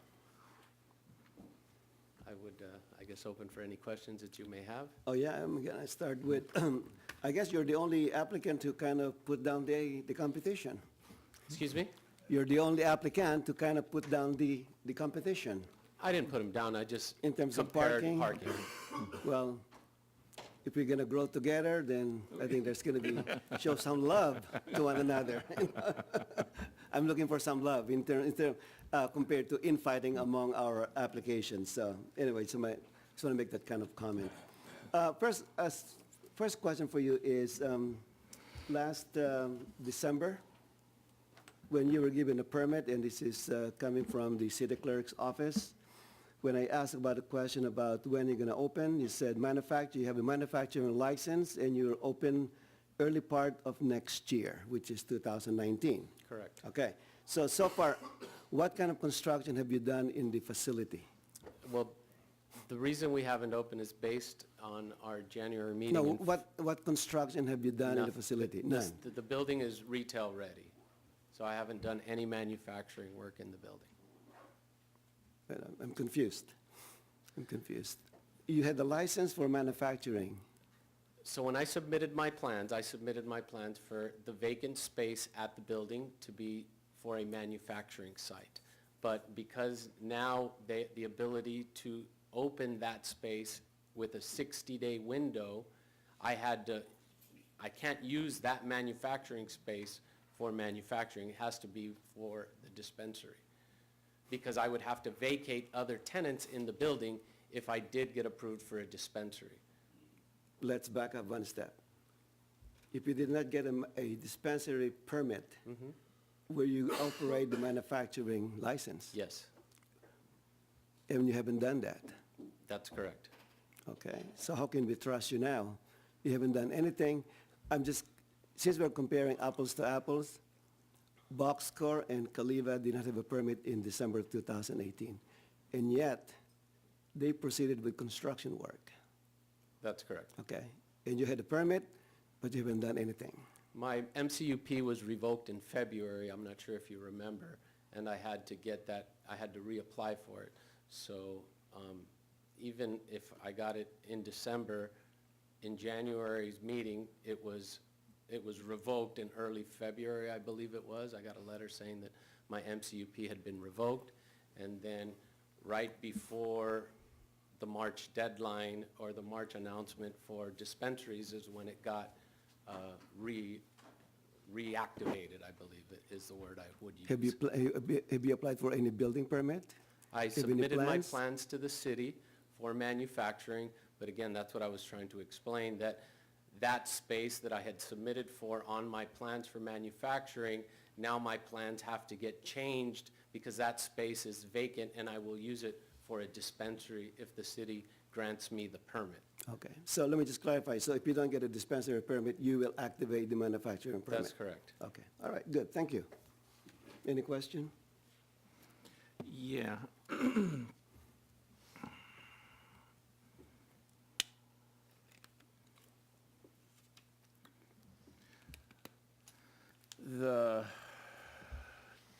It says in here, you guaranteeing $150,000 annually as a minimum tax if you don't make your gross sales. You'll never, there's $150,000 in revenue to the city would be a minimum base. That was based on year one only. Year 2 and 3 would increase to 200, I believe, off my projections that I submitted with my application. There's also, the applicant offers to provide a minimum tax guarantee, $150 in the first year of the operation, but the following conditions need to be clarification. I'm guessing that's from staff.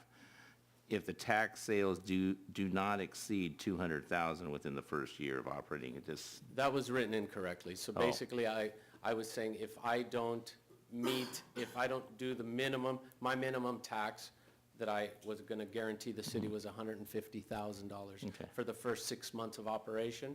But now that everybody else is guaranteed, I believe it's $200,000, then I would match what the 2 other applicants have. I think somebody guaranteed $250 tonight.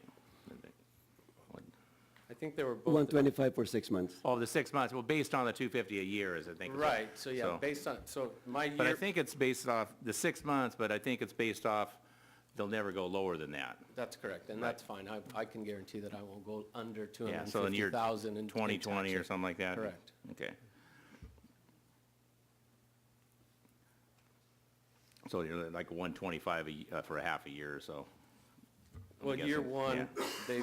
their per diem, I think, was, Yeah. it was 550, but then it was raised to 600 and something because Sundays were removed. Right. So- But still based on $200,000 a year. So, yeah, so that's what I would match that, and then Okay. year 2 would not drop under 250,000 moving forward. Right, moving forward on that. Correct. Because your liquidated damage is $573 a day, and that's about as close as you can get to the 200,000. Correct. Is what you originally, That was my your original original thing, so that was in your head. 206,000, I believe. So that was in your head the whole time? Correct.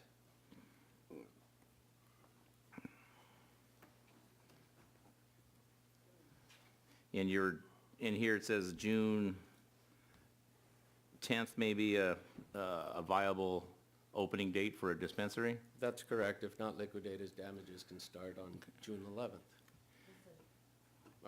I'm sorry, the application said just June 9th. Or June 9th, yeah. June June 9th, so okay. liquidated damages can start as Okay. of June 10th. Staff report says June 7th. That's okay, well, it's only a day. It's only $573. No, 639. 630, that's right. The accountant in the room. Yeah, 630. Manufacturing, I know Sonny touched on that.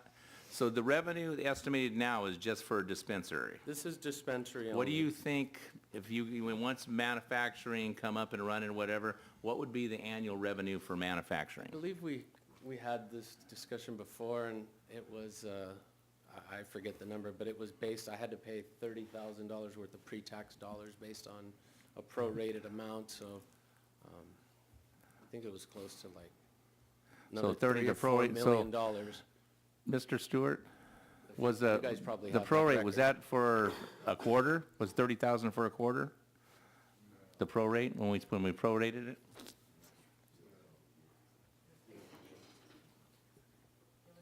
For the application, correct. I think in the first quarter of 2018, we asked all the operators to pay a quarter of projected sales tax revenue based on what they projected. It was 1 month. 1 month? Oh, it's 1 month. So you paid $30,000 for 1 I month? think it was, no, I don't think it was for 1 month. I think it was prorated for the rest of the year, but the total that I paid the city was, okay, well, I think it was $33,000, if you guys can look it up. Yeah.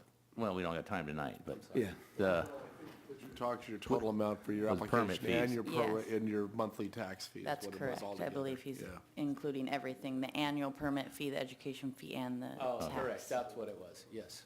I guess if I was writing the check, I'd remember what I wrote too. What I'm guessing, I'm trying to come up with is whatever, with the tax was in there, what the prepayment of tax, it was a month times 12. Correct. I'm trying to guess what your annual, I can back it out to what your annual sales of manufacturing would be. Tay put together a spreadsheet. I could have that tomorrow. I mean, if it's Well, why don't tomorrow morning, I tonight? don't have it unless Tay's around I tonight. think we're gonna. Oh, there he is. Do you have the spreadsheet? I'm Tay? I'm like the mayor, it's about the money. You don't have, yeah. Well, it it's was- only dispensary. Yeah. I think it was based on, like, it was almost $100,000 a month in revenue, I think it was, so it was based off of that.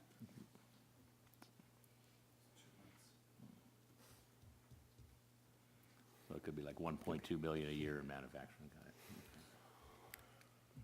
Got it. Okay. Your artist rendering on the building, yeah, I got a committee on that. I've never seen anything like that. Usually developers do that as far as the flyby and give you the 3D kind of a thing, but it was interesting.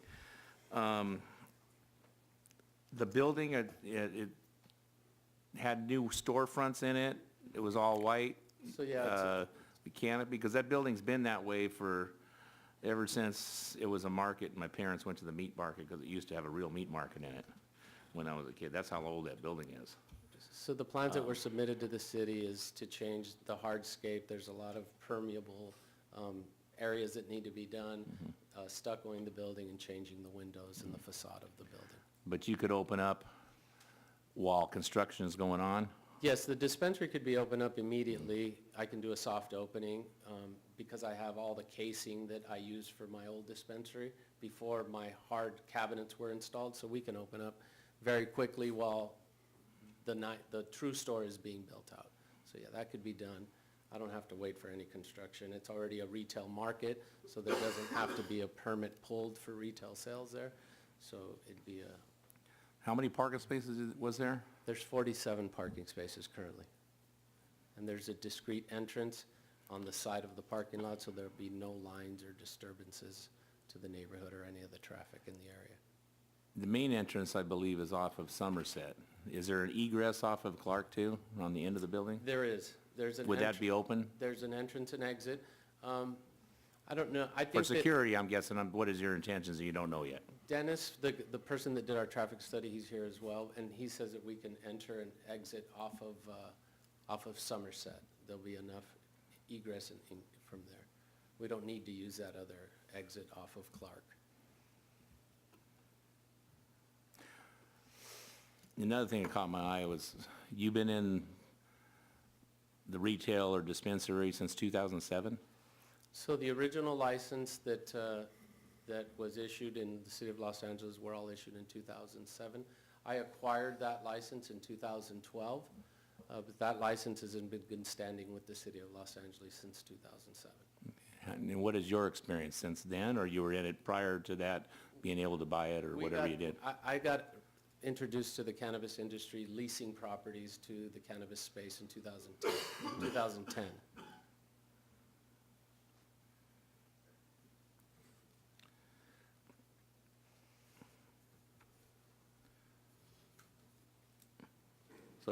So the liquidated damages, you're with the $600 number that the accountant said. That is correct.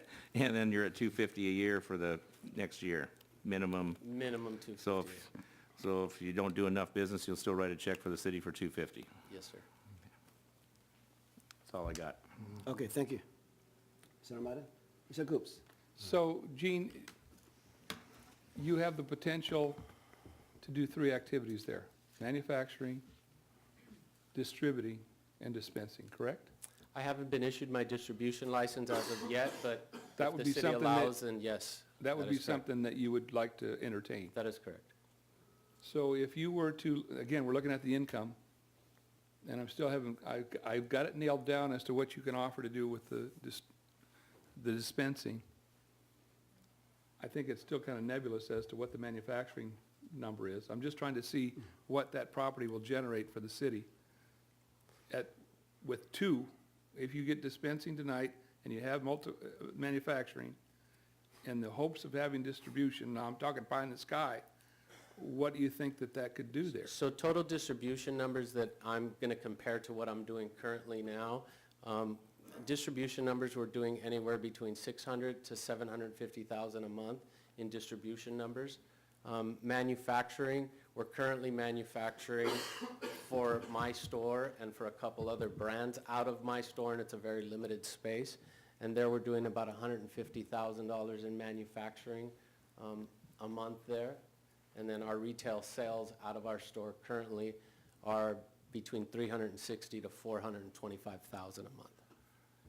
Would you always maintain the manufacturing in your LA facility, or can you picture moving it to Bellflower? So in Bellflower, we would manufacture for the retail store, so we would manufacture our brands that we're going to sell out of the retail store, and then we would manufacture for areas that are closer to this side of town. So we would move a lot of our manufacturing to the city of Bellflower.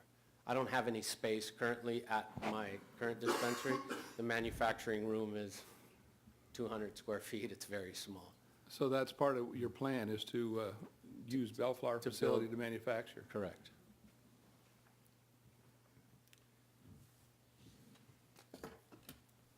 All right, that's all I have.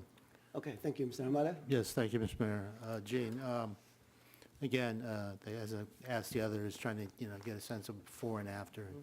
And it seems like your heart's in the dispensary component. I mean, you did a nice presentation there. Thank you. Looks like a, well-dressed-up facility. So, but you mentioned that if you get the dispensary, you're going to kind of cast the manufacturing aside and start with the dispensary and get that going, and then infill the manufacturing later. Because what I plan on doing, there's 4,500 square feet right now that's vacant at the current property.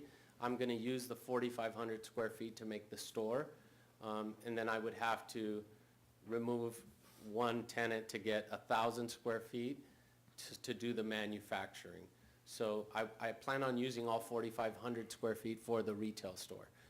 That's why I don't want to move forward with manufacturing in that space, because then it would hinder me from bringing income to the city, and there's going to be a lot more income in the dispensary than there would be in manufacturing. And you had mentioned earlier, you had responded to the mayor's question about what you've been doing since the, the prior approval, and you've done no improvements to it. No, the building has had no improvements to it. There's concrete floors, the air conditioning is working, so it's just a matter of, doing the TIs for both manufacturing or dispensary. So now, hopefully, the city allows me to move forward with the dispensary, and I would do all the TIs immediately to get the store open within 60 days, and then I would move on the manufacturing side of it. Because I'm slating to open June 9th, have a grand opening with the store 100% complete by September, and then I would move on to opening the manufacturing facility. What was your future plans for the freestanding building on the site? Is that I'm not going to touch You're that. not going to touch That has a 5-year lease left, so the dentist. on whoever's there? The dentist would yeah, stay there. Yeah. Oh, okay. You're working with the current tenants. Correct. Everybody else is on month-to-month except for the sewing lady on the corner. Sewing basket. Yeah. Yes, and then the massage parlor, the chiropractor, and I forget, the barber shop. They are on month-to-month leases, month-to-month rentals. All right. Okay, thank you, Mr. Mayor. All right, Randy, can you show the last slide from your presentation? I had a note here.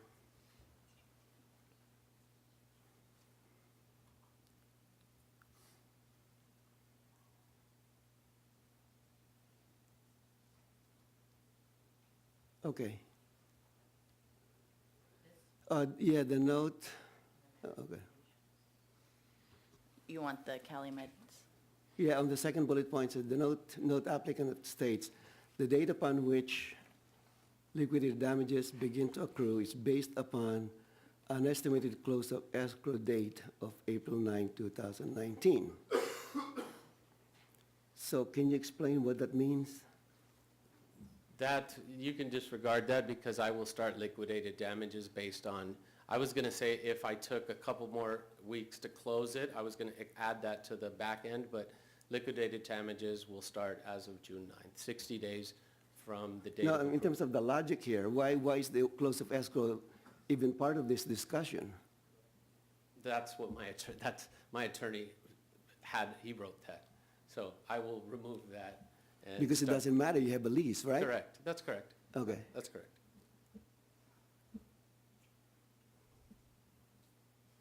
All right, it's, Yeah, so as of June 9th, for the city's concern, June 10th, the clock would start for liquidated damages. okay, all right. And then we were given, did the applicant show, have a copy of this note from staff? Do you have a copy of this? Yeah. I just want to address this because it's something that we received.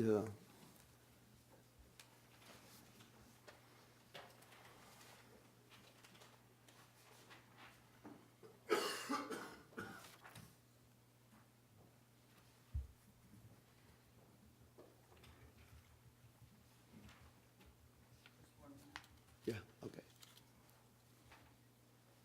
I should have warned you. All right. Old school. I just want to make sure that we cover the bases here. We're Can you transparent. zoom in that? Yeah. Okay.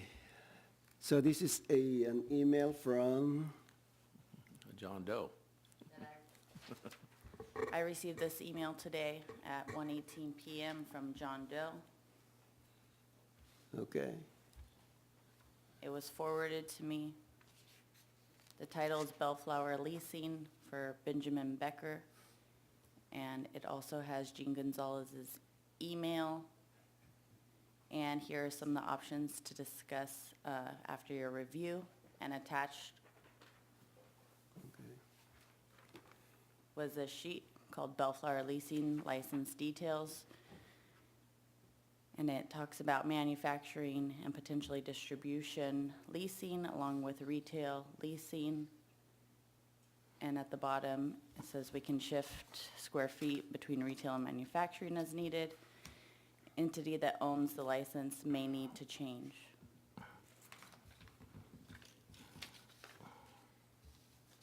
And that was just added as testimony. I received it today. Okay.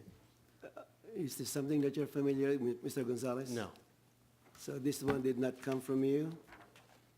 You know this guy?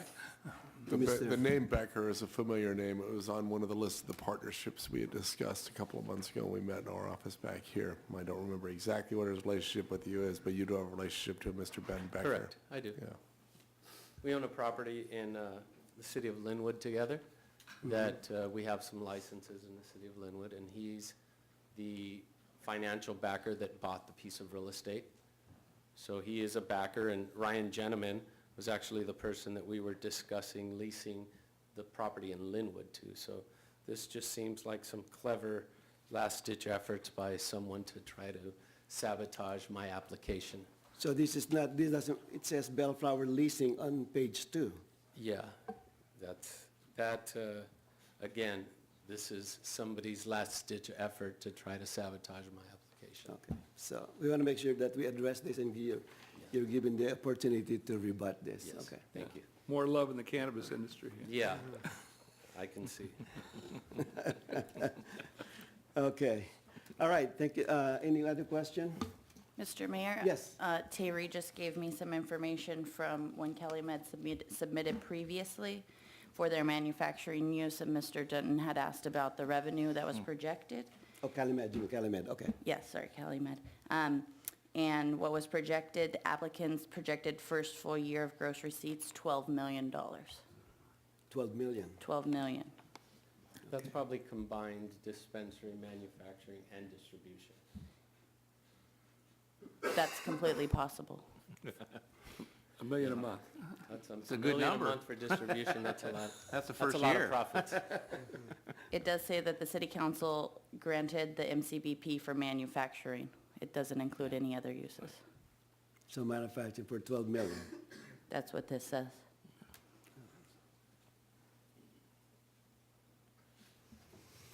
Okay, thank you. Stand by, and we may call you upon if there's any question from the public. Anyone who would like to speak about this application?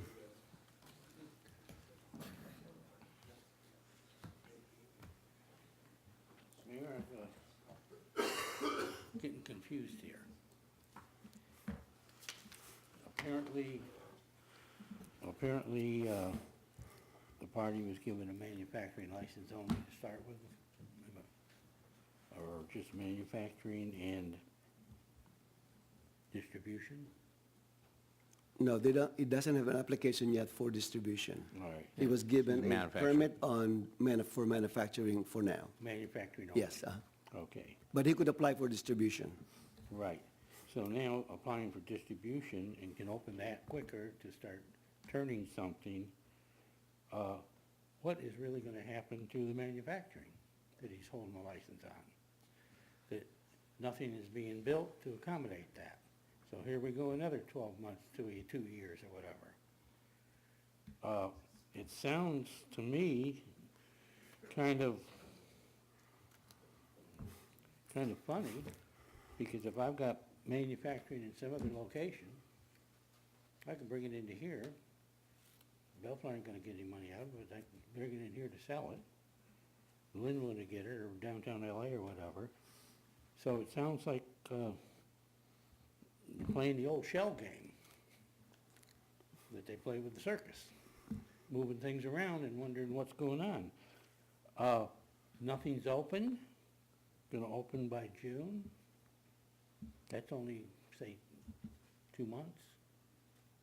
You're not gonna do a TI on a building in 2 months to that kind of magnitude of what's happening. It ain't gonna happen. $500 or your $600 penalty. That ain't gonna happen. That's a slap in the face. So I'm back to, you should be considering $5,000 a day. Now the incentive is there to get the lead out and get things built and done to generate the money and not drag it out again like it's been drug out. My personal opinion, so far, you've only got one party here tonight that's standing up to the plate. And not another one can be trusted. That's my personal opinion. Thank you, John. Anyone else? Okay. Is there a motion to close the public hearing? I'll second that. Is there? Motion by the mayor, seconded by okay, I was gonna Councilmember report Dundon to there, close the public hearing. Without objection, that will be the order. Okay. So we just mark our ballots and submit them? What ballots? The forest. Oh, first The ranking. rankings. Well, I just want to kind of, before we do our first ranking, I just want to kind of make some comments, if that's appropriate. This is a Sounds good to have some discussion. some on that, discussion, yeah. so. As I said earlier, I mean, I'm getting tired of waiting for the city to get the money. And John and Priscilla, thank you so much for staying. We appreciate that. And, but at the same time, John, 5,000 is, I'm not gonna argue, it's a good number, but I really want to be realistic. My logic in coming up with the $200,000, I said earlier, was $200,000 for each dispensary. If we have 4 of them, that should generate $800,000. And the rest, the $700,000, can be captured in from distribution, manufacturing, cultivation. And I'm sure that you will agree with me that had we thought of this concept way back in December 2017, we will not be in this kind of discussion tonight. So I want to go back, I don't want to go, that's past. We want to move forward. And I just want to kind of share some thoughts in terms of our applications. Again, I just want to emphasize that a couple of things. We do not have to grant a license tonight, a permit tonight. It's purely discretionary. I think everybody agrees to that. You don't need to apply, but you decided to apply. If you have a license, you don't need to open. Okay, that's your discretion. But starting July 1st, if you don't open your dispensary, there is liquidated damages. So I want to emphasize that. So we are in a different situation now than we were in December of 2017 or December of 2018. And let me just go one by one in terms of my thoughts, in terms of the applications. I'm not trying to sway everyone, just my own opinion. Location-wise, I think Joint Forces is the best location as far as I'm concerned. They're out there. There's no one who will be in Artesia Place unless they want to be there or they drove by Artesia Place by mistake. That's the only reason that someone will go to Artesia Place. Boxcar is very tight in terms of parking. Location is very tiny, and I think it's going to be very challenging.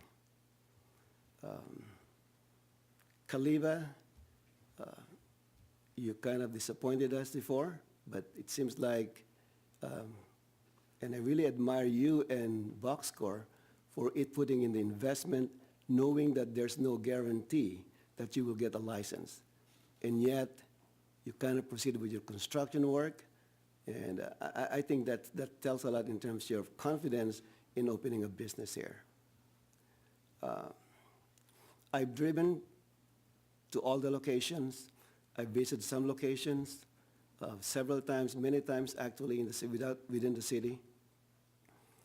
And Calumet, I think the location is not suitable as far as I'm concerned. That's the only location that I can see, that I've watched, that there's a lot of students walking by every day. There's a lot of apartments west of Clark that go, and students go to Bellflower High School and Washington Elementary School. And I'm very concerned about high school students because they walk, okay? They're not driven by their parents, unlike students in elementary school. Parents would kind of drive them or walk with them, but high school students, they walk. And I've seen a lot of students walk by that area where Calumet is proposing a business. And I think that is not a right location for a dispensary. I've been to a lot of all the dispensaries. I visited them, all of them, watched them at 3 o'clock, between 3 o'clock and 3:30 p.m. That's where the high school students come out of school.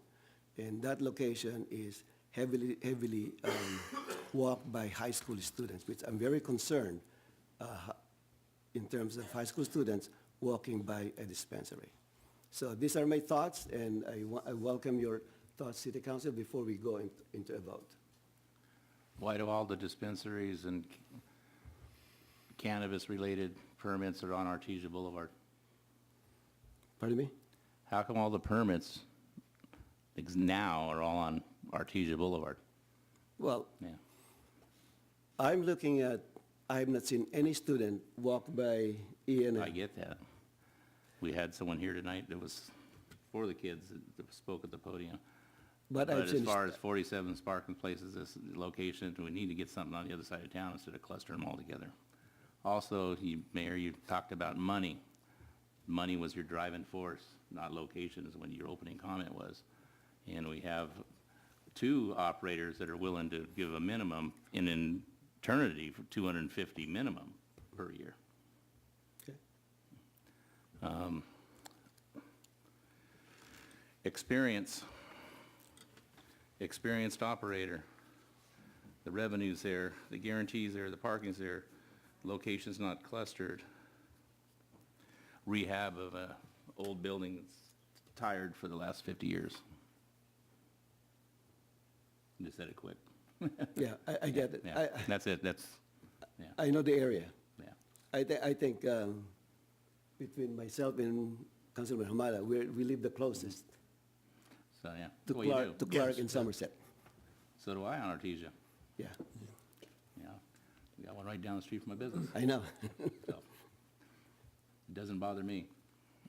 Just saying, Okay. I don't think of myself. Any comments? Yeah, I Mr. think Gupta. that when we consider these, this is all a learning curve for all of us, but I do think Yeah.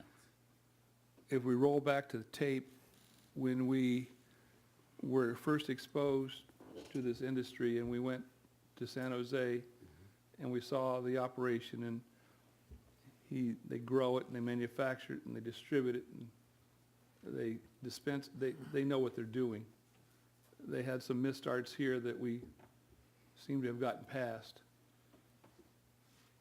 Calumet is not unlike Caliva in the experience, and he has manufactured, he has distributed, he has, I agree with Ray on, I don't want to see all these activities on Artesia Boulevard. There's nothing on that side of town. I didn't realize that Downey had sued the state to keep them from distributing over there. So I want to get it close to Downey, no.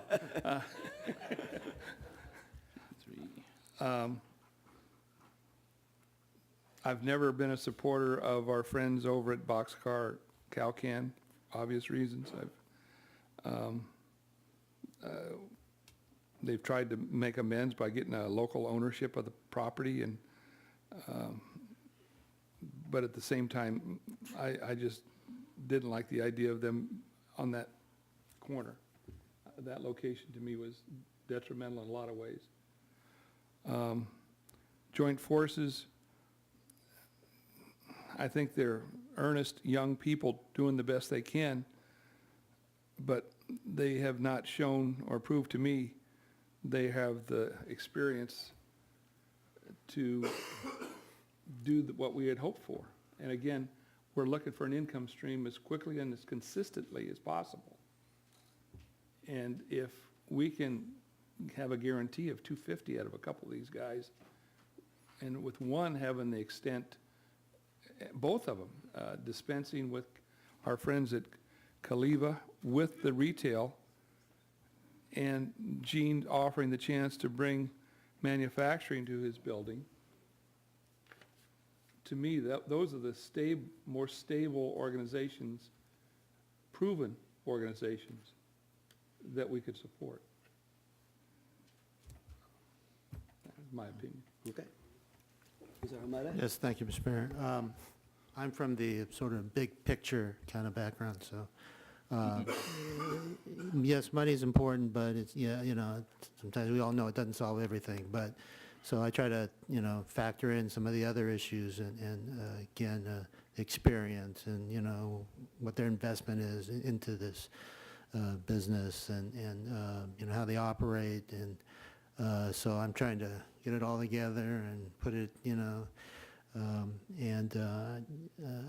I've seen some changes of some of the applicants from just this past December. So, so now it's more enlightening, and that there's some added confidence in some. Others, it's still a toss-up. Yes, experience factors in. Location is critical too, and I've been trying to figure out, how close do we want these to homes or, other residential uses, so, I mean, I'm ready to vote. that I'm sure of, and I think we're gonna maybe see some differences between the four of us, but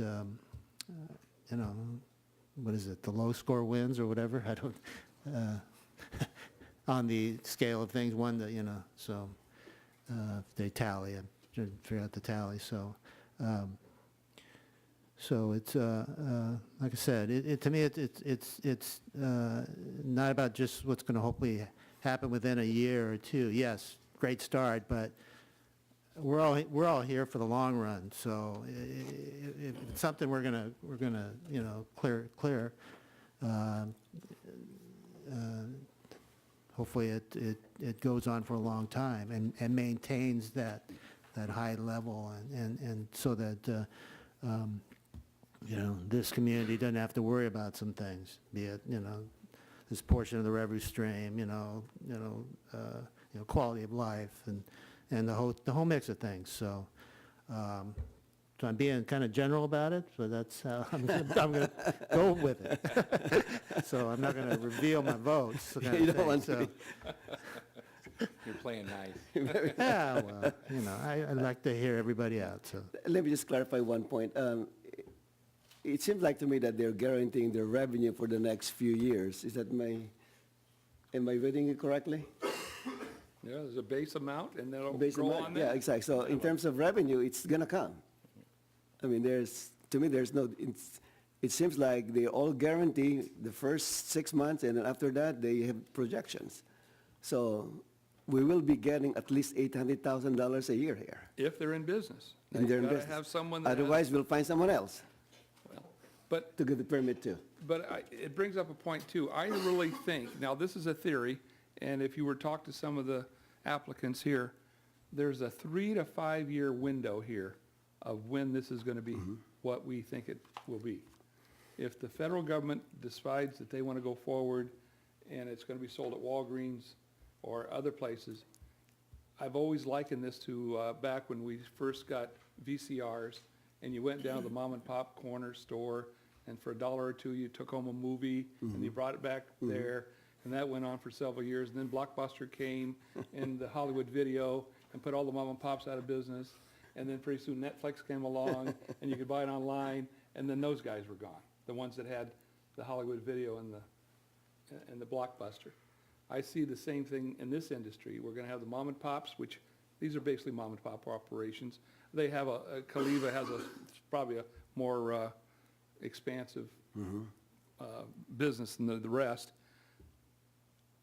If for some reason it would become more available in the mainstream, these stores would become Blockbuster and Hollywood Video. And then after that, who knows? You're buying it on Amazon. But I don't, and one of my biggest concerns is that we don't, as a council, grow to expect this income infinitum. Whatever we make on this, obviously we're trying to balance the budget, but I don't want anybody to ever think that, oh man, we got to spend that money. I think it's got a window. And so we got to get in and we got to get out. And maximize it And while maximize we it during can. that time. Yeah. And every month that goes by, that's another month on the other side that we're not getting. And we should be in year 2 of all these in this 18 months. Right, exactly, exactly. Now, we started off on this thing, and I guess we're still ahead of other cities who kind of look at us like, what are you doing over there, right? But because we can't crow about our income stream, no one's really saying anything about it. We did make some money on the application fees, but that was a one-shot deal. That to me is basically. and they spent that. It's basically a cost reimbursement, basically, as far as I'm concerned. Okay, so we're gonna do the force ranking. And let me just emphasize that for the benefit of everyone in this room, this is force ranking, and but we are not forced to give out the permit tonight. We don't have to. It's purely discretionary. We're really forced to rank the applications. But as a council, we may decide not to, or just give one, okay? I'm just letting out, everyone knows that that is the option of the council. It's purely discretionary. You want their money, but you don't want to give them a permit. No. If we don't get the permit, there's no money. No, that's right. Well, I think we ought to go No, forward I tonight. I just wanna make I think sure- we got to put this horse to bed. I just want to make sure that everyone is clear that it's a forced ranking, but we're not forced to give out the permit. No, but Okay. All right, with that, we will rank.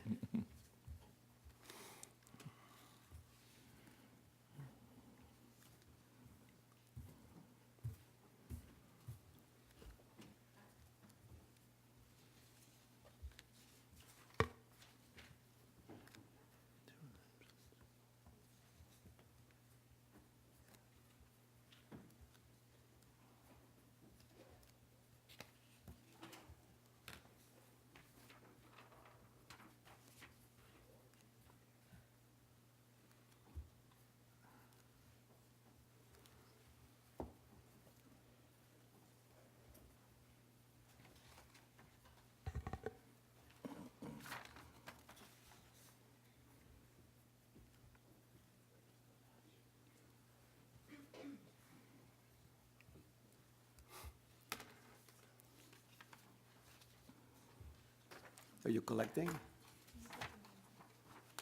What? Do you have to have your name on it? Put your name on it? All right, Oh, should be, should be secret ballot. Yeah. Well, that's easy. I'll put Sonny's name on I mine. erased mine. So I get all the credit, okay.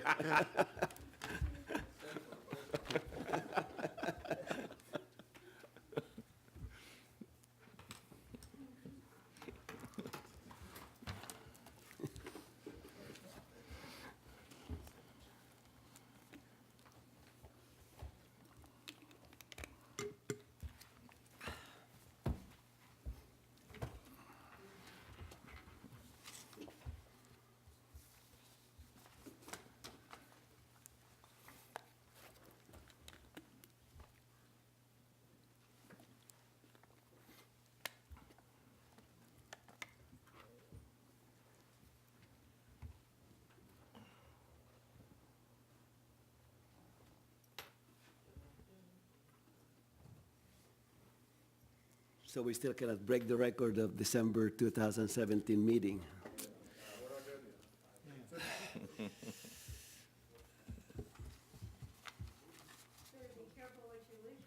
Yeah.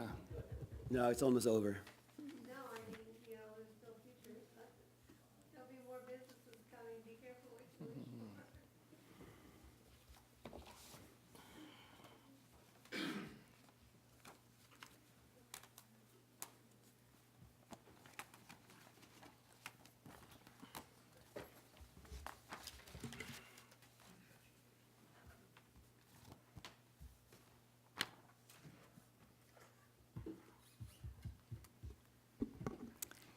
We do not have a consensus. There you go. What?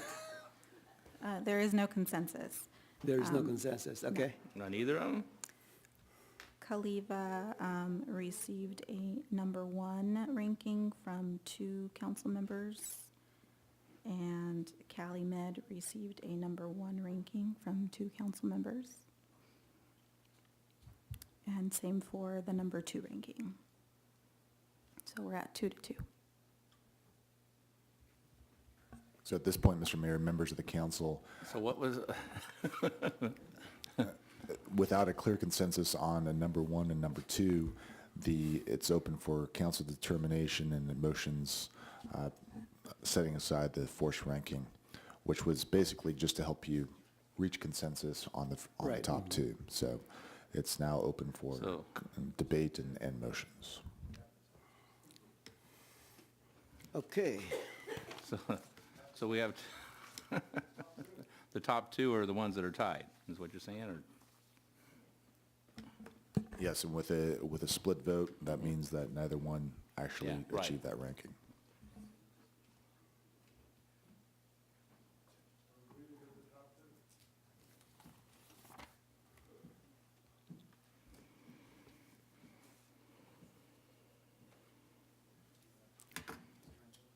And basically here, we need 3 votes.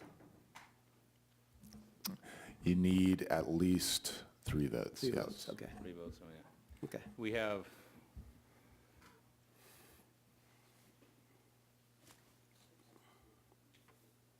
so you're saying Kaliva is tied With CaliMed. with CaliMed.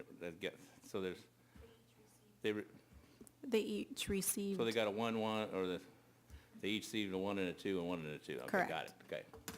Are they both on top 2?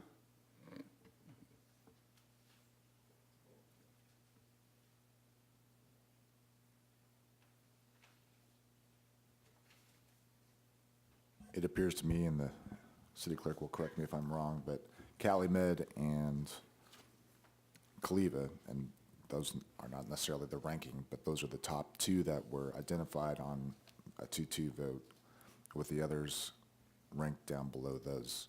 So one way the council could resolve it is simply say, okay, well, those are the top 2, and make a motion and award or not award, or whatever you'd like it to do. Or, obviously, there are 2 other applicants, and you can discuss those as well. Okay. There's just no clear consensus on it. So basically, the way to go about this is make a motion and then let the motion decide based on the vote. Correct. Okay. I'll make a motion to accept Calumet and Caliva. I'll second that.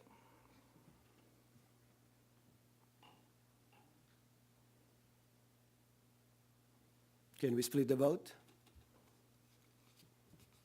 Individually instead of together? No, what I'm saying is the motion separately, because we haven't done this. That, Two Mr. motions Mayor, would together. be up to the motion maker. If you want to do it separately, right now, the motion is to consider both of them at the same time. I can try it. It's up to you, but I'd like to see a separate motion.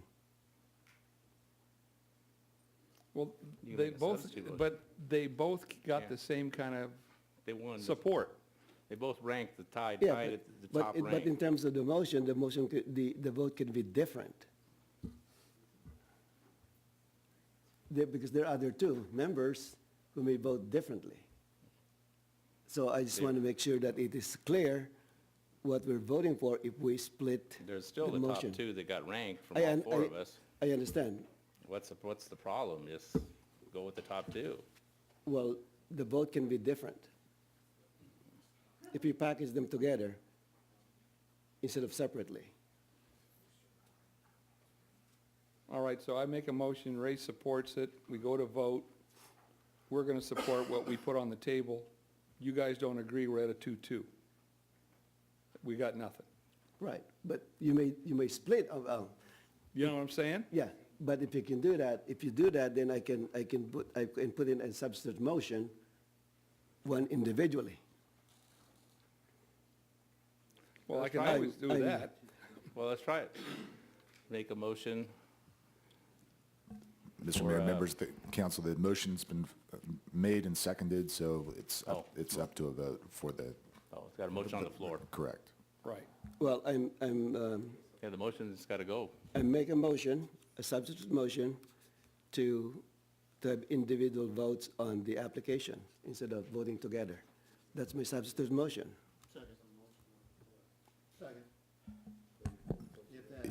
So since there's a second, you go first with a substitute motion based on Okay. Robert's rule, Yes. Okay. okay? Okay. Call a vote.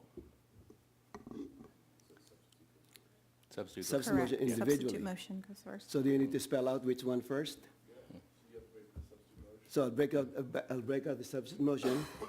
I'll make a motion for resolution number 19-26A. So change the motion. You do a different motion now? No, it's a substitute motion. Well, you made a motion to No, separate them. I'm just spelling it out, Hmm. what motion I'm Okay. particular, so it's more specific, so.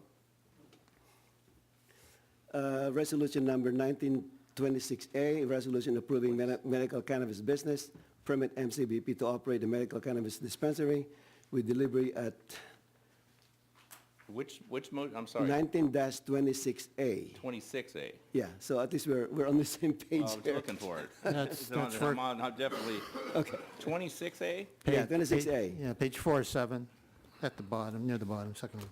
I got 29, 28, 27. Okay, It's on the next page, right. on page 4 of There we 7. go. 4 or 7. Okay. There you I'm go. literally on the wrong Okay, page. all right.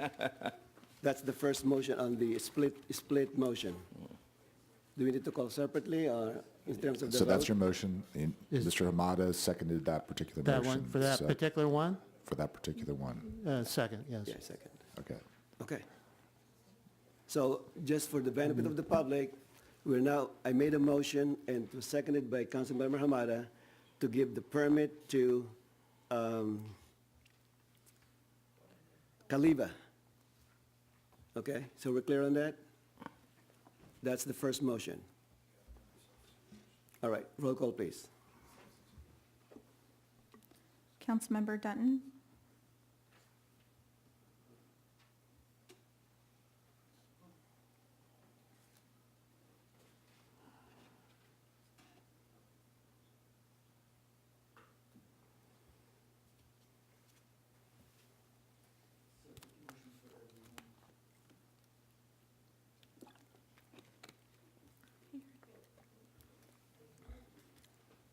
I heard my name. Yeah.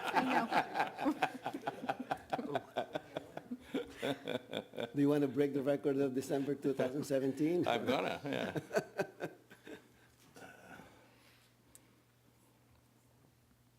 No. Councilmember Hamada, Aye. Councilmember Coops, Aye. Mayor Santenaz. Aye. Okay, the second part of the motion is, where's that? Resolution number 19-29A, approving the medical cannabis business for 1516 Clark Avenue and 9426 Somerset. Applicant, Mr. Eugenio Gonzalez Calimed. I'll second the motion. Okay.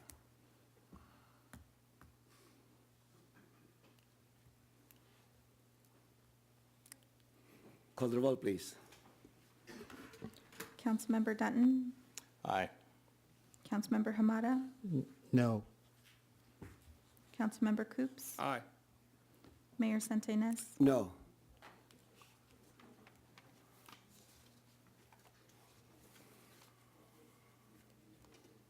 So you made the motion, you voted against it? Well, to go through, because it's All substitute right. motion. All right. Otherwise, it's stuck there. All right. So, Mr. Mayor, members of the council, I think this is a decision point for the council if you want to only issue one particular dispensary permit or to continue on for consideration of a second.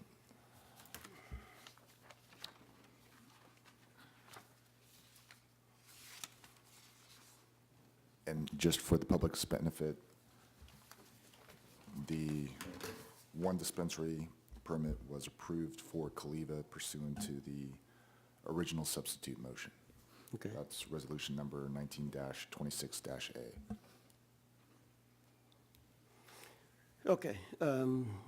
I'd like to make a motion to adopt resolution number 19-28A, a resolution approving medical cannabis business with delivery at 10040 Artesia Place. Applicant Jonathan Barrett. Second.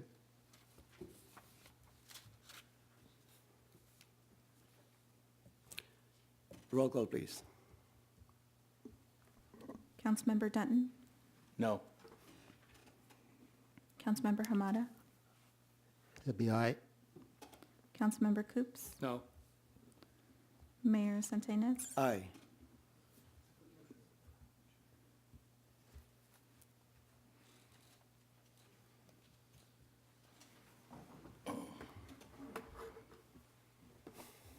Okay, this is getting tougher. So with that, does anyone would like to make any other motion? I'd like to, can I make a motion to reconsider? Yes, it is rather interesting since there are only four of you. But technically, a motion for reconsideration has to be part of the majority, but I think under these circumstances, you can go ahead and make a motion for reconsideration.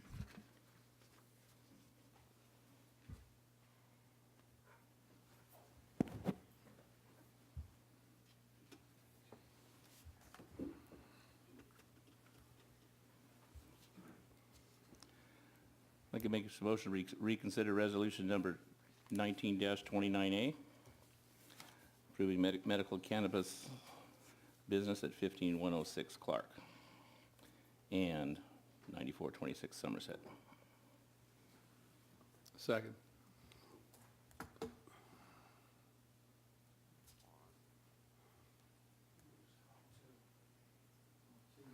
Roll call, please. Councilmember Dutton, Aye. Councilmember Hamada, No. Councilmember Coops, Aye. Mayor Santenaz. No. Well, you almost had it. I guess it's not about the money. Well, this could go on all night. Well, no. I guess we don't no, have to give it out. We don't have to. It's pure discretionary. I think we will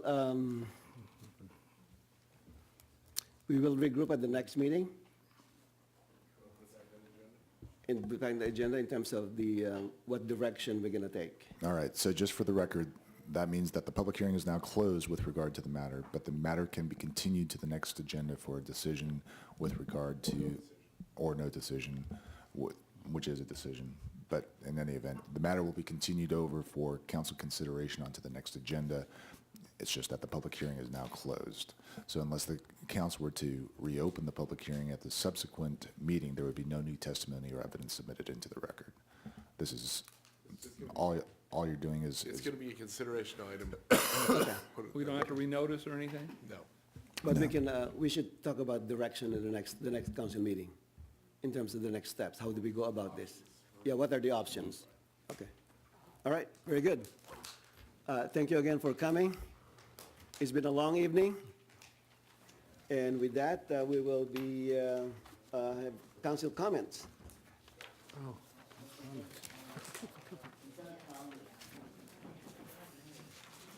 Councilmember Dunn. Nothing. Nothing, okay. Councilmember Hamada. Quickly, Excuse us, the meeting's still on. So if you want to leave quietly, please leave quietly. All right? on, let's see, March 30th, I had the pleasure to participate in the Arc Walk, and I think I saw the mayor there and Mr. Coops. So that was, again, a nice annual event, and I know that Mr. Dunn supports it every year. So on, let's see, April 2nd, I went to the city of Norwalk for the reorganization with the mayor and the mayor pro tem. So we, again, congratulated Jennifer Perez as the outgoing mayor and welcomed Margarita Rios as the incoming mayor. Okay. On, let's see, April 4th, I'm now the Transportation Committee representative to SCAG for the Gateway Cities. So I did join the group downtown LA at the Joint Region Council and the committees, and then we also had our own Transportation Committee meeting, and again, it's all about transportation and trying to figure out some of the next steps on how we're going to work in figuring out the freeway system, working out the rail, working out even things like like Uber. So so it's a good discussion, and I thank the Gateway Cities for the appointment, and so looking forward to some very good, again, very good involvement, and hopefully we can take care of some transportation business down the line. Okay, thank you, Mr. Mayor. Thank you. Mr. Coops? Yes, I would like to adjourn this meeting in honor of Jerry Walter Larson. Jerry Larson was born June 18, 1932 in Council Bluffs, Iowa, passed away March 31st, 2019 at the age of 86. Jerry's the father of former mayor and council member Scott Larson. Jerry was the youngest of 8 children, born to Charles Alexander Larson and Mary Beatrice Gerdes. When Jerry was 9 months old, their family moved to Long Beach, where jobs were more available. A few years later, they moved to Somerset, which later became Bellflower. Jerry attended St. John Bosco as an elementary school. He graduated from Excelsior High in 1950. He attended the University of Arizona. He returned home for a break from college after 1 year, met Phyllis Kramer at a church function, returned to college, but his heart had been stolen by the love of his life, and so he married Bellflower, married Phyllis here in the city of Bellflower. He was drafted in the Army. Within 1 year of returning home, Jerry and Phyllis were married just weeks before he had to report to Fort Ord for basic training. He served as a gunnery instructor in the Korean War.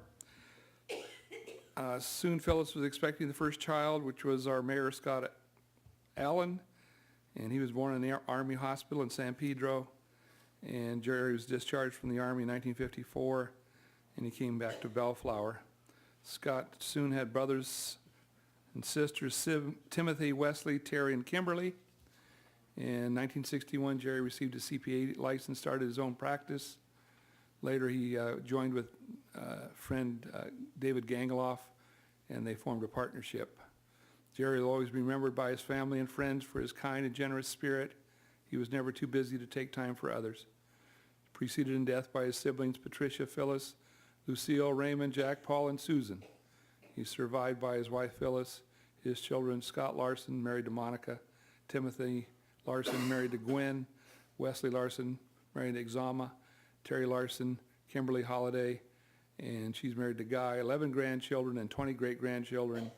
A viewing took place this evening at Bethel Baptist Church. Many of our city council friends were there this evening. The memorial service will be April 23rd, 2019, 10:30, with a luncheon to follow at the Calvary Baptist Church on Clark Street.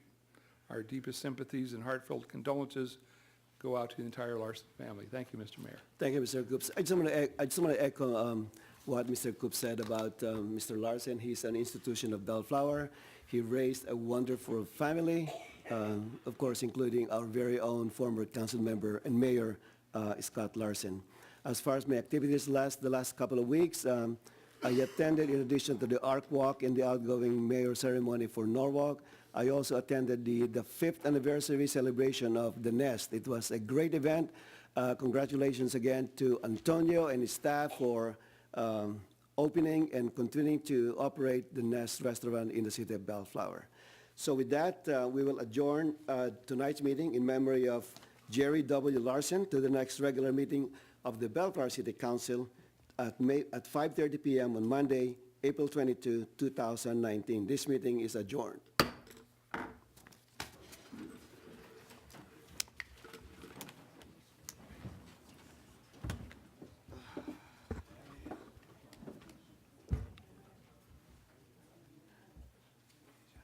$45 minutes over. I called 11:30. We both missed it.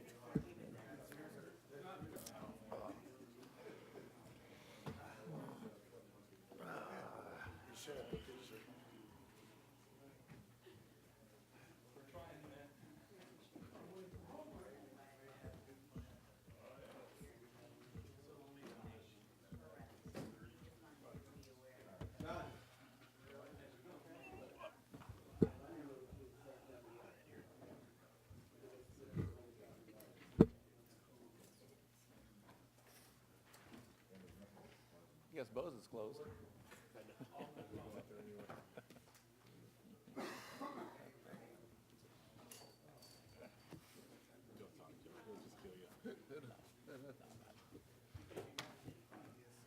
Dan fucked up. I think Dan was trusting him.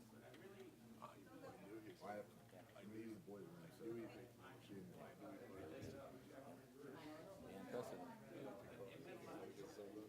I didn't tell Dan to do what he did, and he did it. I don't know. I did the same thing he did.